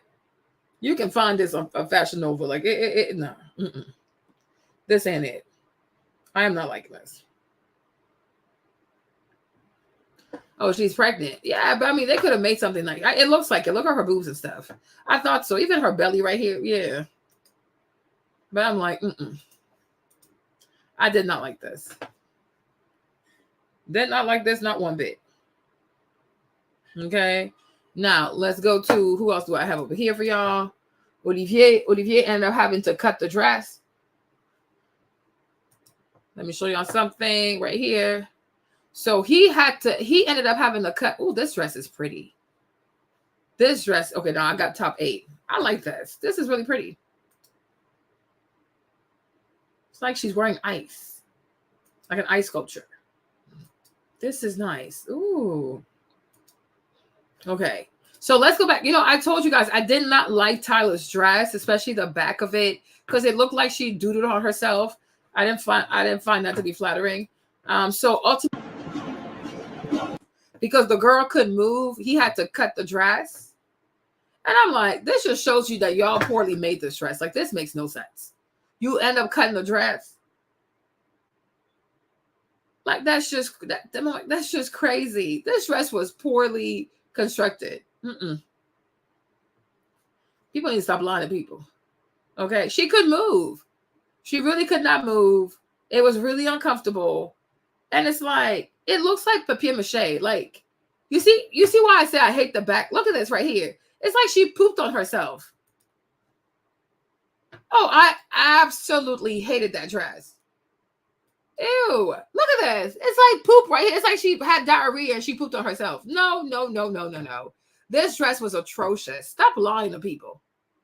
Stop lying to people. It was poorly made. I think they had a vision, but it was like poorly executed. I don't think Balmain had what it took to execute the dress. Okay, with this type of engineering, like it was horrible. So now he's on his knees at the event cutting the dress. So it was not well constructed. I look at all this. I'm like, is he really cutting the dress? No, the dress is hideous. Okay. I do not like the dress. I don't. I truly do not. No. I thought she pooped. Okay. I'm like, no. This actually looks a whole lot better. I'm like, this looks a whole lot better. I was like, girl, what? No. Don't like it. It's a no for me. It is a no for me. Okay. Don't like it. So did I cover everything? I think I did. Oh, my little Met Gala recap. Okay. This was fun.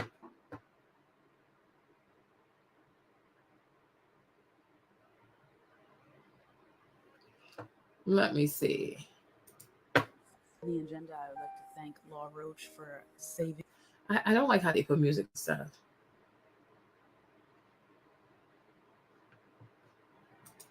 I hate this so much. I know that she wants to be in like her Princess Fairy era, but I hate what they did with the silhouette. She has like a theme that she sticks to, but I feel like she really missed the mark, especially this being her Met Gala debut.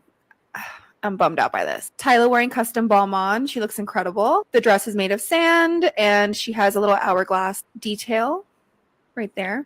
The theme was Garden of Time. So she did Sands of Time. She looks incredible. This is her Met Gala debut and she knocked it out of the park. Kendall Jenner wearing a dress pulled from the archives. This was designed in 1999 and she is the first person to ever wear it. I think she looks incredible. Zendaya looks amazing. She just really knows how to give people exactly what they're looking for. Shakira has been in the music game. Great celebrity outfit. You're just kissing 2024. Please, I must remind you, I'm not a fashionista. What are you? But I would like to be one. Now you wait there. Everyone was informing me in the comments that I got the theme wrong.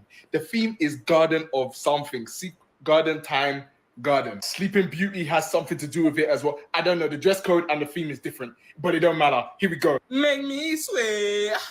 Make me harder. I fancy this woman so much. Wow! If the dress code or the theme is Garden of Time, like you guys said, I'm seeing time and I'm seeing sand. She's one. I'm by. Rating Met Gala looks for my bedroom, part 1. The theme is Garden of Time, and we're starting off with Miss Lana Del Rey. Don't like it. It really looks like a costume. Her face looks beautiful. Honestly, I think I really just hate that like draping fabric all around her. Like the twig sticking out of the drape up there. No, I don't like that part. I feel like without it, it would have been much better. You couldn't have ironed the pajama set before coming to the Met Gala. Just wondering. Literally me escaping the psych ward. Madeline Klein. This is like my favorite outfit she's ever worn. I don't know how much it goes with the whole Garden of Time theme. Like, yeah, it has some flowers on it. I'm looking at her face. Whoever did her makeup needs a raise. This looks like you could get it in the maternity section at Macy's. I don't know who this is, but he ate that up. I don't know how it's really going with the theme. I feel like people just keep adding flowers to things. But like, this is one of the coolest boy looks I've seen. Brienne of Tarth ate that up. Like, I don't know what she's trying to do here, but it's cool. And I just love her. And her hair looks like a little cloud. I just want to sit in it. No, Charlotte Roos, this is the theme. Zendaya always eats. I love her. She just knows how to work her body. Look at the makeup, look at the pose. Oh my God. Go to part 2. Rating Met Gala looks for my bedroom, part 1. The theme is Garden of... This is part 2 of... Rating Met Gala. This is what the Met Gala is all about. Cardi. No. Cardi always is like top 3 for me for the Met. Bro, no. You're the most important night in America. You're just a fan. Y'all just be lying. You just being a fan. Okay, no. I'm like, this girl really could not walk. Oh my gosh. Yes. Who's your favorite Nigerian artist right now? How is it getting lifted? Like, you have to tell me about this look. It's incredible. Thank you. Yeah, I'm wearing sand, basically. The sands of time, we really wanted something out of the box for this year. I worked with Beaumont. It's my first time at the Met. So how does it feel? I know you've heard about it now. You've walked these steps. How does it feel? It feels amazing. Met Gala was... Met Gala Fashion Review, Part 5. Cardi... Where were we?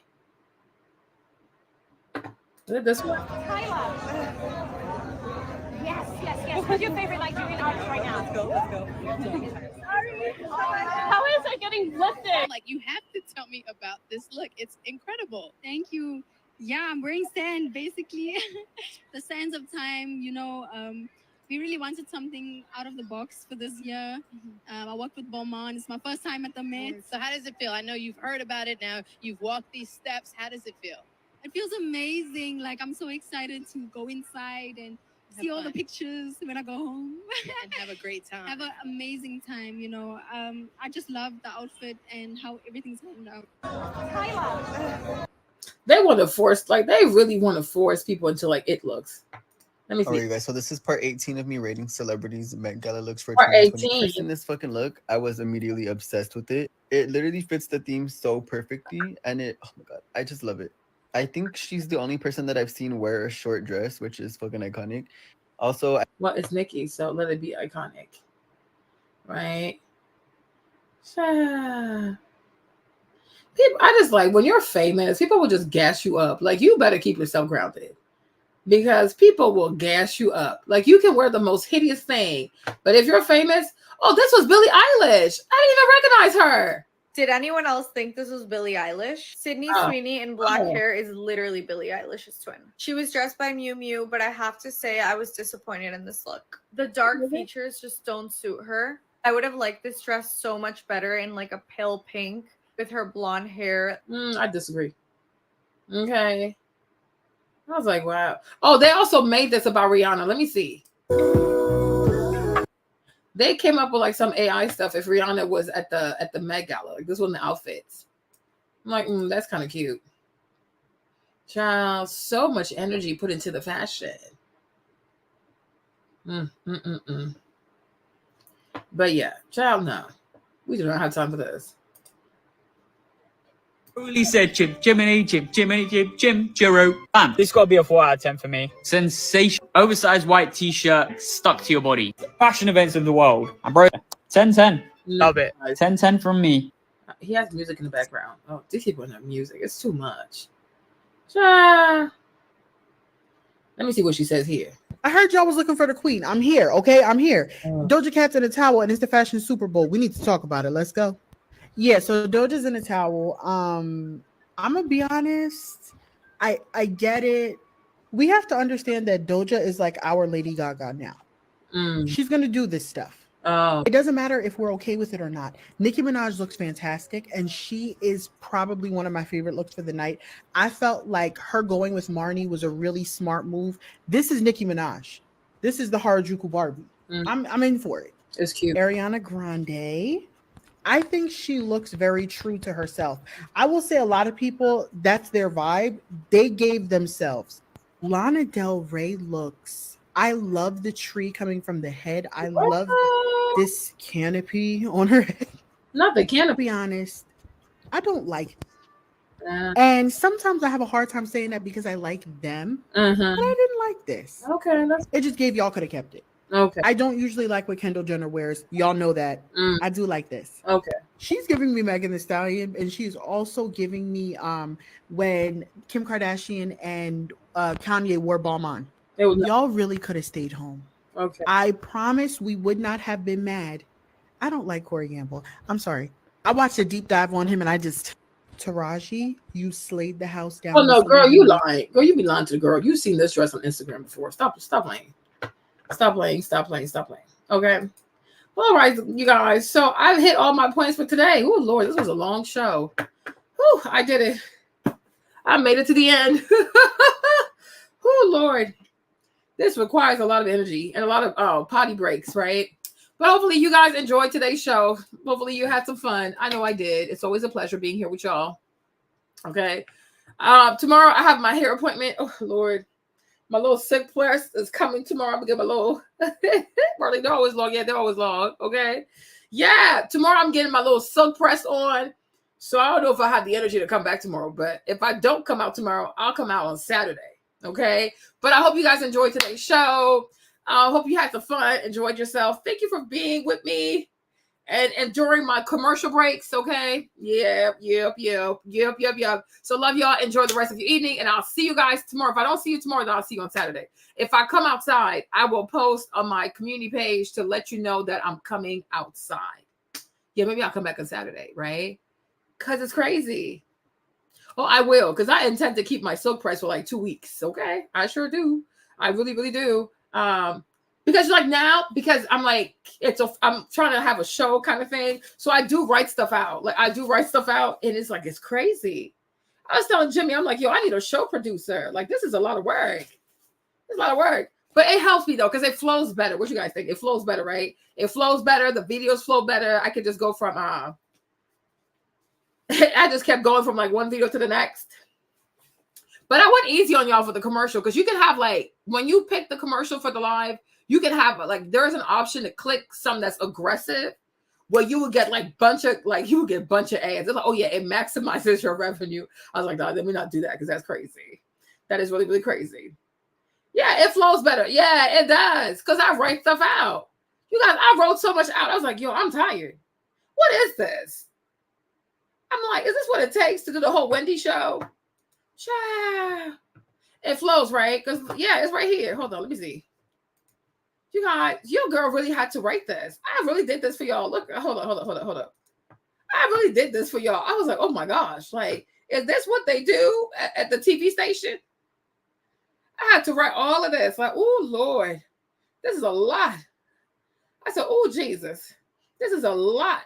Okay, this is a lot. But I made it through. It was pretty good. I'm proud of myself. So I like it better. And then maybe later I'll like just cut the videos up and like have shorter videos. I don't know yet, but it's nice to write things out and like you have a flow of things. Like I'm not just like yippity yappity, just yapping. And it makes my life so much easier. But I'm like, eventually I'll get like a show producer so I can just sit there, just like run my mouth. Last night, before I go, oh yeah, the last one was organized. It really was. The last one was organized. I have a whole checklist, Kevin. I do. It makes my life a lot easier because yesterday I was watching Tasha K yesterday, right? And I feel like Tasha lost her mojo. I feel like I think Tasha just lost her mojo. Like she's not giving me the old Tasha K. I just feel like she's just like, I don't know. The show is not flowing. I'm like, Tasha, are you okay? And sometimes maybe you should take a break. I don't know. But it's like you really have to plan your show. Like, and you got to have energy and keep it interesting. You know, I'm like, child, it's a lot. And Wendy did that for like how many decades? Wow, she really is an icon. Like, seriously, she's a legend. Like, she really, really is. Yeah, I really think so. Because I was watching her yesterday. I was like, Tasha's not like she's not like her old self. Because the old Tasha was like, she was really entertaining. You know, this new Tasha, I don't know. Yeah, I was like, girl, I don't know. Tasha needs she needs a little revamp. I don't know what it is. I don't know what it is, but I was like, yeah, it's a lot easier to just write stuff out and have all the videos planned out, and then I just go through like my topics. Makes my life a lot easier, and then I ramble less. Okay, I ramble on topic, so that's what's up. So I love y'all. Enjoy your evening. If you don't see me tomorrow, you'll see me on Saturday. Okay. Love you. Bisous, bisous. And I'll see you guys later. Bye, my love. Bye-bye. She got to go.